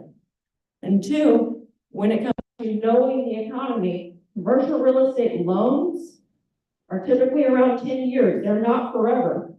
That means that these property owners need to refinance their property. You need to understand, how does the sales cycle work? How do I solve the problem? But the cool news is that Bob's shop over there, he's got a 5-year long lease. He's not going to live in that forever. He's going to need somebody to renew. Why not you? Someone's going to get paid to solve that problem. Why not you? So here's a script, and here's one step that I want you guys to do. And I'll drop this for everybody that is trying to get into commercial real estate. This is my first email. Melissa, you have a non-compete? You cannot call Rite Aid. You cannot call McDonald's. You cannot call XYZ. Okay, perfect. No worries. First thing, this costs you maybe $250. Okay? First thing is, I had a virtual assistant go on to Google and pull me a list of every single local retailer in my market. I want every bakery. I want every hair salon. I want every donut shop. I want every shoe store. I want every single local operator, not national, local operator. And I want you to go onto their website and then grab the email address that's on their website. When I tell you this script works, it's insane. This is not fancy. You're not buying anything, okay? The BCC email, blind carbon copy. Subject line, official sites for your hardware store concept. That's the script.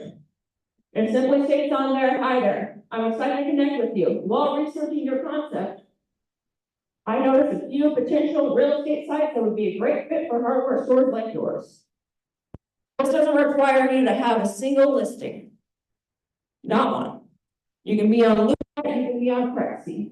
This right here gives you a list and they will respond, I guarantee it. They will respond and they will tell you if they're growing or not. You immediately secure local tenant representation accounts like that. The first deal that I did, just to prove that I could do it, and then I've been building bigger plans, like we've got a lot of major development projects closing in the next couple of weeks. The first deal I did was within 3 weeks of moving over with this script. This works. If you want deals, this works. This gets you local tenants. Local tenants will be making decisions and signing leases within easily, again, I did that in 3 weeks, but they will be doing it much faster and you get multiple of them. Hair salons, barber shops, shoe stores, whomever it is. Another cool thing to know, why is this so valuable? Because the majority of local business owners do not know how to find commercial real estate sites. And they're just calling signs and they're not having anybody represent them. So they are getting really terrible deals in economics, and the commercial real estate agent that's listing the property is a 6% commission. They can bring you in to find the site off of Prexy. I always use Prexy typically, and you get to see the majority of the properties that are on the market, and then that 6% commission gets split in half, and you typically get 3%. And that agent, that tenant needs somebody to represent their interest. This immediately will monetize. That's database number one, costs you about $250. The next one, does anyone like that script? You good? Want to do deals in 3 weeks? Cool, cool, all right. So the next thing that I do, again, I said you make money based on the problems you solve. So the first thing I did, you'll notice I didn't mention one time picking up the phone and calling anybody. I don't call people, and I love doing cold calls. I'm kind of weird, it's fine. But I love doing cold calls. I will not pick up the phone though and call somebody unless I know there is an urgent need. We have 24 hours in a day. Unless someone figure out how to call me. I've been learning a lot about AI. I have a calendar. But I got 24 hours in a day. The other one, I didn't pick up the phone. They call me. This one, I'll do an email, and then I'll also pick up the phone with them. But this is an immediate need. The next thing is upcoming lease expiration. Again, this is immediate money. Someone's going to get paid. Why not you? So the first thing I do, I did myself, and the first thing I do for every agent that I drop in any state, I run 7 states now, and again, I just got the keys from my own office in March of last year. We didn't even have a website up. But every single state that we go into is I pull a database of all of the upcoming lease expirations. All the leases that expire in the next 18 months of my specialty. And there's a massive list. I'll typically pull that off of CoStar. Now, Daniel touched on this, CoStar, when it comes to EXP, getting CoStar, huge tool, okay? Really easy database that you can get there. And I'll pull all of the upcoming lease expirations, typically it'll export out of there, and that will have all of the tenants' contact information. And then this is the script. Good morning, I'm reaching out to you because I noticed that your lease for insert address is coming up for renewal. It's a really great time to explore what's next for your business. Now, what can often happen, and we're finishing up this Friday, but I'm finishing up on my last landlord elevator course, which is how to get people business immediately as well. Like this immediately got a person 3 tenants immediately like that. And it works immediately. So anyhow, when we do those, that gets it so that you are able to help the tenant with relocating. Because if their lease is coming up, maybe they want to relocate. Maybe they need to expand, maybe they need to downsize. This immediately gives you a reason to reach out to them. And it really can get you business. When it comes to anything in business, again, you get paid by, anyone want to answer? You get paid by? Problems that you solve, absolutely. You paid on the problems that you solve. And also you can solve more problems on the more things you know. So if I know who's active in the market and I know that Bob's Burger Shop over here needs to relocate, then I can find another space for him and I can contact the property owner. You have more in your arsenal. But the cool thing I love about this database is that you get to work and solve the problem twice. You're creating a problem to solve it. If I relocate Bob's Burger Shop, then that means that the property owner probably needs to fill a space. I like it. So the next thing that we do is we immediately reach out to the property owner, even at sometimes at the same time, and reach out to him to see him, her, they, whatever, to see what are they going to be doing with the shopping center. Hey, I see you have some upcoming lease expiration. And this is a script that we'll call and we'll email and we'll text as well. Now, the cool thing about that is it also comes down to what you know about the marketplace. You'll notice on here, and it talks about working with a handful of tenants. This is the third script I'm giving you because the first one I gave you was to figure out with the local tenant operators who's active in the market. The second one I gave you is to figure out whose leases are coming up because now you know more tenants. You control more, you can solve more problems. So you can fill his vacancy possibly from his neighboring shopping center or his neighboring office building. I want to again show you guys how you get money and how you get deals and how you get leads now. This allows you to immediately tie into the last two scripts. Immediately start tying in those tenants that you know are expanding and put them into their project. Also, when it comes to this, I mentioned on the last phrase, I'd love to do a property evaluation complementary to assist in any way. Anyone have a complimentary there? Okay. So I'm just going to use Idaho's market rate. Idaho, Texas had similar growth patterns when it comes to migration since COVID's happened. Majority commercial leases are 5 years long. That means that pre-COVID leases are coming up for expiration. So in 2020, our rental rates were $17 per square foot. Now they're at $25. So let's go ahead and take that as $8 difference. We're calling that $8. Let's take $8 and I'm going to have to times that by 10,000 square feet. That's 80,000. That means that there could be $80,000 difference in the net operating income because I know how to tell my landlord that the lease that he has or they have is massively below fair market value. Let's go ahead and divide that by 6.5%.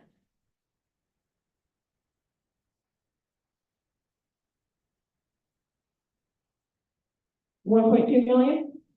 So what I just did there, I put $8 in difference, and I'm getting a little bit nerdy with it, but I'm taking the $8 per square foot difference per square foot of what the rents changed in 2020 or 2019, and I'm calculating them to what they are now. Well, I raised the net operating income $80,000. If I take that by a 6.5 capitalization rate of return of how banks and also investors evaluate the property, that just raised that property owner's value $1.2 million. You need to know how to help the clients and the tenants and the landlords. Nobody's doing it. Nobody's picking up the phone and making these calls. These people don't live, breathe, and eat real estate. They don't know how much the market has changed. They don't know that hyperinflation, for a lot of people, they don't understand that hyperinflation massively impacts commercial real estate. A lot of states, due to the cost of construction going up, have massively increased in value. That's one lease, if renewed properly, at a 6.5 cap evaluation, could raise the value, again, $1.2 million. So that's why I'm mentioning here, would love to do a property evaluation complementary. Now, work these scripts with your brokers. I'm not your designated broker, and I'm not here to run around offering broker opinions evaluations, but I can give a general analysis. Okay, this is how much the NOI is right now. Here's how we can stabilize it, and here's how we can increase your income by releasing this space or negotiating it with a new tenant or your current tenant at fair market value. That's called a value add investment.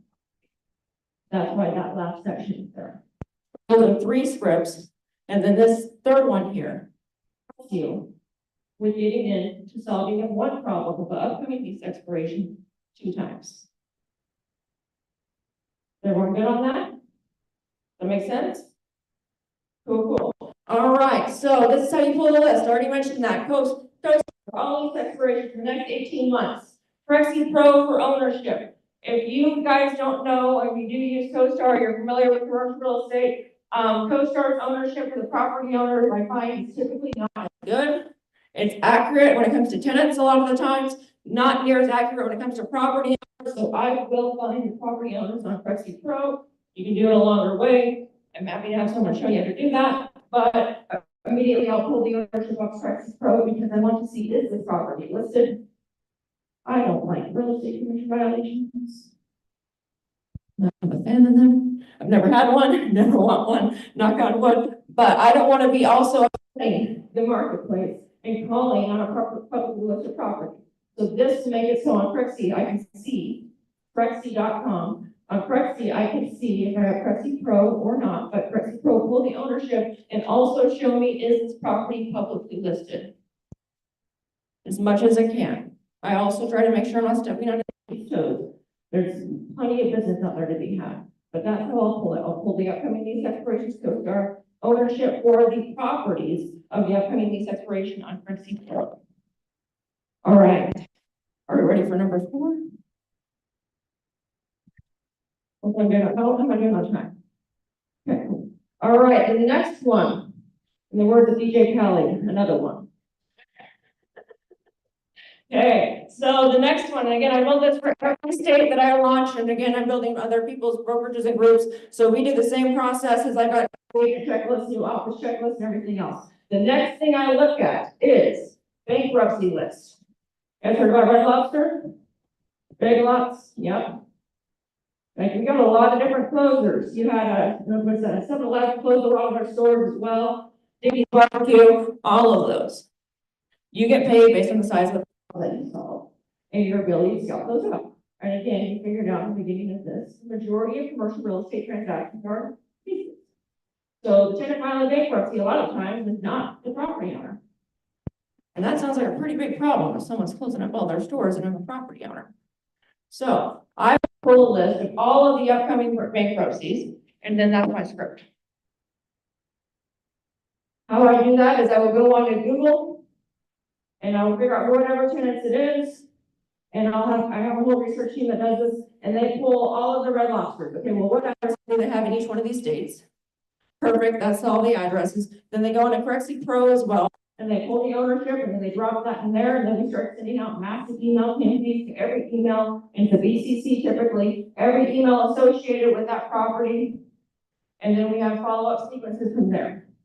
But if I'm that property owner and Big Lots is closing, what my options are, right? So this is a script that I sent over to Walgreens. All the property owners of Walgreens in the state of Idaho. Then we replicated that and we dropped that in the state of Colorado. And then it tied in the listing and proposals here in Texas, because they own multiple different ones. And this was immediately descriptive because they got responses. You know, see that nice fancy one. Also, please let me know if you're working with an agent, as I do not want to step on toes. And I do not like having enemies. I like to have friends. I want to be stepping on another agent's toes. Knowledge is resources, and knowledge is power. I have plenty of meat on the bone to do a deal. But if they're working with an agent, I want to know, and I'll be much more likely to help them if I know if they're working with an agent and they're not. But that's the script.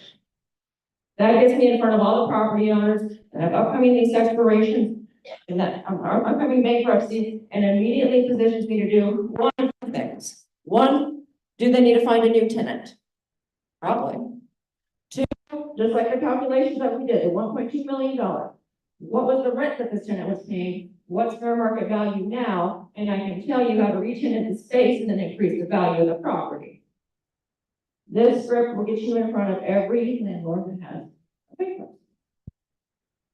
Does that work? Okay, perfect.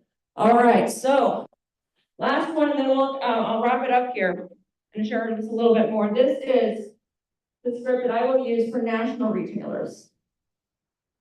Man, I have a lot of scripts. So this script is one of my favorites. I wrote this one for a long time, and I don't like to make things fancy. A lot of times you get stuck in making things fancy versus seeing if it works.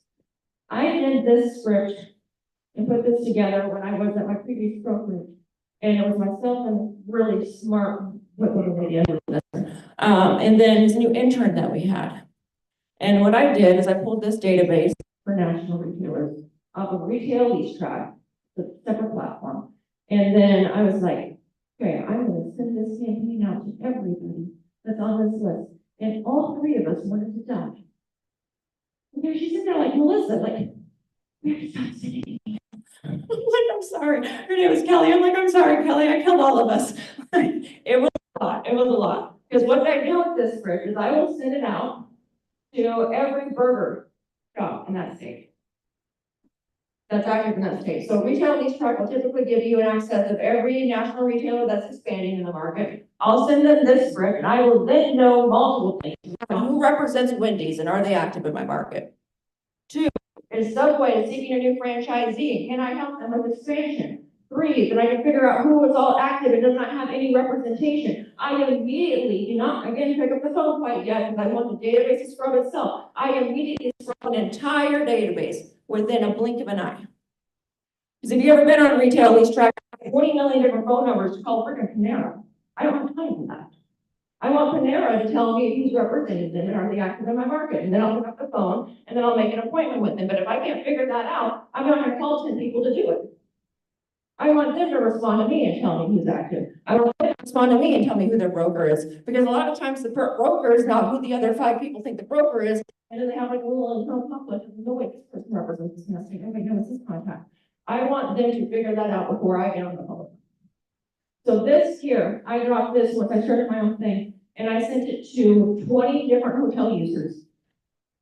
And I was like, oh, I'm nervous to do this. I was booked back to back with 10 different appointments of people that wanted me to see if I can help them expand into Canada.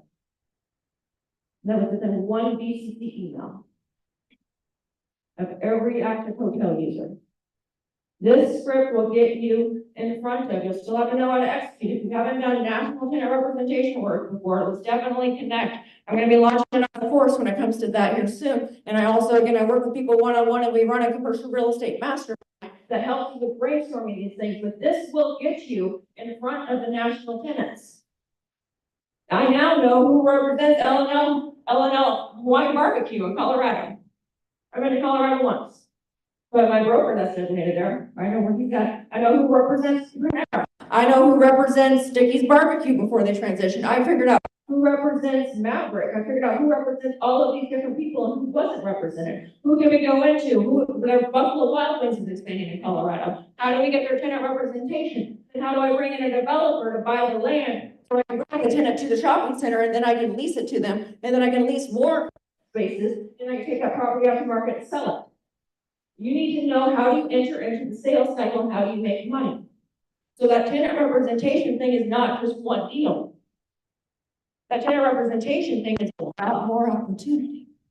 This, if you know how to use it, if you're in a mastermind, you're working with a mentor, you're in courses, again, I can't call myself, but I want to clone all of you guys to give you what works because I know it works.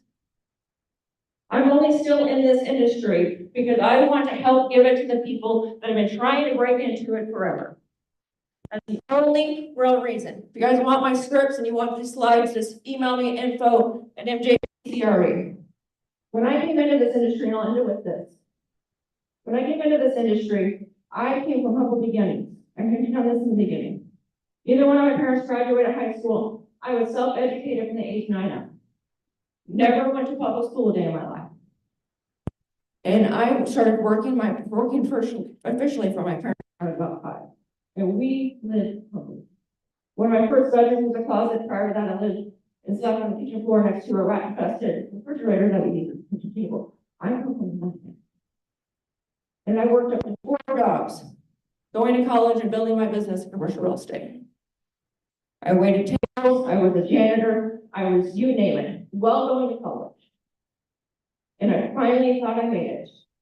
It was in 2015, I'll never forget it.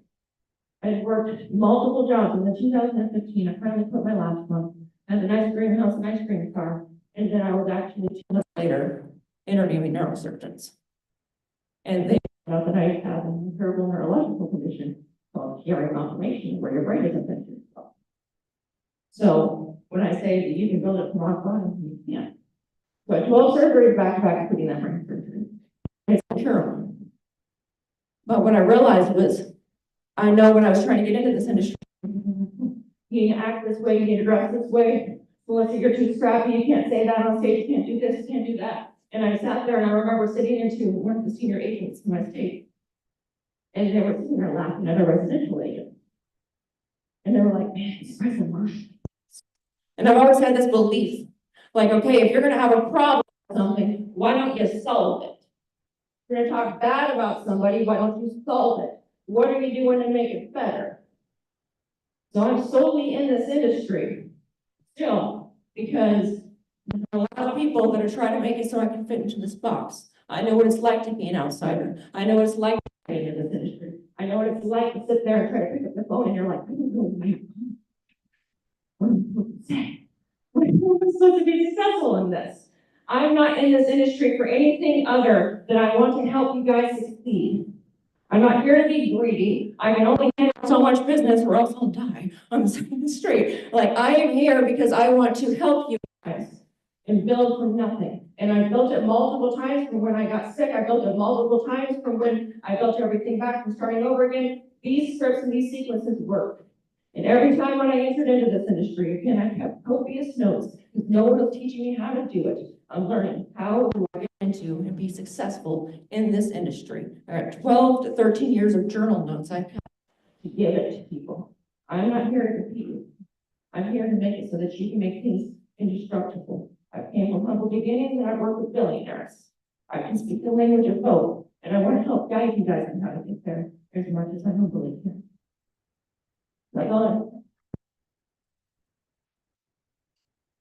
Thank you guys so much. Email me if you'd like to. I'd love to connect with you. I can give you these slides. And then if you want some more information or mastermind or upcoming courses or whatever I can do to help. Thank you so much. Thank you. Hello. There we go. Thanks so much. So this is very, very impressive. Who likes her scripts? Right? This is the value that we are providing to you guys today that you can take home and implement right away. So I'm sure you guys took some pictures from some of the slides. The scripts are like, get your foot in the door. Like getting into like the brand names, right? National retailers, Starbucks, McDonald's. That's the script that she used to get to business. She's sharing with you guys. She's only here for what?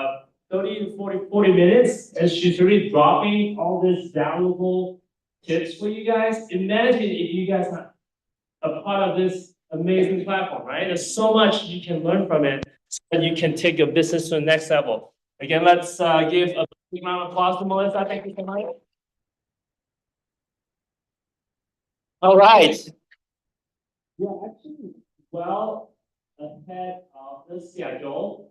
So I'm gonna give you guys a couple minutes for the restroom breaks, get some drink, water, coffee, and then we're gonna come back at 2:20. So at 2:20, we're gonna start off with another amazing cat. Whoa, that was close. Thank goodness I got Kung Fu sealed. So yeah, go ahead and take a break. We can come back. We have 3 amazing panelists that's going to share what they do and implement this year in 2025. Thank you. Come back at 2:20. 2:20.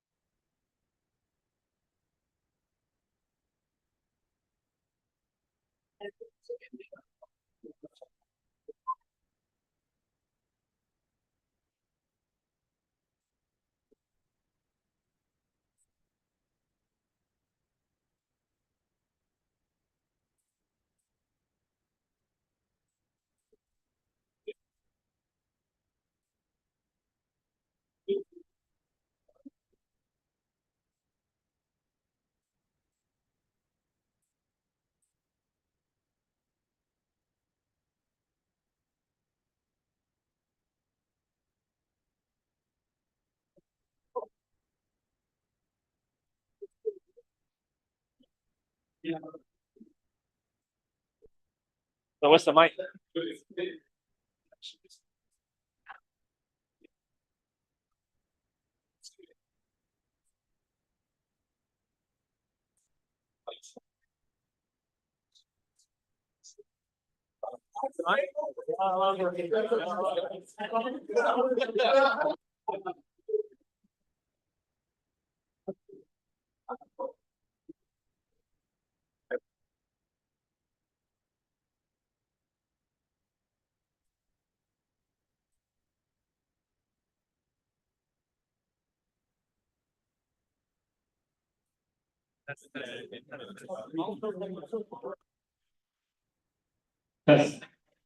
Okay, everybody, boys and girls. Time is 2:20.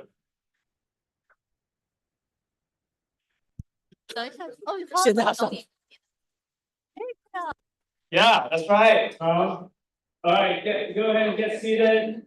We're gonna get the ball rolling and start this wonderful panel here.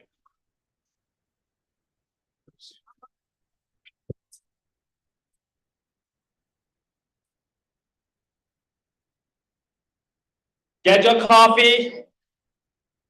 Want you to stay awake. Yes.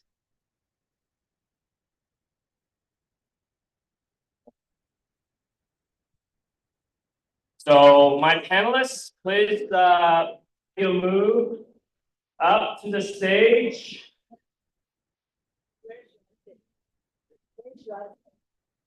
Where? Pick a spot, like pick like whatever chair that you feel like the and well, I'll just sit down, it's fine. Not so scared. Yeah. Come on. Right. Break is over. No more restroom break. That's it. Okay, let's go and get started. All right, let's just gonna go over what's gonna happen the rest of the day. We got panelists, and then we're gonna have Jim talk for a little bit, and then we're gonna have deal making session. What? Yes. What'd you say? Deal making. So during the deal making session, we're gonna split up like different tables by property type, retail, multifamily, industrial, land. So if you have any deals to present table, just go to that table. We're gonna have sign on which table. So that's gonna be a fun session. It's gonna be 3:45 to 4:30, and then we have this venue until 5 o'clock. That means we have to clear this wonderful space by 5 o'clock. And then there is an optional event that's hosted by CCC, Contractor Closure and Connection, is going to be somewhere in Dallas. Rocks, ROXX. Yeah, so we have like a discount code. It's not our event, but it's one of our friends' organization. After discounts like $55 for that. So there's gonna be like happy hour and networking. So yeah, you look at that. So that's the address, 8202 Chancellor Road, Dallas. Very cool in Denny. So that's optional. So after this, some of us gonna head over there to do more. So with that, oh my gosh. All the way to the left, polka dot socks, Erik from Atlanta. He is a very impressive person.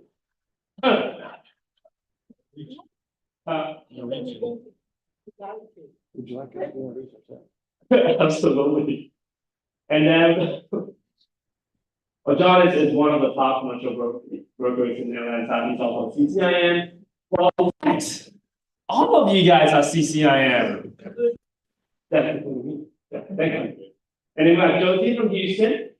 She has multiple retail business development experience and also run a big team in Houston. And we got Keith. Keith is Agent 001, 0001 for EXC Commercial. The only reason he's 0001 is because EXC Commercial opened in Alabama first. That's right. We were waiting. Otherwise, me and Dan would be 0001 agent number. But with that, I want them to, introduce themselves, what you do, and then we're gonna start up some of the challenging questions that I'm gonna grill them on. I have another microphone, yes. All right. I'm Keith. I live in Birmingham, Alabama. I got into the industry almost 20 years ago after spending 20 years in telecommunications. And came to Dallas, Fort Worth area for about 20 years during that 20 years of telecommunications. So this place has changed.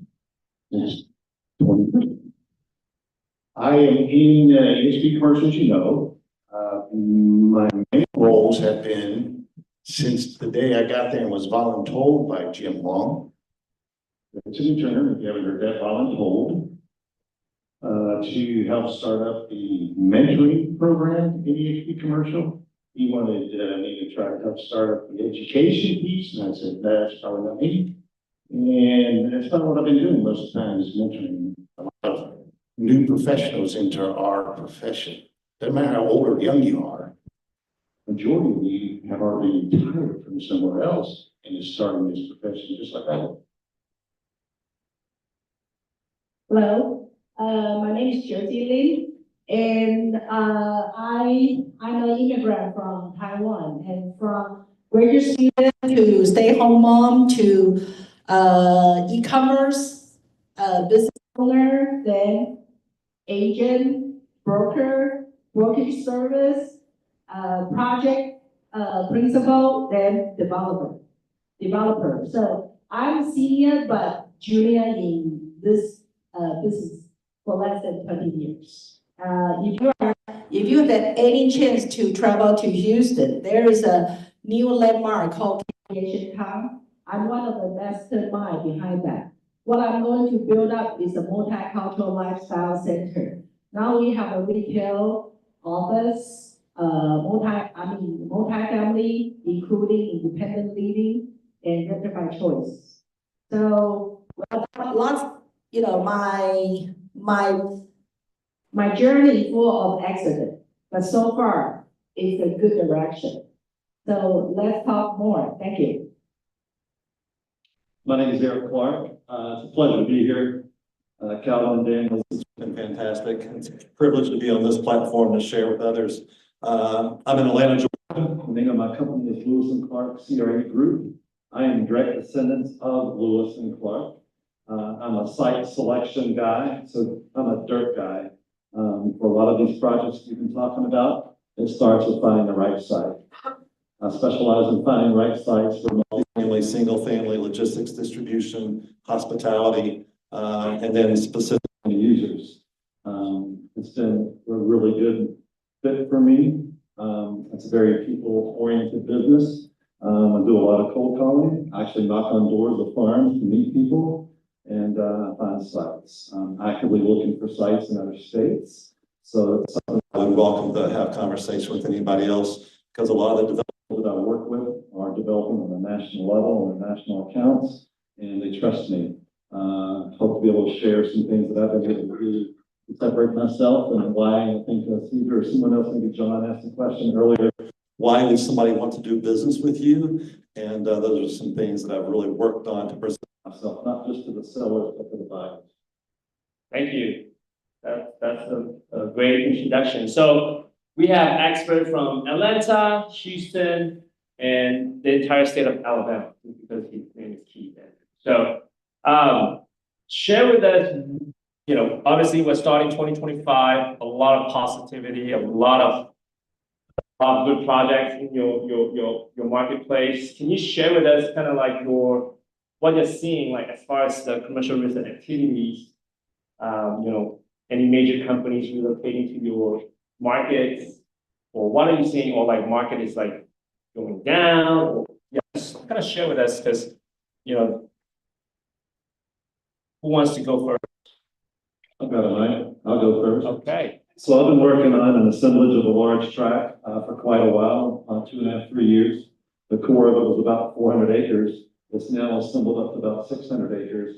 But what's happened since the election, those that were looking for property, and this was in single family, they decided to free up their market and free up the capital, and been able to assemble in excess of about 600 acres under purchase sales agreement, non-refundable but applicable deposit that they pay to the sellers.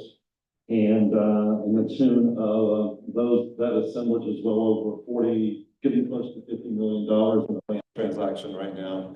That will materialize in third and fourth quarter of this year. So it was on the table for a long time. I've been working it for a long time, but I'm seeing already PSA being signed, hard earnest money being given to the sellers, and I negotiated it for my sellers, by the way, versus earnest money just being held. I wanted my sellers to have something tangible, and it can be done, but I'm seeing that activity now.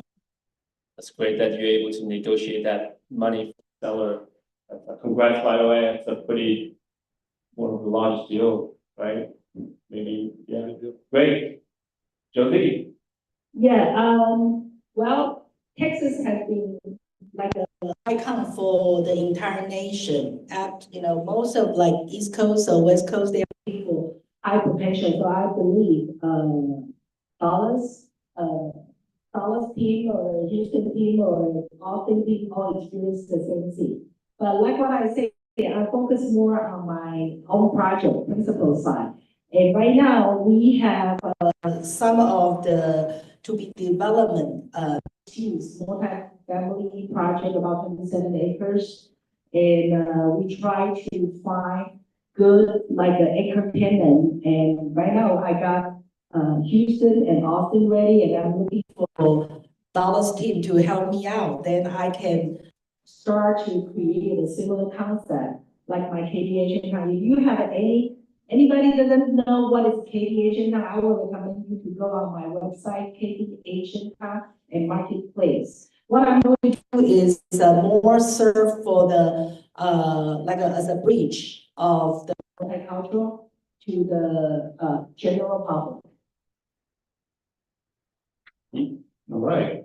Okay, since before Bill came on stage, one of the things that I hope all of you know before today, if not, this is your only takeaway. It's only about who knows you. It's only about relationships. That's the only way you're going to succeed. And I have a classic example for that I'm in the middle of right now. Okay? So I usher at my church. A fellow usher says, Keith, come help me. We go to this town. He's got a little bit of land he wants to do here and there. And then he proceeds to tell me that this little town of 2,900 people in a 5-mile radius from the only traffic intersection, alone, is getting ready to add 3,450 rooftops. It has 2,900 population. In CCIM, we learned tools about the ratio of head counts in the homes, the ratios of the homes, the jobs, and we also learned about job impact to the economy. I also learned from my usher buddy that they're going to build a road to connect to the highways that go through that traffic light a little off of that corner. I don't know, maybe 150 yards off. And it's all on their property. We have 3,450 houses done in the next 2 years. Their population goes from 2,900 to 11,357 or something like that. Where do they go to the drugstore? Where do they get their pizza? Where do they go to get dental care or medical care? The closest places are 17 miles away. There are probably 5 or 6 other little towns within the 17 miles. They got to go to the same other places. So what just happened? He introduced me to the mayor. The mayor talks to me for a second. I said, I got some development friends that we need to bring here. We need to build you a brand new Main Street. We're building the Main Street. I thought about the people I know from being a PhD commercial and IRLs we've done around the country and wherever. I have the builder here who's going to build the verticals that's everything up from the ground. We have bond monies coming to us and from, that's an expertise, that's an ancillary service to our industry. To pay for the roads, the city's all excited. We've set up the ability to take down each subdivided property off of that each time we get pre-leased. Guess who's doing our leasing? Somebody that you just heard from this stage. I don't need to do what she's doing. She's going to do it for me. She's reaching out to all those tenants, potential tenants to be in this town and show up by what you just saw her doing earlier. Melissa, and she's out of the room. I'm trying to give credit. She's not even sitting here. So we've got her. I've got the builder. I've got bond people. We've got private money people. We've got the city that's all about getting this done because the population's going to quadruple. It's exciting. It's all about relationships because he and I are ushers. It's all started by volunteering at the church. That's amazing. You give and you get. So again, congrats on that. It's really building a city, from ground up. You got to pay attention. Where are the houses being built? All right. What's there? Great. So let me transition into, so in 2024, 2023, majority of the commercial brokers, our pipeline are pretty dry because of various reasons, right?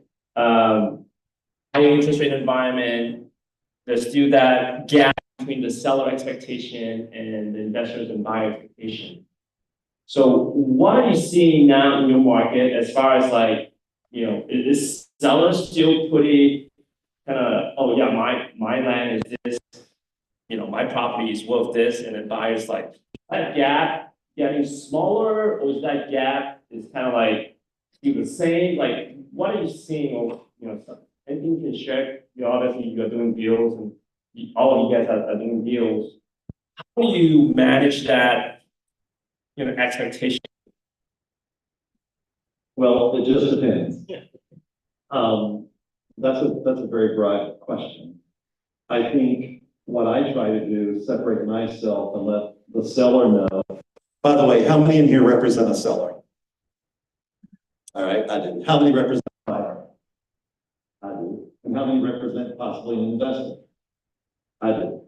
I think part of what I've learned to do is to realize there's a time to sell, there's a time to inform. And often the sellers of a business, Earl, or of a property, They think their property is worth so much money. But it's really my job to set the expectation of what the value is and how do I do that. And that's part of what I've really tried to do to separate myself. So yeah, there's always that gap and interest rates are coming down, which is great. Capital markets are, so that's great. But we in commercial real estate, and then through the CCIM course, which I congratulate all those who participate in that, because that is a game changer for you. It has been for me. That's why I'm here. The moment I was 10, I walked out from taking my exam and I sat down in a chair and sat beside this guy. He's only about EHP. And he gave me which was really amazing for Keith, he gave me a 20-second viewpoint of EHP. And I said, tell me that again, and he did. And a month later, I came on board. But we have to be experts at knowing what those values are. Well, I don't think I have too much of the comment about this because I'm working as a principal. So I manipulate my market, I'm sorry. So my market in the past, our rental rate keep going up. And we do have a good valuation of the property. So far, that's why I encourage everybody to have a chance to become a principal or you work with the project. And I spend a lot of time in syndication and project litigation, so I don't really get that type of like and then you just say, my business partner say, we don't like to be a taxi driver. And so I don't listen to others, I'm sorry. So, and actually, that is I actually, when I listen from Tony till now, I heard so much of the niches we can aim for. So you need to be the boss of that niche. Then people need to listen to you. If they don't listen to you, then they will take the lesson. That's the key point, how you grow yourself in the future. And I don't really mitigate those type of gap because for me, that's irrelevant. For us, it's our professionalism. If they don't listen, sorry, say goodbye. He says goodbye. Yeah. The gap. The gap between the buyer and seller? Yeah. Okay, so in our world, those who are not in it yet, and those who are new in it, every asset class, every asset group, every subtype, whatever, there are, for lack of better words, there's an equation to the thinking of the buyer and the seller. Usually it's the buyer who has a better equation because they know what they need that dirt for. They know what they need that building for. And so if you're working with a seller, which I've done a lot of, I let the seller know, listen, let's figure out what's the highest and best use of this. If it's just dirt, and that's Erik's specialty. We're usually people who own properties, maybe even businesses that go with that. And that might not be the highest and best use for that area. That might not be what the government, as John said earlier today, says, this is what we want to happen here now.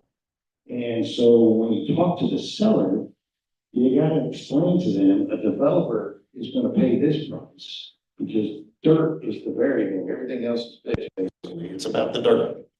A school is going to pay this price. A retail joint, a happy hour place is going to pay this price. So you have to be ready to get offers over the board and understand why. It's not about what you think your stuff is worth. It's about what's going to happen after you're gone. So as far as the gas, it's just two individuals who happen to be talking about the same piece of dirt at the time. How's that sound? Sounds good. So, just kind of, as I'm listening to our panelists here, so really as a broker and agent,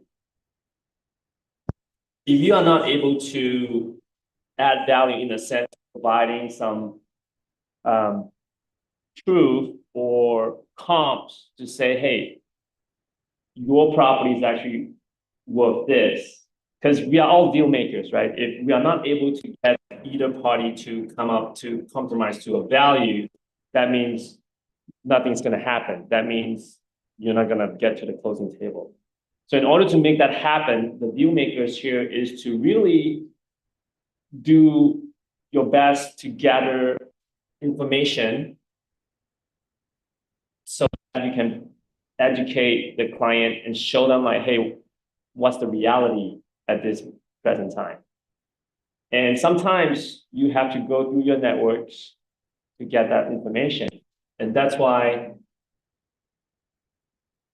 we always been saying your network is your network.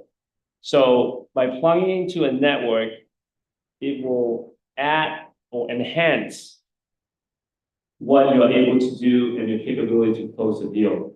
So kind of like, echo with Erik is like, he's constantly looking out, get some data to justify, right? Because you can't just go to the sense that, hey, it should be X. Sellers gonna look at you as like, okay, are you just trying to get me a low value so you can sell it and make the buck and get out of here? Or you're really there to be, like Bill mentioned earlier,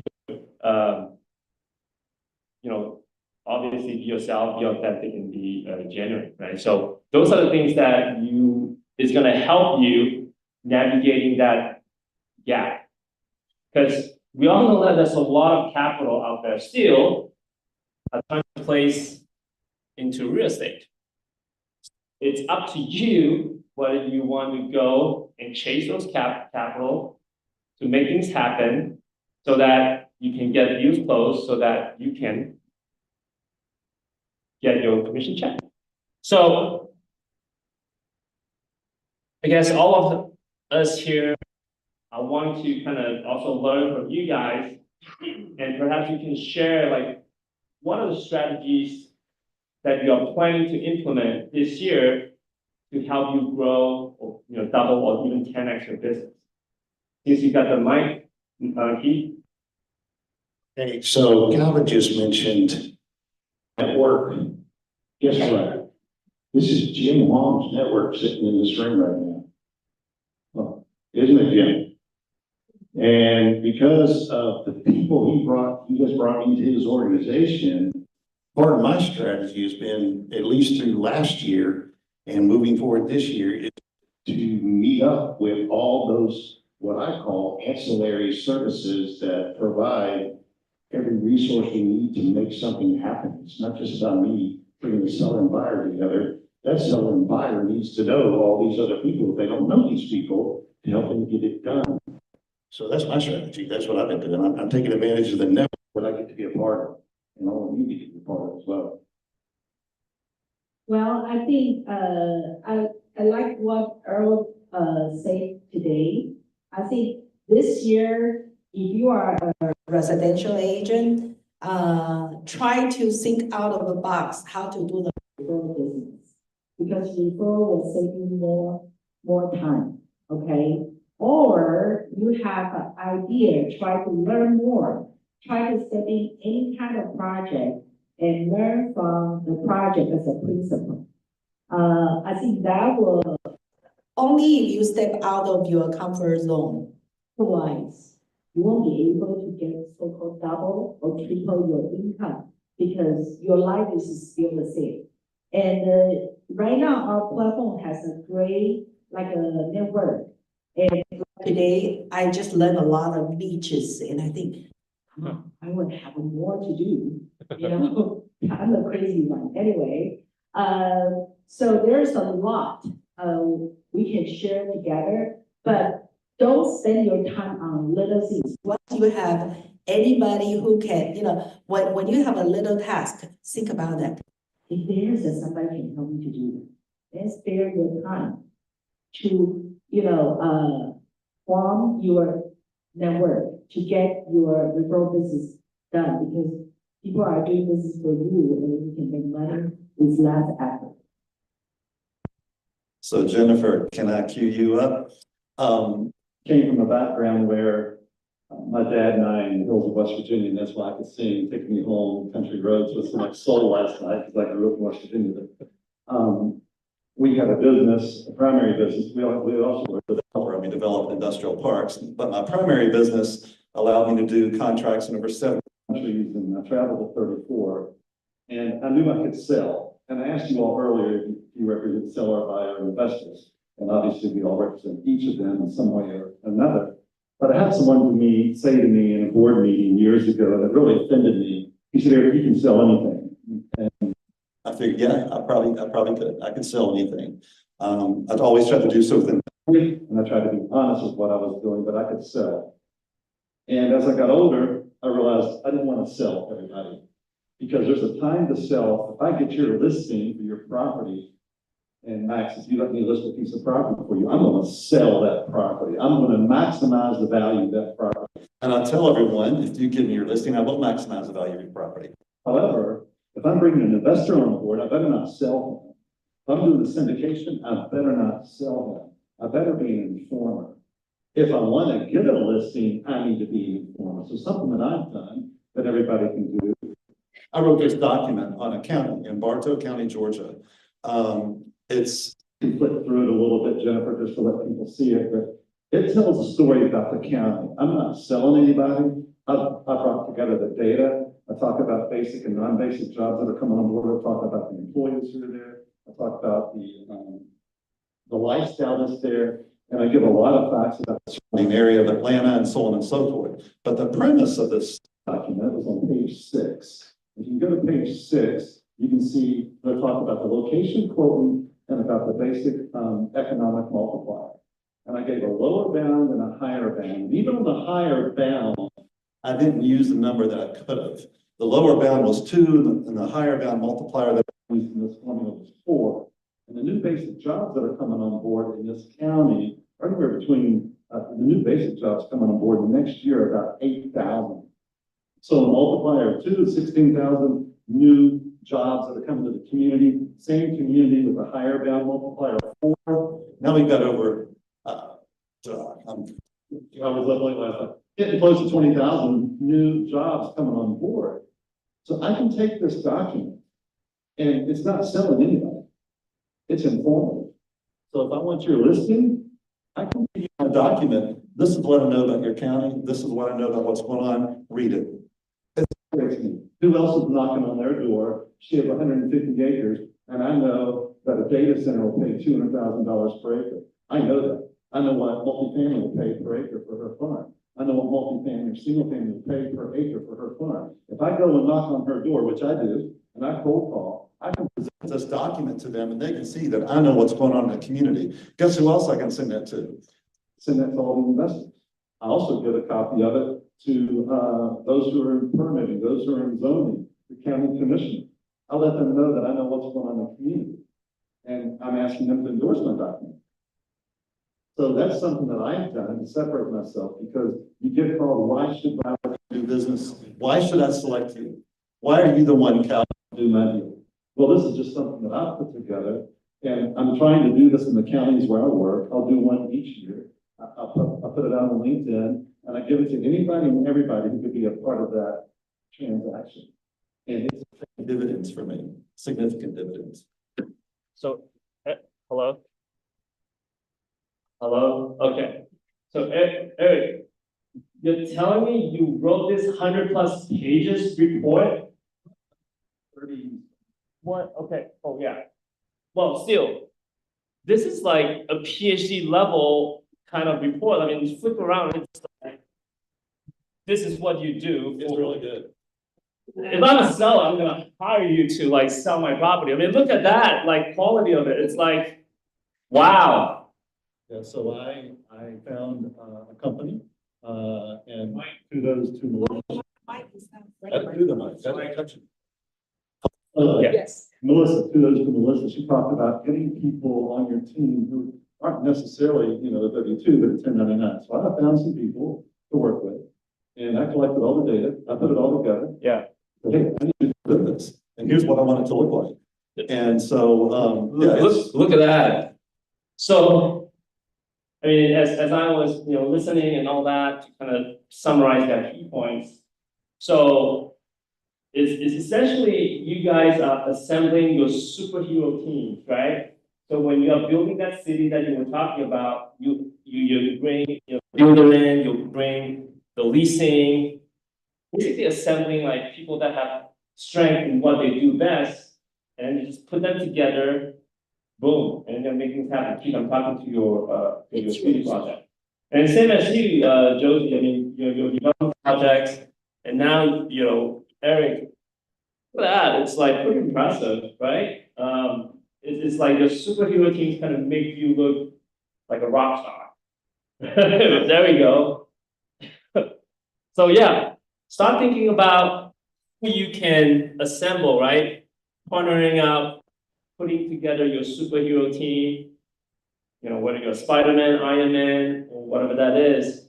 It's I think in today's world, if you guys, maybe disagree or would agree, it's like in today's world, if you want to get things done, it's no longer like a one person kind of thing. You really have to have like a team to really push forward so that you can do even more, right? Because we all only have 24 hours a day, right? Just like, there's a reason why you have people, either clean the house or mow the lawn, because your hourly rate is much higher. So anyway,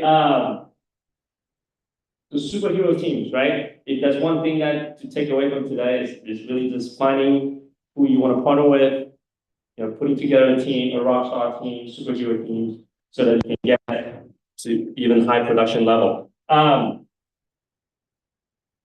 What are the things that,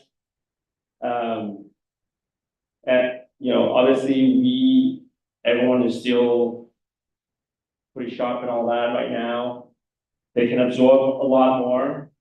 Do you want to share like some of the advice and tips that will help, you know, the audience here to be, you know, get to their goals, Successful. you know, this year? Any advice that you can share? I'll start. Okay, listen. So I have an entire presentation, because I thought I was presenting at some point a couple of weeks ago. But instead I'm on a panel, my presentation, and it's my mantra, I put it out there on LinkedIn. It's very simple. It is not about who you know. It is only or all about who knows you. So it's about relationships. And the way I start everybody off as a mentor is I send them one piece of paper. And that piece of paper takes all of us and puts us in one of 7 categories. And it's all about building relationships. And it's not about texting to each other. It's about seeing each other. It's about talking to each other. And that will make you successful. So if you want that one piece of paper, hey, look there. That's my presentation. Okay. All right. At the end of that, if you want to go to that, Jennifer, you can throw my contact on there. If you want that one piece of paper, let me know. It's at the very end of all that. And I'll send it to you. If you're a mentee of mine, you should be working on this. You should be working on it since the day I sent it to you. All right. Well, like I actually collaborate lots of my tenants in Aviation Town to do collaboration of the marketing for the entire center. That's why we became the landmark in Houston, and we have about 4.7 score and then 4,000 reviews. And that is my main concept of business is shared economy. That's also the value of the network we can provide. So there is a lot of the business model I'm creating right now for shared economy. And what I want to do is I want to say, yes, we do need to have a lot of people to work together. For example, like me, I have different assistants in Taiwan, Philippines, or even dollars or different locations. But at the end of the day, I think you need to find out your central concept. What do you want to do? And even if we are not in the same city, you are more than welcome to join together. For example, right now I have probably like a $40 million like a retail condo waiting for sale, and I need people to know the commissions are out there, and that's my project. Okay, I'm the seller, I'm the principal as well. So that's why I want to say, don't limit yourself, and also I want to give all the residential agents a very sincere like advice. You have to give and to get, because I was a residential agent before. And when I started to get into commercial, I lost my biggest like an investor was single family. And he trusts me so much. He purchased probably 7 or 8. We done probably 20 transactions already. And then I was so upset at the time. And my husband said, because you grow and they are not growing anymore. So you need to give it up. And that I experienced like a loss. I feel, oh my gosh, I cannot get it. You know, that another deal is not mine. But however, I think when you make college, you need to dare to let go. Because recently I have some business partner in my team. You know what? I said, let's get a training of the CCIM class, how to calculate the numbers or something. He took the first one, the second one, oh, I'm sorry, I cannot make it. I don't think this is going to, help me soon. This is inside her mind. She said, oh, because my client's like a dishwasher, broke. I need to take care of. And I say, so, and she asked me, Josie, I have to keep up my residential agent, my residential transaction, otherwise I will lose. And I said, you only have 24 hours. You have to give up. If you don't give up, don't tell me you want to become a commercial agent. You have to experience the pain. Otherwise, you know what? You will never ever to get into the game at all. Well, excellent. I would say, first of all, do everything you do with integrity and be honest and never give an answer that you can't support. Because if you give an answer that you can't support, it's going to come back and bite you later, and then you get caught in a trap. Don't go there. You don't know the answer, don't answer it. Stay in your swim lane, do what you do, and be the best at what you do. And separate yourself from other people. My favorite client, and I've got a lot of clients from all over the world. My favorite client, she's a widow. She's 78, and she's sitting on a beautiful farm in Bartow County, Georgia. I helped her do about 16 million transactions over the last few years.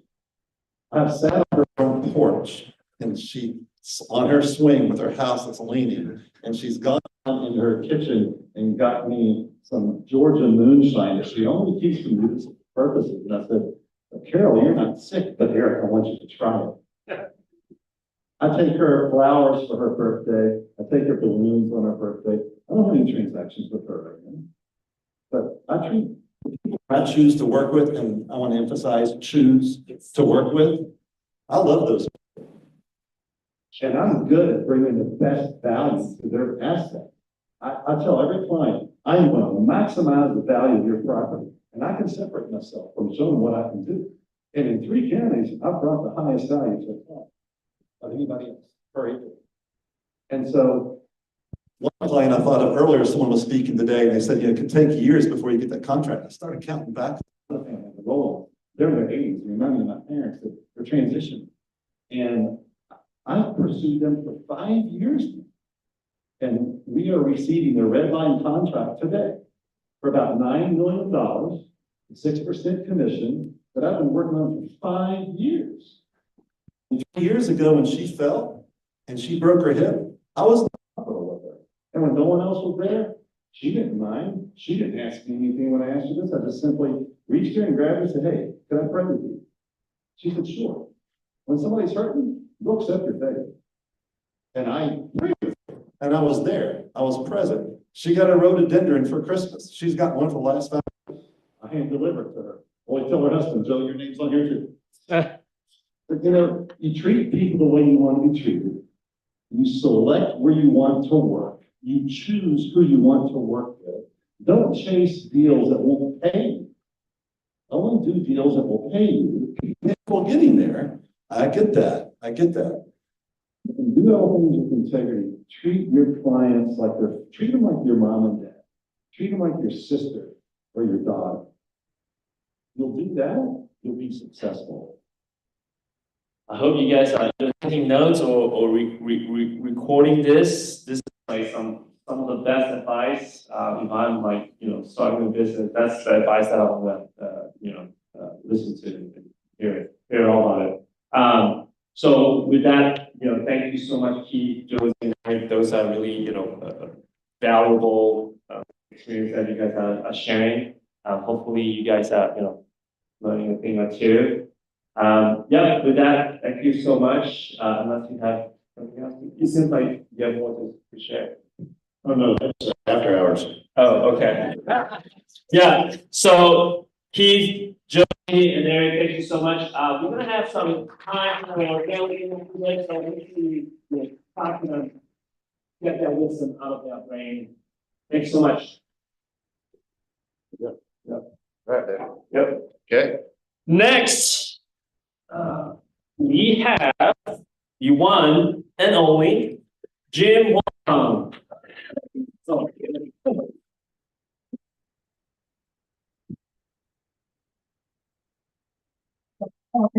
Coffee all days, everyone knows.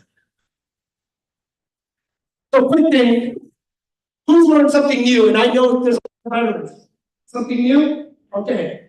Also, before you leave, always try to make one new friend. It is so important. We're always talking about the network. And I'll just say, sometimes you don't know who you don't know because that one person may have a friend or a connection to somebody else. So don't think that top person is going to be the best connection. It could be somebody you just don't know and something happens from it. So I just want to break this down into a couple parts, a little bit of my journey, some advice, and something we're building. Because to be honest, it's not about me, it's not about us, it's not about EXP, it's about you. You all need to figure out whether you had a good year, a bad year, whatever year, how can you make it better? What can you do to improve you? So that's what I'm basically going to cover is making sure that it's about you. What you would like to accomplish. Because this is all great, right? Talking, everyone telling you, but how do we help you plug in? So you, your family, everything else we could do is to make you better. So a little bit about my background. Didn't think I was going to go into real estate. Who in high school said, I want to be in real estate, whether residential, commercial, or business brokerage? How many thought this was their career path? Okay, very few. He always fucking the trend, but really, how many people said I want to be in real estate? Right? Very few. A lot of people had different career paths and they happen to accidentally fall into something. And whether you love it or hate it, you're going to. So with me thinking I was going to be in medicine, instead I went into financial services, working on Wall Street and banking. From there, you know, working in New York, you make it there, you make it anywhere. Very interesting. But I got to learn a lot of the analytical skills, portfolio management. That's where in 1998 is when I kind of went into commercial portfolio management, working with the largest 6 syndicator. And then I said, you know what, W-2 is great, but 1099. And I would say 1099, if you don't get a paycheck, you're an entrepreneur. So really think of all of you as entrepreneurs. Find your own. Not like I can do what I want, be what I want, but just you have that freedom to arrange everything that you do want to set up. From there, I said, okay, I went to M&M, Marcus and Miller Chapters, everyone in the commercial real estate industry, everyone knows M&M is a tough place. They say, you can make it at Marcus, like New York, you can make it anywhere because of just the way they train you and grill you. It's not so much great training. They just abuse the hell out of you. And whoever can survive the abuse comes out stronger, right? It's really what we're talking. How to go through all of the different learning and training to grind through. But they did say, in 3 years at M&M, if you survive, because stats are right, about 5 out of 100, that Melissa said, makes it 3 years, but once you make it 3 years, you're doing about 250,000 gross. And at M&M, my first year, I did 120 gross. I got 18,000. So paying your dues, you got to understand. It's just part of the process of commercial real estate, and you got to understand that. But through the courses, you can see different leadership, and I'd say you work 9 to 5, you do business 5 to 9. Think about that. 9 to 5 is the day job. 5 to 9 is what you do to create opportunities, like showing up here. So it is hard because people do have family commitments, you're tired, but because you own your own time, it's these commitments that you have to do from 5 to 9, which I always say is volunteering, giving back, going out to network, co-workers, you're going after hours, right, for a drink or dinner.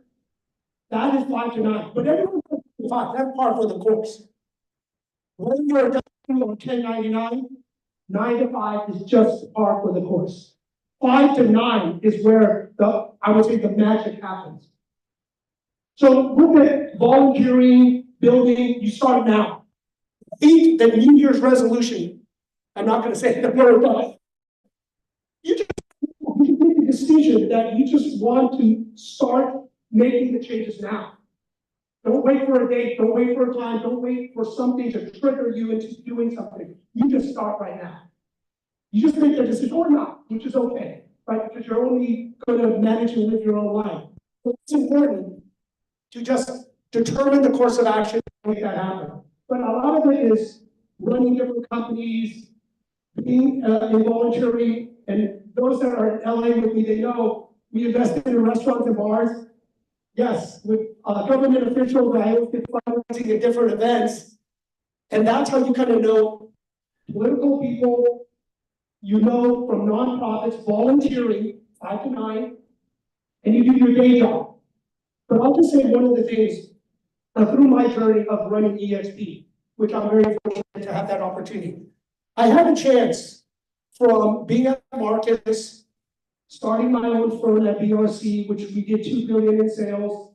The 2007 and 9 hit, those that are old enough or know the recession, blew me up. Then I ran a franchise commercial firm.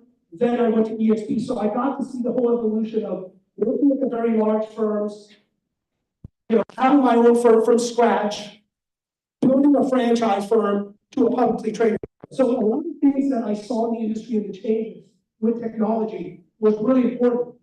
So that's why everyone has to look at what's happening. And I would say those that are residential, the residential actually is our canary in the coal mine for commercial. What you guys go through is what's going to happen in commercial over time. Timing is what we don't know, right? Whether it's 1 year, 2 year, 5 year, 10 year, we can approximate changes. So whatever happens in residential, it is coming to commercial. So it is important to adapt yourself and understand how to make these kind of changes. So you are not caught off guard.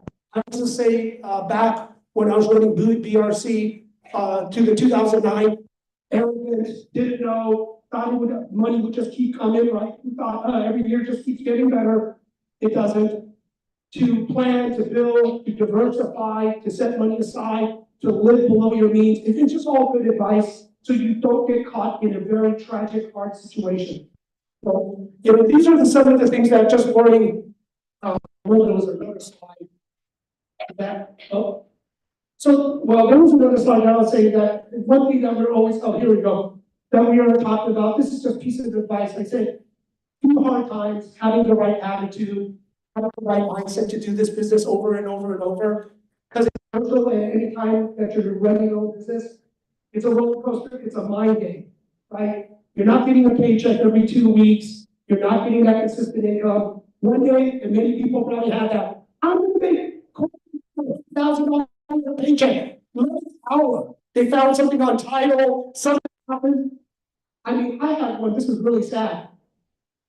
The daughter died, there was a fire, one of the units, deal didn't close. And this deal freaked me out because it was an exchange to an exchange to an exchange. As Melissa said, she loves to have problems doing 1 day, 2 deals. I had an exchange client buying another exchange deal to another exchange deal.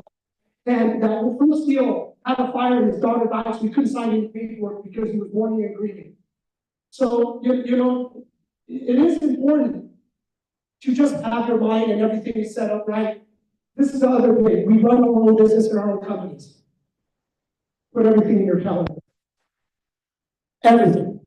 And then that keeps you honest if you don't have a coach, if you don't have somebody in accountability, somebody to hold you accountable to everything you're doing. I would say put it in your calendar.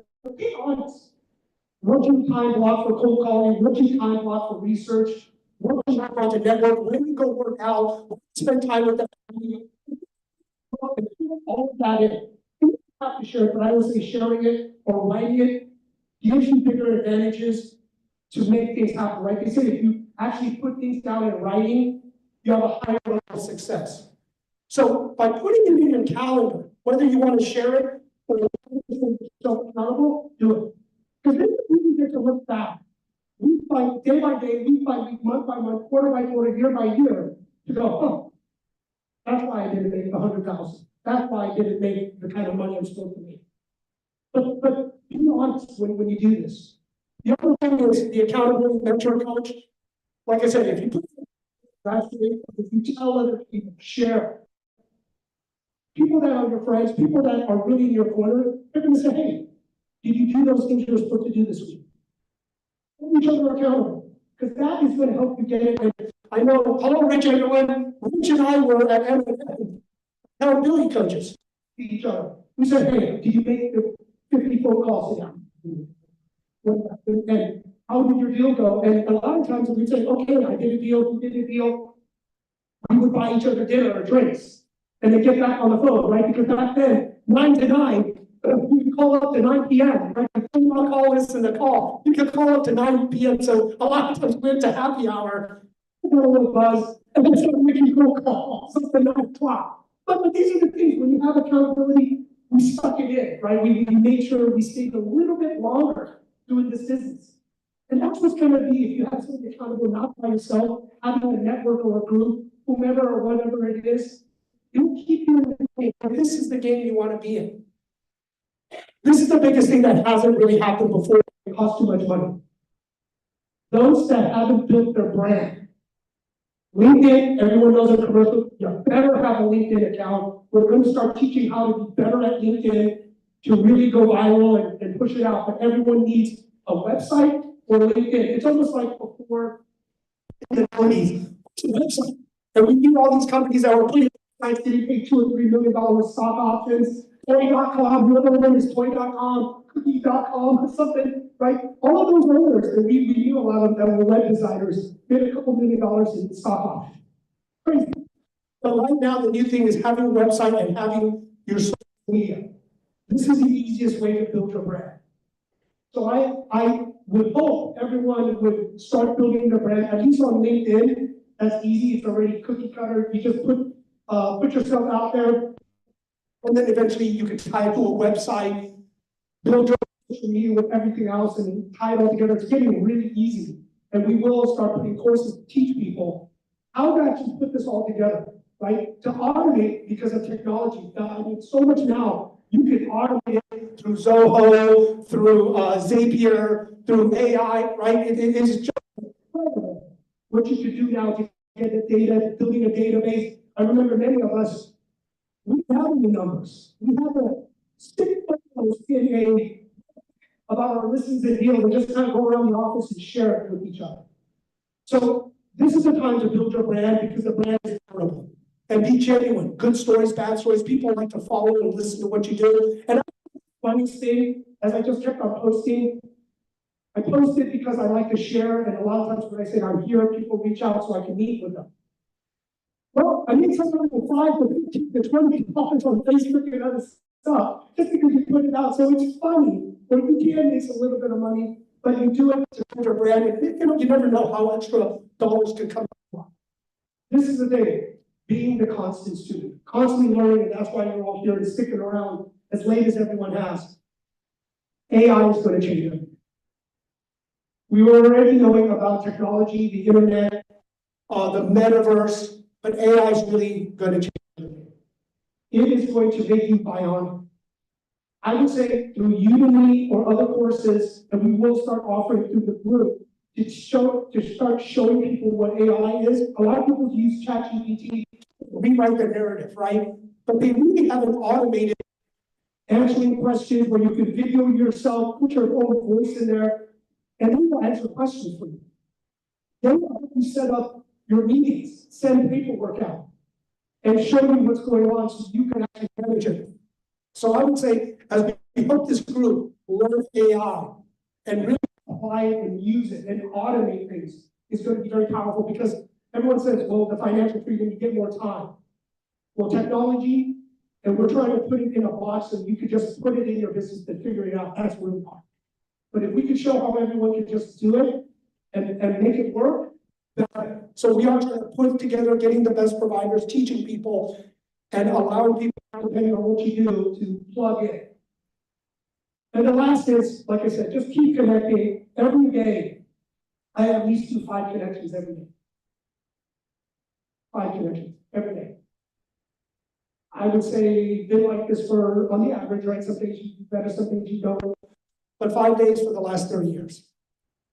So when everyone says, wow, it's my network, it's everyone's leveraging each other's network. It's just that I just been doing this and I realized having the network, having that reputation the right way, you don't want to burn it and be known in a bad way, and that's going to hurt you, not help you, but it matters. So constantly connect, youth league, meet people here, at least one new person.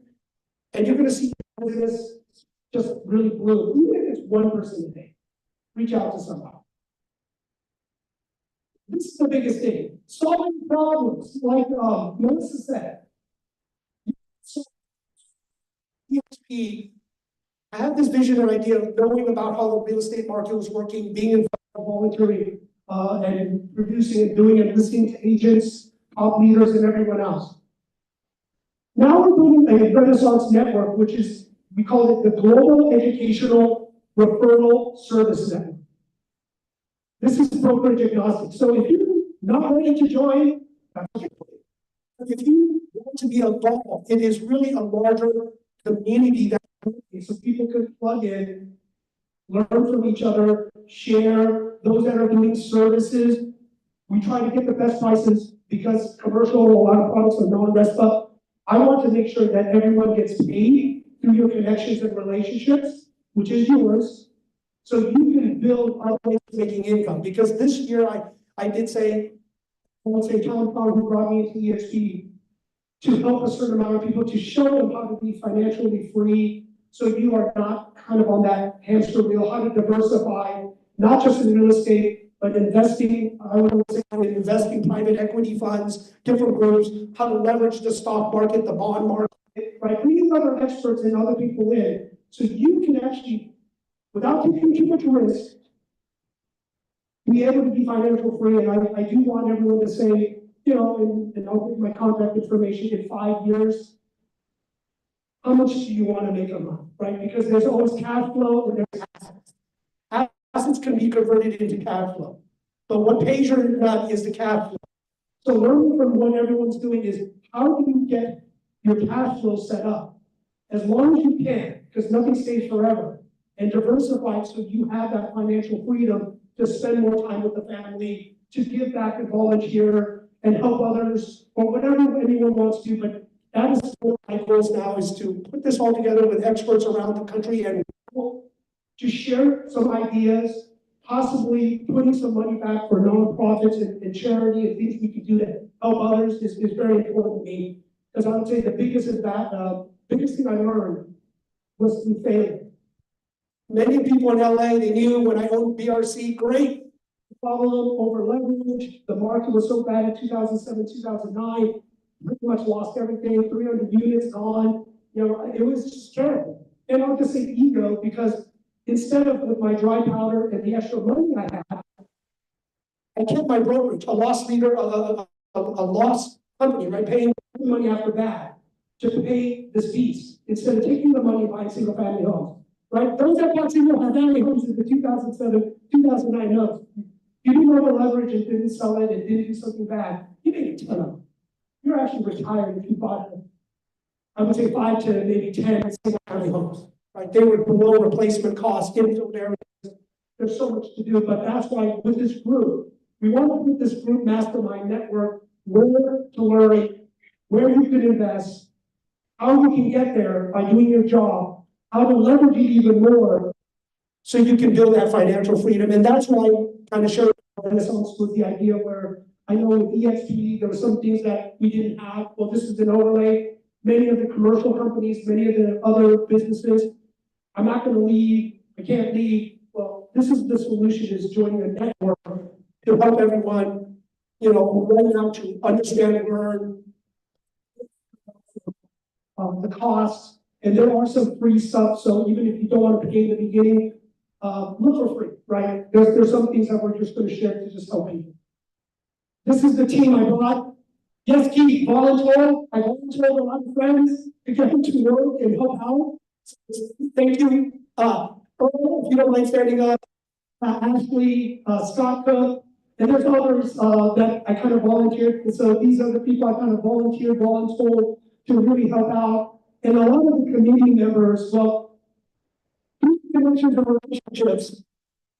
Some of the titans in commercial real estate, and there's more coming that will this is a couple that decades of friendship. And if you see the names, they're global and national company owners.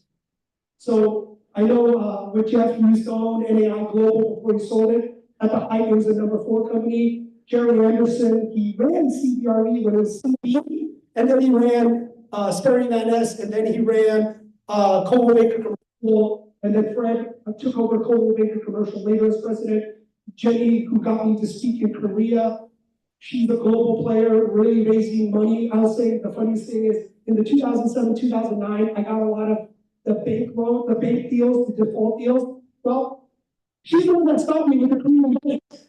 She actually put her friends together to save most of the Korean banks. And I was getting the assets when it was already up to sell. But she's the one with her friends saving a lot of the banks and restructuring. But you're going to see a lot more. And sorry, Nick, I think you brought that up from the Godfather of Business Brokerage. So when we trying to be as many leaders and everything else, because this is the other thing, being part of the networks allows you to leverage the name so you can go after more deals. We always say, don't get yourself in trouble. Doing deals you shouldn't do. You're like property management and business brokerage are very litigious. They'll sue you in a heartbeat, right? Stay in your lane, pay your dues and learn. And this is the way you're just going to get better. These are some of our global leaders and friends. We have about 20 global friends. And this is the thing that we're doing with Renaissance. Because some people are EXP, and that's great, 27 countries, and other brands, they are in all countries. But our friends are boots on the ground and you can see in about 20 different countries around the world that have been operating for, I would say, about 20 years, all around the world. So it is a boots on the ground, people that we're working with. And I know, Daniel, you met some of our friends, right? Raju from India last time. So you can see why we put this entire course together, this program together, so everyone can network, but there is this purpose that we're trying to do with each of these parts. Now everyone can plug in and leverage, whether you join, don't join, and we always say, open your Rolodex to be a good contributor also, and there will be either financial incentives or at least free membership, right? And that's the whole thing, like the Rolodex open model, everyone trying to help everyone adding value. You don't want to, maybe you pay membership, but if you add some value, you know, everyone gets to plug in. These are some of our committee members, different companies, different brands, everyone, and there's a lot of different committees. If you see a committee that you don't have, but you are an expert, let me know.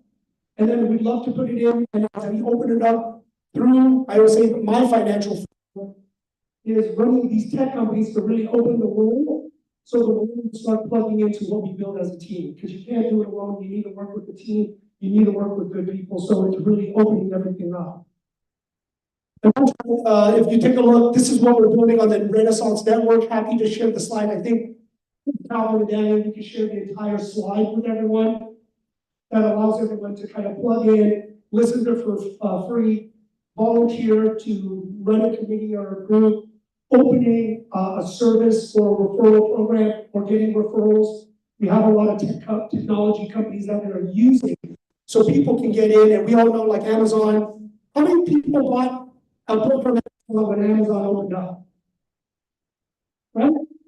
And do you know, if you show up, I got like a $5 book, and it didn't show up like 2 or 3 weeks later. I'm like, hey, let's buy a book here.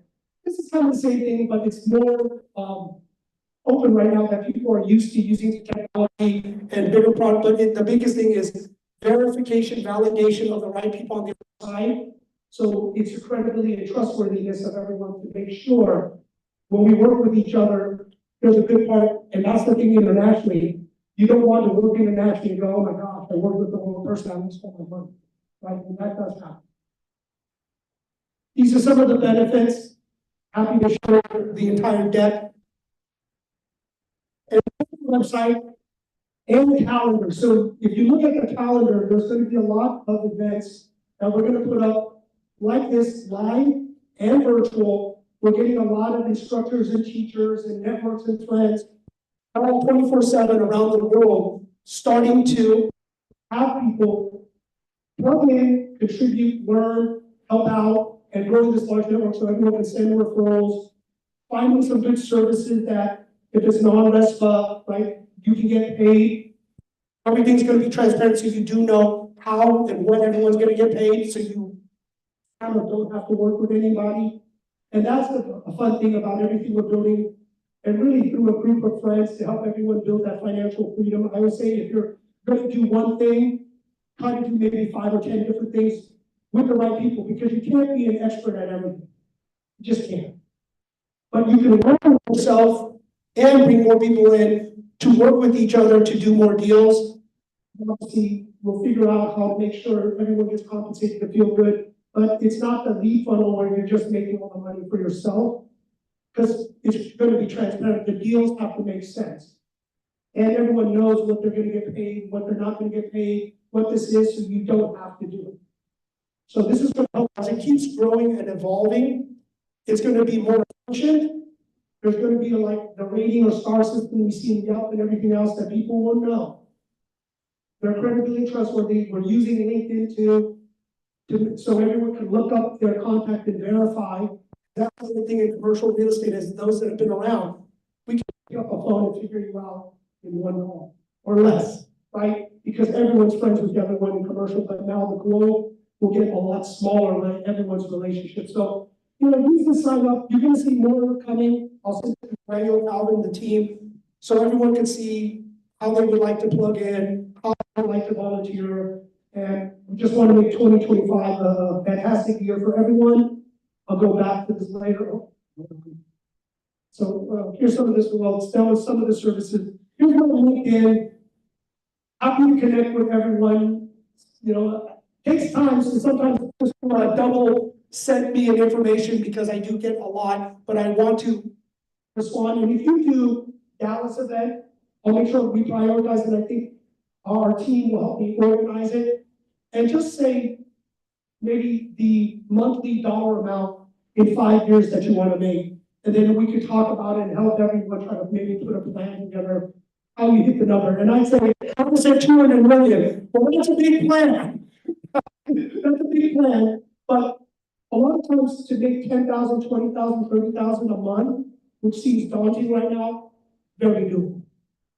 It's just, do you want to do it? Do you want to plug in? Do you want to make that happen? So we have to share and help work with everyone to make it a great 2025 so you can have your time and life back to give back and help others. That's the whole goal. And work with friends, which that's what I love. Go back to the screen and codes. Any questions for everyone, and then I'll pass it so you can do the, what do you call it, the speed networking deal. Well, we can open up for Q&A for Renaissance. Erik. Jim, you talked about using AI. Is there a certain AI app right now that you're trying to learn?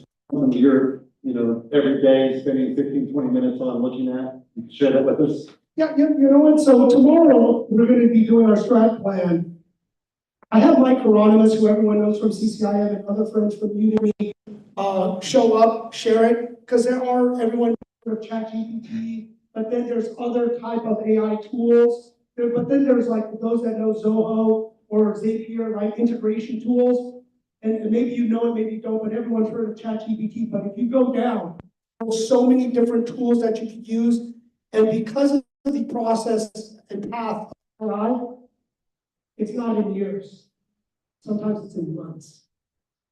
So we will show it, but there's so much, Erik, but that's a great question. There's so much on this to show you how you can use AI, but the biggest thing is not just using it, it's integrating it into your life. Because the problem is you still manually have to do many things with the AI tools, but if you can integrate like a funnel, from if somebody goes into your LinkedIn, pushes it through to set up a meeting, right? Ask the right questions, send the paperwork, set up a calendar, whatever it needs to. Sometimes, it cold calls for you. I was going to a company that somebody was going to cold call using your voice, and as long as you put a list together, it would cold call for you. I mean, there's some incredible stuff, and I'm sure laws and regulations like the do not call list are going to catch up, right, with all this stuff. But when there's a window and inefficiency, I think some people said there's going to be opportunities.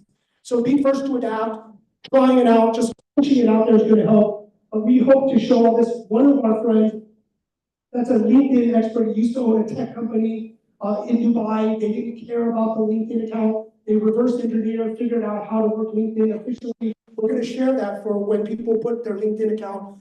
I'm going to get for a friend to beta test, friend pay a little money, to the 47 million views. That's not common, yeah. So if you start building your LinkedIn, and you only build it for LinkedIn, you start to work on algorithms and how you can actually pay or put things together to push it further. It will help you, right? So all these little tips, tricks, ideas, life hacks, other ways to diversify, not just in real estate, but just doing your job every day is going to try to free you. And this is why the group, and we don't know everything, that's why we're putting it out there, because everyone knows something that everyone doesn't know. They have a certain relationship. So we can put the price out to make sure everyone gets paid well, right, for what they're doing. Because we all know when we were at the big firms, why they don't collaborate and cooperate, I'll tell you, because they don't have enough money to collaborate. The house takes 50-50, your senior takes 50-50, you're down to 20% after other fees. So by bringing the financial model down, by being transparent and showing what we can do, by finding the best deals, the right metric, we just want to send the leads, but there is always something being first to be involved until it matures or plateaus, then it stabilizes, but they're always doing the imbalance. Is that opportunity? So thank you for the time. Really appreciate everyone coming in there and looking forward to collaborating and working with all of you. Thank you, Jim. Appreciate it very much. Jim and I have known each other since ARIA days, the Asian Real Estate Association. So I really always appreciate plugging into different networks and connecting with great people. So now what we've been waiting for, really doing the deal making session is going to be more of like a speed network. We're going to do 7 minutes around. So you see these little, we have value add properties here. So if that's a table you want to go to, you guys connect with each other, share a little bit. If you're a value add specialist, please stay at that table to kind of help host that table. Emerging markets is right here. Josie Lynn is out in Houston. So if you want to connect with her projects and stuff like that, you can connect here. Capital raising, if that's something you want to discuss. We have land development in that table. We got office products there. We got multifamily. If you're a multifamily specialist, please help with that table. Industrial, and we got retail right here. So with your items, I guess with your bags, if you want to move it to a table first, and then go find that table, connect, network. Please introduce yourself. Make it quick. Let's go. All right. Anything, Calvin? Any pointers? Yeah, so share listing, do some deals. So 7 minutes. Or we can do more, we can do 15. We'll figure it out. So you guys find your table, connect, and we'll go from there.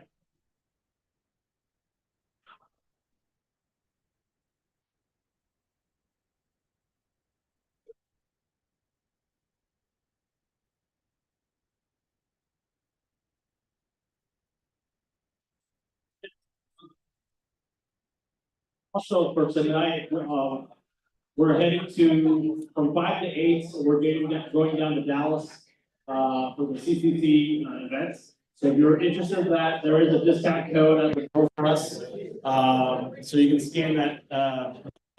Get down there. Nope.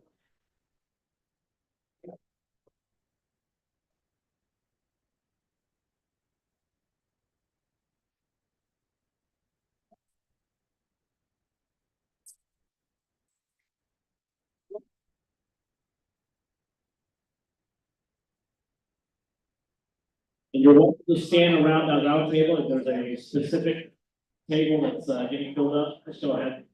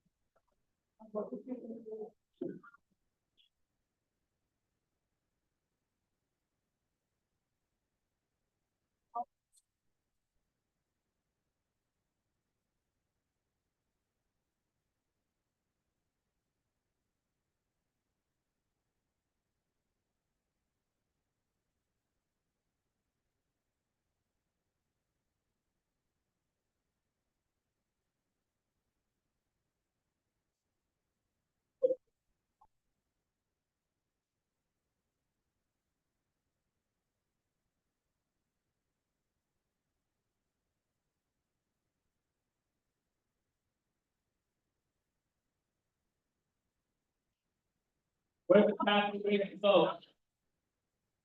Capital raising. Any capital raiser? I need a vote here, capital raiser. Capital raiser, come on, you are capital raiser, sit down. Sit down.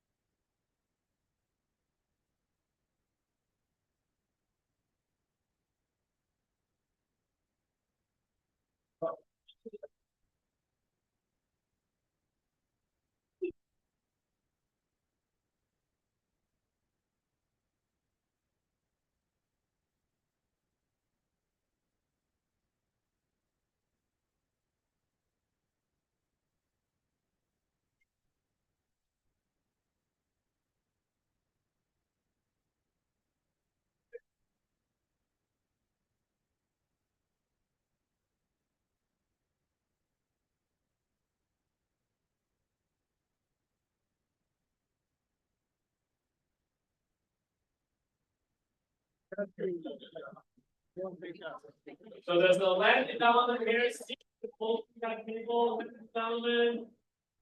Over here, land development. Land development, land development. We got Alex.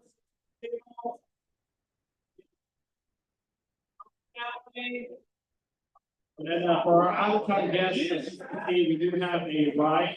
So connect with Calvin and I before you, don't get to get Uber. So.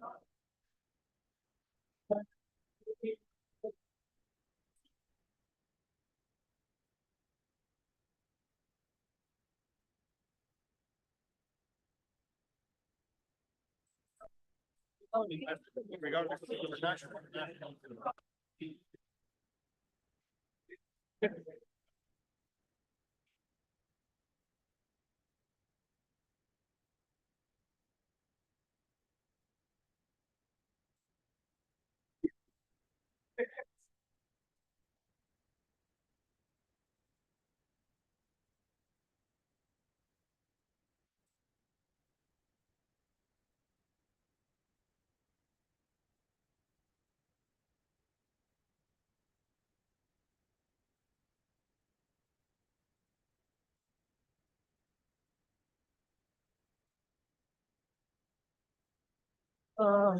So